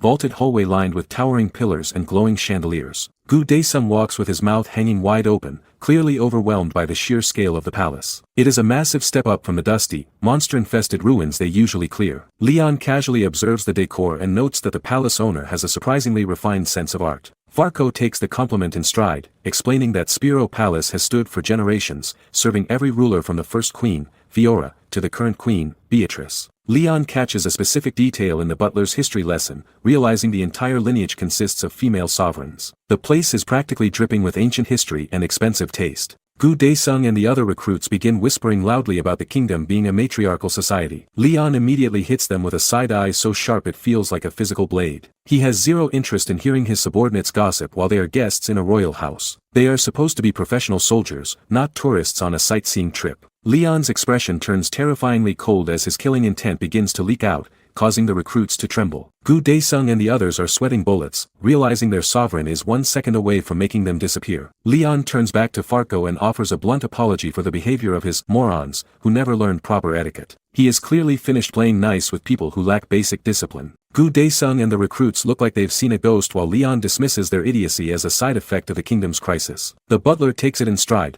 offering a polite laugh and claiming that these breaches of protocol are common. He's probably just relieved he isn't the one on the receiving end of Leon's killing intent. The group follows the butler's lead as he brings them to a halt before a grand interior. He officially announces their arrival at the presence chamber, the heart of the Spiro Kingdom. This is the moment where the diplomacy ends and the real power play begins. A pair of elite knights stands guard before two massive, silver-accented doors that look like they weigh several tons. The butler informs the group that the queen is ready and waiting to receive them. The doors begin to creak open with a heavy mechanical roar, spilling a divine glow across the hallway floor. Leon's eyes ignite with a piercing blue light as he stares into the heart of the throne room. The chamber beyond is an architectural masterpiece of white stone and gold, glowing with an almost overwhelming radiance. The scale of the room is meant to intimidate any visitor, but Leon just looks like he's checking out a new office. The formal announcement for Sir Lionheart echoes through the massive hall as the group finally enters. Dozens of stern-faced officials and nobles line the walkway, looking down their noses at Leon's unrefined squad. The palace captain stands among them with a cold gaze,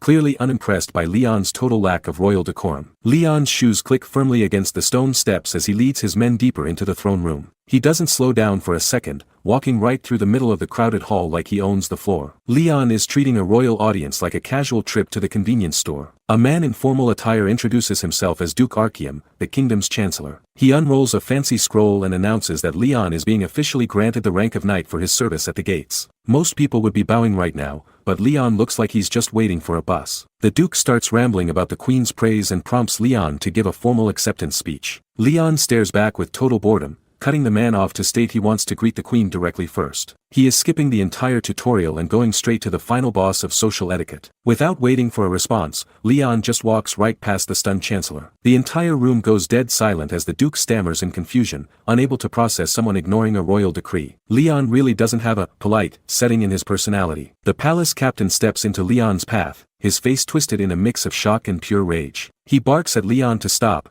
shouting that great accomplishments don't give him the right to act like a savage in the queen's presence. Someone should probably tell the captain that yelling at Leon is a great way to end up on a tombstone. The palace captain stands his ground, screaming that Leon is just an outsider who has no right to approach the throne. He is absolutely losing his mind over this breach of protocol while the recruits watch with visible dread. Gu Daesung and the others know the captain is technically right, but they also know Leon doesn't play by anyone's rules. The captain continues his frantic lecture, his face twisting into a mask of pure rage. Behind Leon, the trainees are literally sweating, terrified that the sovereign might decide to silence this loudmouth permanently. Their biggest fear is that the captain is one wrong word away from a very short retirement. Leon stands perfectly still in the center of the massive hall, staring directly at the queen on her throne. He completely filters out the captain's shouting, treating the high-ranking official like a buzzing insect. He has finally reached the person he actually came to see, and he isn't moving an inch. Leon's expression hardens, and his eyes begin to glow with a sharp, piercing blue light. He mutters that he simply cannot hold it in any longer, signaling that the polite visitor act is officially over.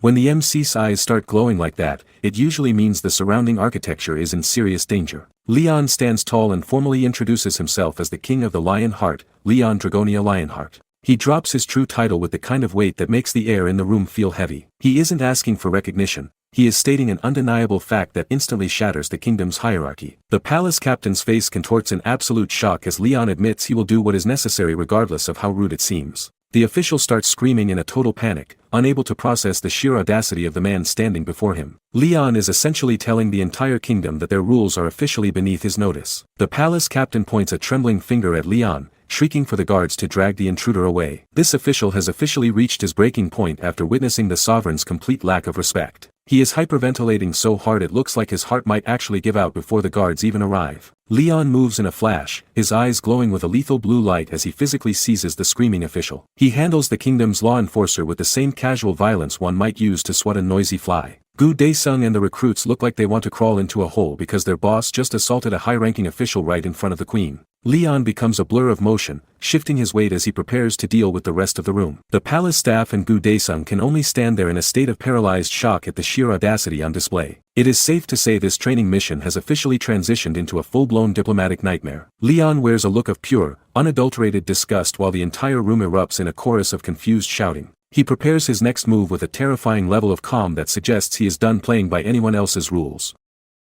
Leon stares down with a focused intensity as blue divine energy swirls violently around his head. A sharp, cracking sound effect rings out as he prepares to unleash his power upon the room. His entire form soon becomes a dark silhouette, overshadowed by a massive surge of pressure that leaves only his glowing blue eyes visible to his enemies. Below him, the palace floor is occupied by a group of elite knights who look on in absolute bewilderment. They call out the name of Duke Archeum, shocked to see the high-ranking official caught in the center of Leon's overwhelming and terrifying aura. A close-up reveals the back of Leon's blonde head as the knights continue to shout at him in a frenzy. They demand to know the meaning of this sudden intrusion and why he is treating the palace protocols with such blatant disregard. Leon merely lets out a short, dismissive hum, showing no fear even as the atmosphere thickens with a heavy, crushing tension. The knights are losing their composure, screaming for their king and pointing trembling fingers at the intruder. They cannot understand how a foreign sovereign could act with such absolute, effortless authority in the heart of their own kingdom. Several swords are drawn as the knights level their steel blades directly at Leon's chest in a desperate attempt to intimidate him. They bark out another demand for an explanation for his behavior,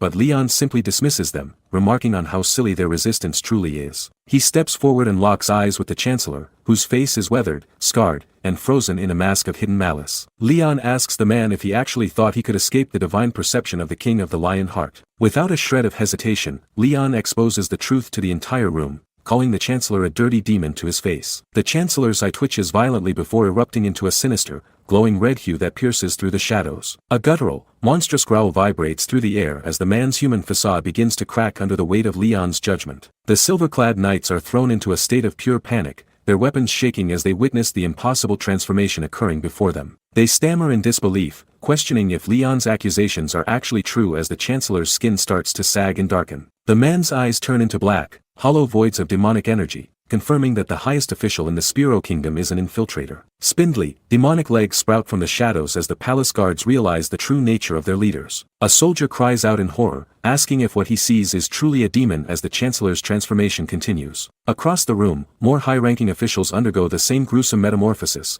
their clothing tearing away as their skin darkens and warps into monstrous forms. Panic spreads like wildfire through the ranks, with another soldier shouting that the corruption is manifesting in multiple places at once. Massive, insect-like monsters let out high-pitched, piercing screeches while fully manifesting in the center of the throne room. Purple energy flares as the demonic spies shed their human disguises entirely, filling the grand hall with their terrifying and monstrous presence. The royal guards stumble back in total terror, their formations breaking as they scream about the demons that have been hiding in their midst. A commander tries to regain control of the situation, yelling for his men to stop panicking and hold their ground against the emerging threat. Leon's voice cuts through the chaos, calling the creatures lowly beings with a tone of absolute aristocratic disdain. He stands firm and motionless as a towering, insectoid demon with glowing red eyes and razor-sharp, scythe-like limbs looms directly over him. While the surrounding soldiers retreat in fear, Leon remains unmoved, commanding the demonic infiltrators to fight as one and challenging them to show the full extent of their power. The massive insect demon lunges forward with predatory speed, letting out a deafening screech as it prepares to strike the king. Leon remains completely unfazed by the creature's aggression, his expression cold and calculating as he tracks the monster's every movement. In a sudden flash of motion, Leon raises his hand, his finger pointing directly at the monster to intercept its lethal downward strike. The impact generates a powerful shockwave that rattles the floor of the room, halting the demon's momentum instantly. The beast stammers out a pained and confused screech, seemingly stunned that its physical strength was neutralized by a single, effortless gesture from the human sovereign. Silence falls for a brief, tense moment as the demon stares at Leon in shock, unable to comprehend the massive power gap between them. Leon responds to the monster's confusion with a single, arrogant humph, expressing his total lack of interest in the creature's desperate efforts. The demon releases another high-pitched cry, thrashing its limbs in a futile attempt to break free from the overwhelming pressure Leon exerts. Without even moving his upper body, Leon delivers a devastating kick that slams directly into the creature's heavily armored torso. The sheer force of the strike shatters the demon's chitinous shell, sending its massive body flying across the hall as thick clouds of dust and debris fill the air. Dark shadows and sharp, jagged fangs emerge from the disguises of the palace officials as their human veneers shatter. One witness reacts in total shock, realizing that these monsters have been hiding within the castle walls this entire time. Duke Archium's face contorts with visceral rage as he curses the evil infiltrators, his voice momentarily drowned out by a guttural demonic roar. The air vibrates with a high-pitched, piercing screech as the hidden monsters fully reveal their hideous forms, signaling the end of the political standoff and the start of a violent bloodbath. A sharp horizontal streak of blue light slashes through the darkness with a metallic, chwack sound. Leon's eyes ignite with a terrifying, steady white glow, his silhouette standing out sharply against the shadowy background as he prepares his next move. In a single, fluid motion, he stands at the center of the hall while black demonic ichor and debris explode away from him in all directions. His long crimson cape flutters violently in the shockwave of his divine power, marking a clear boundary between the sovereign and the demonic filth surrounding him. Duke Archium, his face now splattered with dark blood and his eyes wide with fury, screams for his men to kill every single one of the traitors. The palace floor becomes a chaotic battlefield where knights clash with insect-like demons possessing multiple spindly limbs and glowing red compound eyes. The sounds of war cries fill the chamber as the human soldiers push back against the monstrous horde, their weapons sparking against thick demonic armor. High above the carnage, the cold stone architecture of the Spiro Castle transitions into view, reflecting the grim reality of the purge taking place within its hallowed halls. The decapitated head of an insect-like demon rolls across the floor, leaking dark fluid and coming to rest near Leon's feet. Leon stands amidst the wreckage of the demonic spies, his expression unreadable as he grips a crystalline staff that radiates intense, swirling blue energy. The divine light from the weapon illuminates the entire hall, signaling the absolute purification of the corruption. Watching from the periphery, a mysterious woman with long silver hair and a dark shadow masking her eyes observes the destruction. She tilts her head slightly, uttering a low, intrigued "Hm," as she witnesses Leon's effortless dominance over the demonic intruders. A sharp, silver blade glimmers in the dim light as Leon begins to speak with a calm but terrifying authority. He looks toward the Duke, acknowledging that he understands the man's sense of loyalty. However, he points out that failing to prioritize the safety of the royal family during such a dire emergency is an unacceptable lapse in duty. Duke Archium, his face marked by age and deep scars, stares back intensely. He firmly retorts that his only priority is the Queen, Her Majesty, refusing to back down from his bureaucratic stance. Leon looks across at the gathered knights and the elderly chancellor, admitting that his reasoning is theoretically sound. But as he says, however, he raises 3 fingers into the air, signaling a shift in the atmosphere. A sudden surge of divine power manifests as a brilliant blue light erupts from Leon's sword. He stands as a dark, imposing silhouette against the radiant energy, his eyes glowing with celestial force. Below him, Duke Archeum cringes in fear, his body tensing as he is dwarfed by the sheer magnitude of Leon's presence. Leon maintains a stern expression, declaring that as a king, he is the one in charge of asking questions and rendering final judgments. He notes that the same authority applies to the queen of this realm. Duke Archeum begins to sweat profusely, his fingers twitching with visible nervousness. He argues frantically that the queen is currently not in the proper state of mind to make clear or rational judgments. Leon says nothing in response, simply staring at the duke with a piercing, judgmental gaze that reflects the gravity of the situation. A wide shot reveals Leon and the duke standing small within the massive,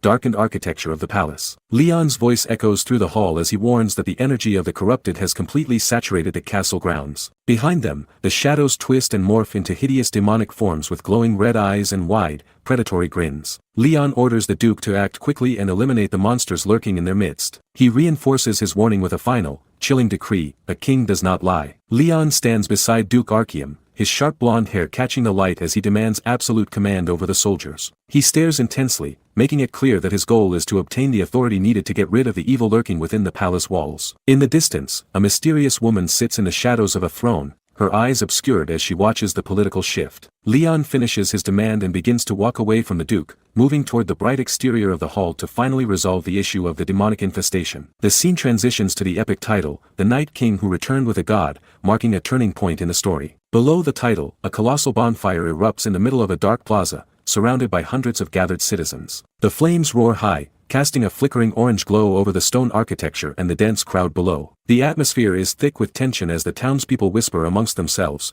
wondering why they have been summoned to witness this massive blaze during the middle of the night. 2 commoners in simple brown tunics look on with wide-eyed shock at the unfolding events. They listen as it is announced that a single individual has been granted full authority over the kingdom's defense and judicial process. Leon Dragonia Lionheart stands ready, his modern brown suit and tie contrasting against the medieval backdrop of the castle. He carries himself with a terrifying level of confidence, preparing to reveal the truth to the people of Spiro. His presence alone silences the nearby whispers as the weight of his royal bloodline becomes apparent to everyone watching. Leon and the elderly Duke Archeum stand together on a high balcony, looking down at the thousands of people gathered in the city square. Leon explains that the enemy's master plan was to ignite a revolution by infiltrating the castle and manipulating the masses from within. The commoners below look up at the platform, their faces filled with uncertainty and fear. Leon declares to the entire city that he has a definitive way of differentiating between those who are possessed and those who are not. When a young man in the crowd asks how such a feat is possible, Leon calmly replies that he is about to show them. Terrified citizens scream and pull away as a jagged purple energy begins to crackle through the air around them. The people are paralyzed with confusion, their faces contorted in fear as they stare at the manifesting power. Leon's voice thunders through the plaza,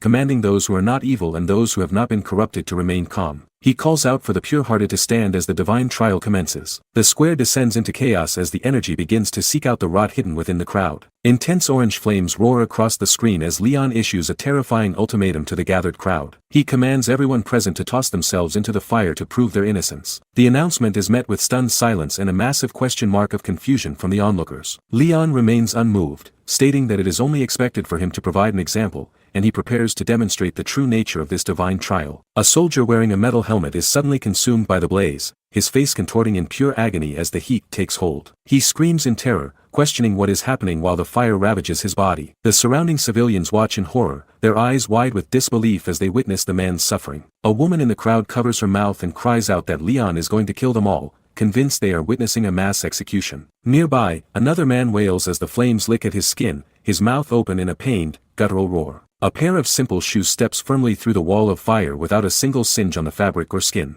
A young girl with long brown hair walks calmly through the center of the inferno, her hands clasped nervously but her body completely untouched by the heat. The flames swirl around her like a harmless breeze, creating a sharp contrast to the soldier currently being incinerated. The onlookers gasp in shock, realizing that the fire is reacting differently to each individual based on their nature. An older man with a gray beard points a trembling finger toward the burning soldier. He shouts for the crowd to look at what is happening to the man's body. As the soldier continues to shriek, his form begins to warp and melt unnaturally under the intense heat. Leon stands calmly in the background, watching as the human facade of the soldier disintegrates into a monstrous, unrecognizable shape amidst the swirling sparks. Leon turns his head slightly, his eyes cold and judging as he addresses the trembling crowd. He explains that these are sacred flames that possess the power to only burn those who are evil. He invokes the divinity of war and fire, telling the survivors to shout his name in glory as they walk through the purification. The citizens stare back at him, their faces partially shrouded in shadow as they struggle to process his absolute divine authority. A blonde-haired official breaks into a cold sweat, his face pale with visible dread. He looks around frantically, whispering a desperate question about what they should do next. His internal panic rises as he wonders if the flames truly only target demons,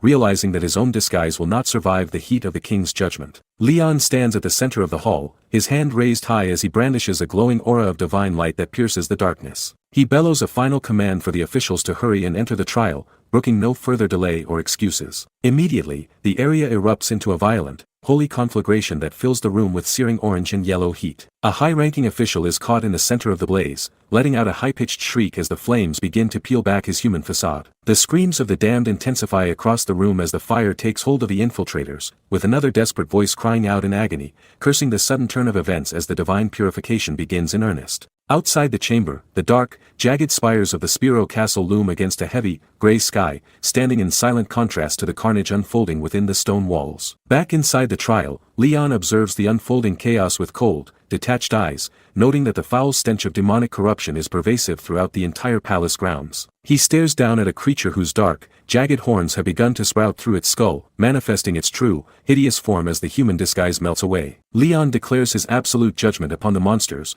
promising that he will not only punish them for their crimes but will personally rip their very souls to pieces until nothing remains of their existence. One of the exposed demons, still clinging to its fading arrogance, sneers at Leon and tells him he is a mere human who doesn't even know his own place. It threatens that he should not think he will die a peaceful death, but Leon cuts the creature's threat off with a thunderous, soul-shaking roar. Leon's chest heaves as he bellows at the monster, calling it a mere demon as his voice resonates with the power of a king. The sheer force of his divine presence and his deafening shout blasts two demons backward simultaneously. Their monstrous, pale faces are twisted in a final moment of excruciating pain as they emit a guttural screech while the light of the trial consumes their physical forms. Leon's face becomes a mask of righteous fury, his eyes burning with a blinding, incandescent white light as he grits his teeth in pure disgust. He looks upon the remaining infiltrators as nothing more than literal garbage, his voice dripping with aristocratic venom as he calls them arrogant worms for their deception. He leans forward, demanding to know how they dare pretend to be human and walk on 2 feet in his presence. His interrogation continues with a series of sharp, biting rebukes that echo through the hall, questioning their audacity to group together and pretend to be the kingdom's soldiers. He refuses to tolerate the insult of monsters wearing the uniforms and titles of men while hiding their demonic nature beneath stolen skin. A massive explosion of golden and orange flames fills the screen as Leon's voice thunders through the hall. He demands to know if the demons truly thought he would allow their foul presence to go unnoticed while they dared to walk on 2 feet. 2 monstrous figures stand amidst a swirling purple haze, their skin a sickly gray and their heads adorned with small, sharp horns. They roar out a final curse, claiming that the cries of despair and suffering from the kingdom will soon echo throughout the entire world as they are consumed. However, the bravado of these demonic spies quickly falters as the heat of the divine fire closes in. One of the creatures begins to sweat profusely, his red eyes wide with a sudden, paralyzing realization. He stammers to his companion, admitting a sinking feeling that they have messed with the wrong man and that their end is truly at hand. The scene shifts to a desolate mountain range under a darkening sky where the true scope of the demonic plot is revealed. A shadowy figure in a dark suit watches a holographic projection of Leon,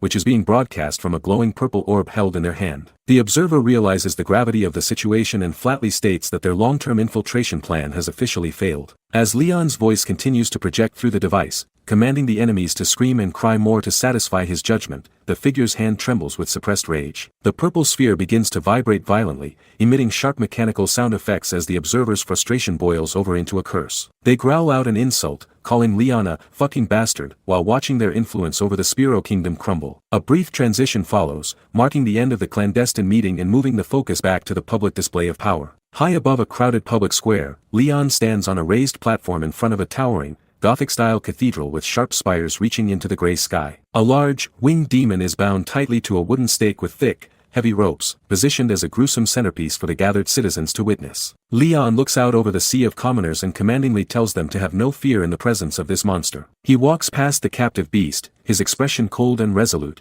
declaring that as long as he exists, the people will be protected from such filth. He explains to the trembling crowd that these evil entities survive by planting negative emotions and fear within the human mind to rot society from within. Suddenly, the bound demon erupts in a surge of jagged purple energy, its mouth agape in a manic, mocking laugh. The monster screams at the top of its lungs, warning Leon and the horrified onlookers not to think for a second that this battle is over. The demon tied to the wooden post bellows at the crowd, its jagged purple energy flaring as it screams that everyone present will be destroyed. It attempts to proclaim the coming of the corruption authority, but its threat is violently cut short. The monster's head is suddenly forced back with a sickening crunch, its manic laughter turning into a guttural, choked gasp of pain. Leon stands calmly in the foreground, raising a single hand toward the beast. With a sharp, icy gaze that brooks no defiance, he commands the creature to be silent, instantly stifling its demonic rant. Leon turns his focus to the trembling crowd, using the captured monster as a focal point for his sermon. He points toward the creature and declares to the commoners that this is the true cause of their starvation and their endless sicknesses. He doesn't stop there, escalating his claims to include every minor misfortune of their daily lives. He asserts that the demon is the reason someone tripped earlier that morning, the reason they couldn't find a spouse,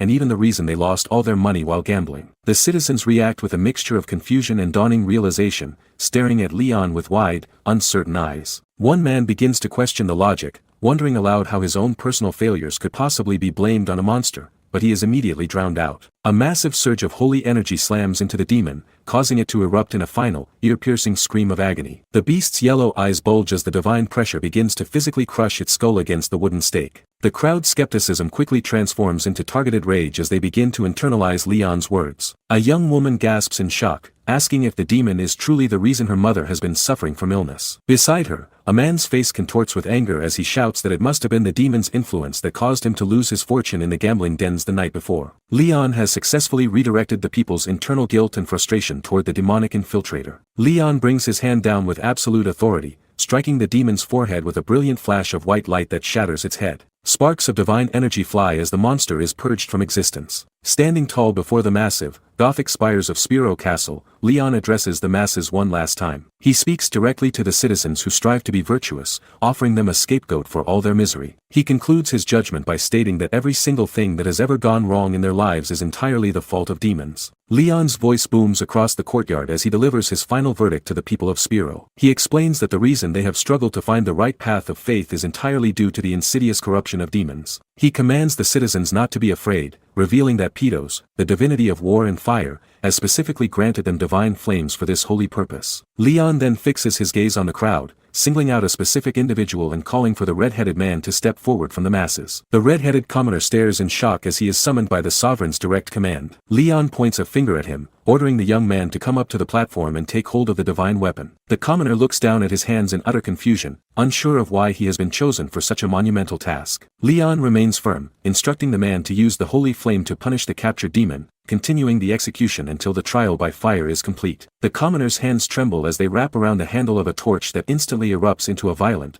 golden blaze of divine energy. Behind him, the bound demon with glowing red eyes begins to stammer in terror, realizing the true nature of the fire. The monster trembles against its restraints, desperately trying to process the lethal heat radiating from the weapon. The young man's face is slick with sweat and illuminated by the roaring flames as he shouts a defiant rejection of the demon's presence, steeling his nerves for the kill. A sharp grunt of pain erupts as the heat of the divinity begins to sear the air around the prisoner. The demon's expression shifts from fear to a mask of pure, murderous hatred as it stares down its executioner. It snarls a final, horrific threat, vowing to chase the young man to the very ends of hell to slaughter him if he dares to touch it with the holy light. Unmoved by the creature's malice, Leon coldly commands the monster to make a softer expression as its time finally runs out. The sound of a heavy impact shatters the silence as the divine flame is slammed directly into the demon's body. The monster is caught in a state of frozen shock, its eyes wide and its mouth agape as the purification process begins to tear through its physical form. Waves of holy energy surge through the creature, forcing a final, guttural scream of agony from its throat. The commoner drives the torch home with everything he has,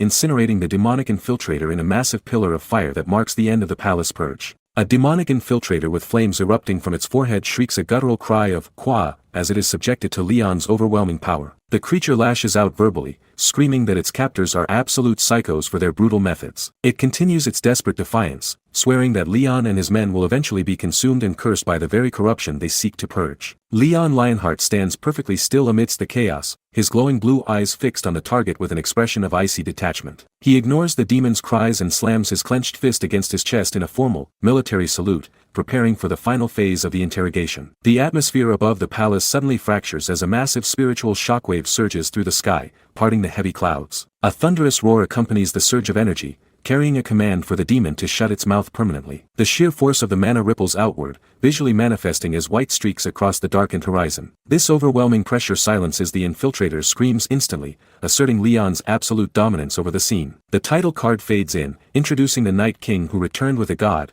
signaling the shift from the capture of the enemy to his systematic dismantling. High-pitched screams of Kayag echo through a desolate prison block as a new demonic prisoner is introduced. Bound behind iron bars, the three-eyed entity known as Baltars, the demon of pleasure and corruption, tremors with an unfamiliar sense of dread. He sits in a crouched position, clutching his hands together as the weight of his situation begins to sink in. Baltars recalls his long, dark tenure, noting that it has been 34 years since he first began living as a demon. During those decades, he had successfully tortured and corrupted an untold number of humans, thriving on their suffering. Now, as sweat pours down his brow and his third eye twitches in fear, he realizes that his own history of cruelty has finally caught up to him. The third-eyed demon sits helplessly bound in glowing mana wires. As he stares at his restricted hands, he laments how he ended up in this pathetic state after decades of torturing others. Suddenly, a series of sharp, mechanical clicking sounds echo through the stone room. A metallic leg enters the frame, moving with calculated, spider-like precision toward the cell bars. A small, multi-legged mechanical drone known as Sir Jagged Spin comes into full view. The machine emits a sharp, Kirik sound as it scurries toward the iron cage. The demon's eyes widen in confusion, his forehead dripping with sweat as he realizes he is no longer facing a human interrogator. The mechanical knight stands perfectly still, its glowing sensor fixed directly on the prisoner. The demon recoils in shock,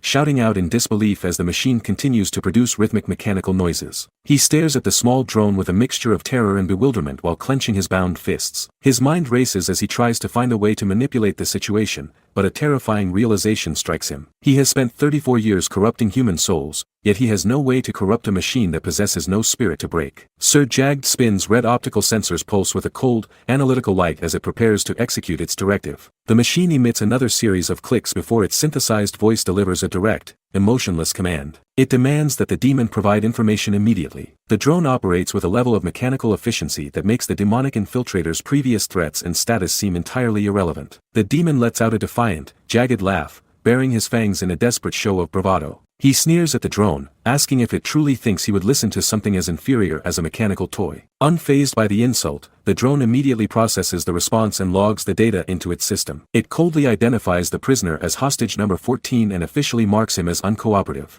The sound of rhythmic, heavy footsteps echoes through the dark dungeon as a squad of armored knights marches forward in a tight formation. Their silver-plated boots strike the cold stone floor in perfect, militaristic unison, creating a heavy mechanical tempo that vibrates through the walls. One knight leads the group with a stiff, disciplined posture, carrying out their orders with silent efficiency. The third-eyed demon trapped behind the bars looks on with a confused expression, letting out a sharp, "ha," as he senses the weight of the approaching force. Bound tightly in glowing blue mana wires, the demon sits on the floor and stares up at the knights with a jagged, mocking grin. He lets out a sharp, dismissive, "ha," as he tries to maintain his composure despite being a prisoner. His ego remains entirely intact as he barks a defiant challenge through the iron bars, baring his fangs at the soldiers. He screams at the top of his lungs, telling them to kill him if they want to. He finishes his threat by declaring that he will eventually come back to finish what he started. Large beads of cold sweat begin to pour down the demon's forehead as the atmosphere in the interrogation room suddenly shifts. His defiant shouting dies in his throat, replaced by a look of genuine, wide-eyed apprehension. He stares intensely at the knights, his three eyes scanning the area as he realizes something unusual is happening. The bravado he displayed just moments ago evaporates instantly as he mutters a confused question, wondering what exactly his captors are preparing for him. A knight stands directly before the cell bars, lifting a massive wooden bucket filled to the brim with a shimmering, translucent liquid. Faint golden particles and steam rise from the surface of the fluid as the knight holds the heavy basin steady with both hands. Terrified by the sight, the the demon stammers out a frantic question, demanding to know what the substance is. The knight remains silent as a system display appears over the bucket, identifying the contents as water with a 15% holy water concentration. The glowing liquid sloshes within the wooden frame, illuminating the dark cell with a holy radiance. A massive wooden tub casts a dark, imposing shadow over the cowering demon prisoner. The infiltrator recoils in pure, unadulterated terror, letting out a high-pitched shriek of "Heek" as the heavy basin is positioned directly over his trembling head. He is pinned against the floor, unable to escape the looming weight of the liquid-filled container. Sir Jagged Spin's optical sensor pulses with a series of rapidly updating system interfaces. The mechanical knight runs a big data reference to calculate the most efficient path forward, followed immediately by a reasonable conclusion inference. A red-bordered notification flashes within its vision, identifying the primary element as water. With its logic circuits fully engaged, the drone confirms it knows the answer to break the prisoner's will. The demon's expression shifts from fear to utter confusion as he stammers out a frantic, what? Just before the tub is upended. A massive, violent torrent of liquid erupts from the basin, drenching the infiltrator in an instant. The force of the splash slams into his face and body, leaving him completely submerged in the glowing, holy fluid as it cascades across the cold stone floor. The holy water reacts violently with the demon's corrupted essence, triggering a chorus of agonizing screams. The prisoner bellows out a guttural kuruhag as the concentrated liquid begins to sear his skin like liquid fire. Surrounded by towering, masked knights with glowing red eye slits, the demon's cries transform into a distorted, high-decibel werereg, while the mechanical knight monitors the progress of a high-intensity torture procedure. A violent splash of liquid erupts as the demon emits a distorted, high-decibel werereg. The third-eyed infiltrator's face is drenched, his mouth hanging open in a raw,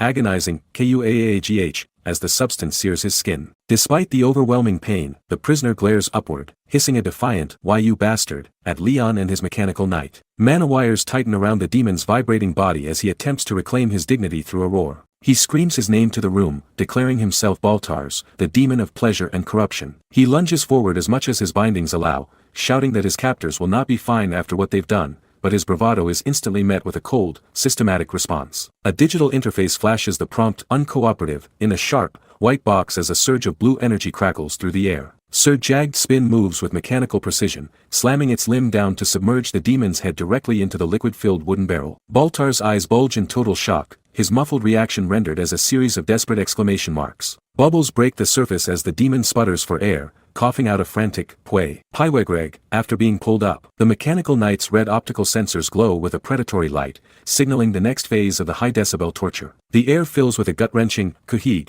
as the demon's spirit begins to fracture under the relentless pressure of the sovereign's tools. The demon gasps out a pleading "W8," only for the system to label him uncooperative once more while the nearby knights clear their throats in awkward silence. He begs for help, his voice cracking as the mechanical prompt repeats its cold judgment. Finally, Baltars breaks, crying out in total desperation, but what am I supposed to say? I don't know anyt," before the next cycle of the interrogation begins. The third-eyed demon throws his head back in a visceral scream as white mist rises from his trembling body. A cold system notification appears on the screen, labeling his progress as uncooperative. This mechanical judgment triggers another wave of intense agony, causing the captive's voice to ring out across the palace grounds. From outside the stone walls of the Spiro Palace, the high-pitched shriek pierces the quiet night air, echoing from the illuminated windows of the high tower. The mechanical drone, Sir Jagged Spin, registers the prisoner as captive number 14 while the demon hangs his head, saliva and sweat dripping from his chin in a state of total exhaustion. A data readout appears in the air,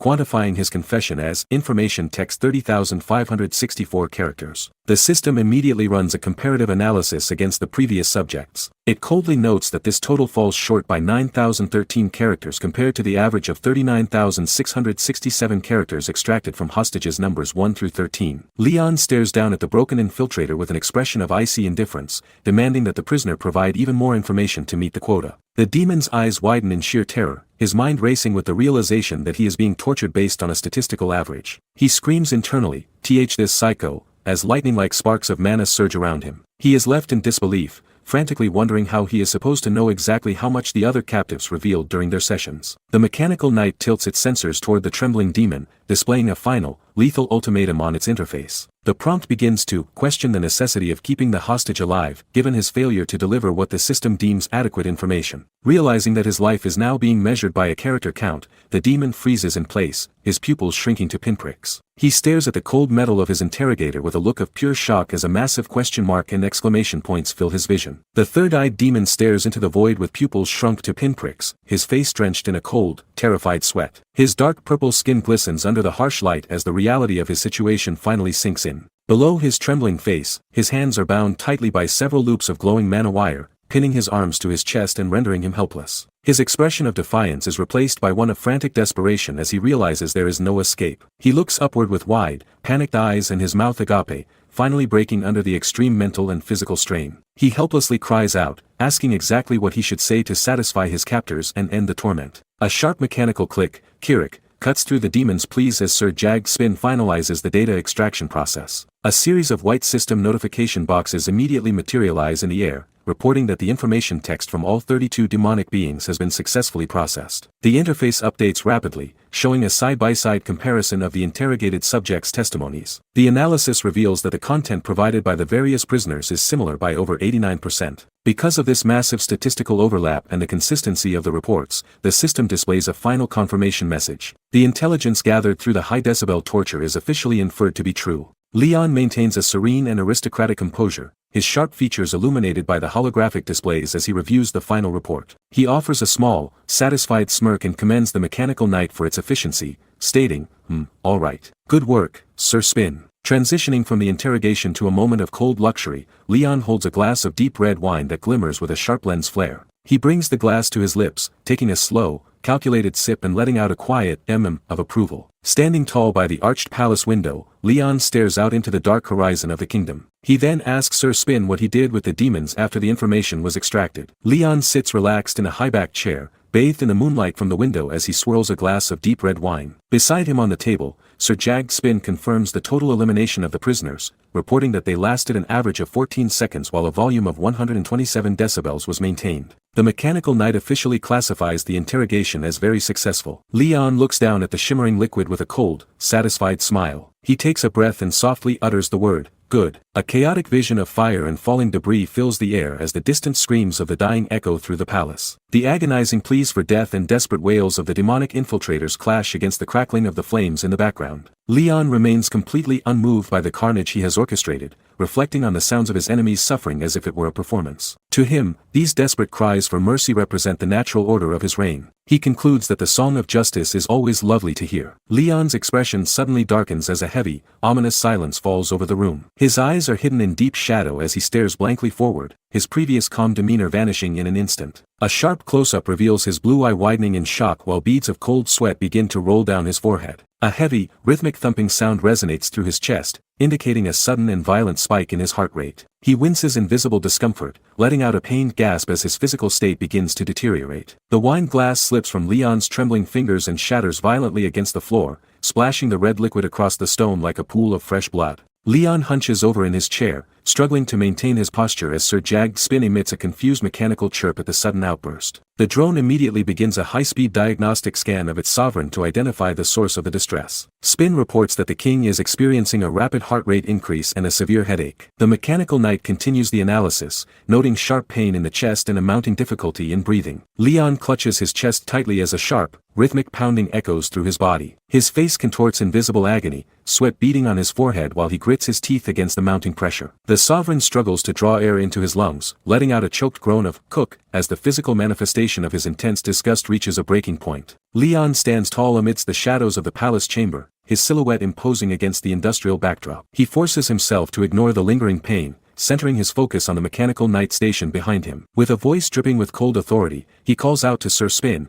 signaling that his patience for the demonic presence has finally expired. A close-up of Leon's face reveals eyes filled with murderous intent and a dark, swirling aura. He speaks with a low, dangerous tone, stating that he simply cannot accept the current reality. To him, the fact that these evil species are allowed to live and breathe on the very same land as a lionheart is an insult that demands an immediate, permanent correction. The mechanical drone, Sir Jag Spin, tilts its metallic head upward to meet its master's gaze. Leon asks the knight what should be done about the presence of such filth in his kingdom. The drone's red optical sensor flickers as it processes the command, providing a swift, heartless recommendation to eliminate the cause of this distress without a single moment of delay. Leon's expression twists into a dark, predatory grin as he hears the drone's assessment. He praises the suggestion as a splendid plan while cracking his neck and adjusting his suit with chilling calm. He reaffirms that they must get rid of the cause entirely, and with a sudden, violent burst of mana, he begins his swift move toward the final execution of his judgment. Leon shatters the massive palace window, hurling himself into the night air with jagged glass shards trailing in his wake. The mechanical drone, Sir Jagged Spin,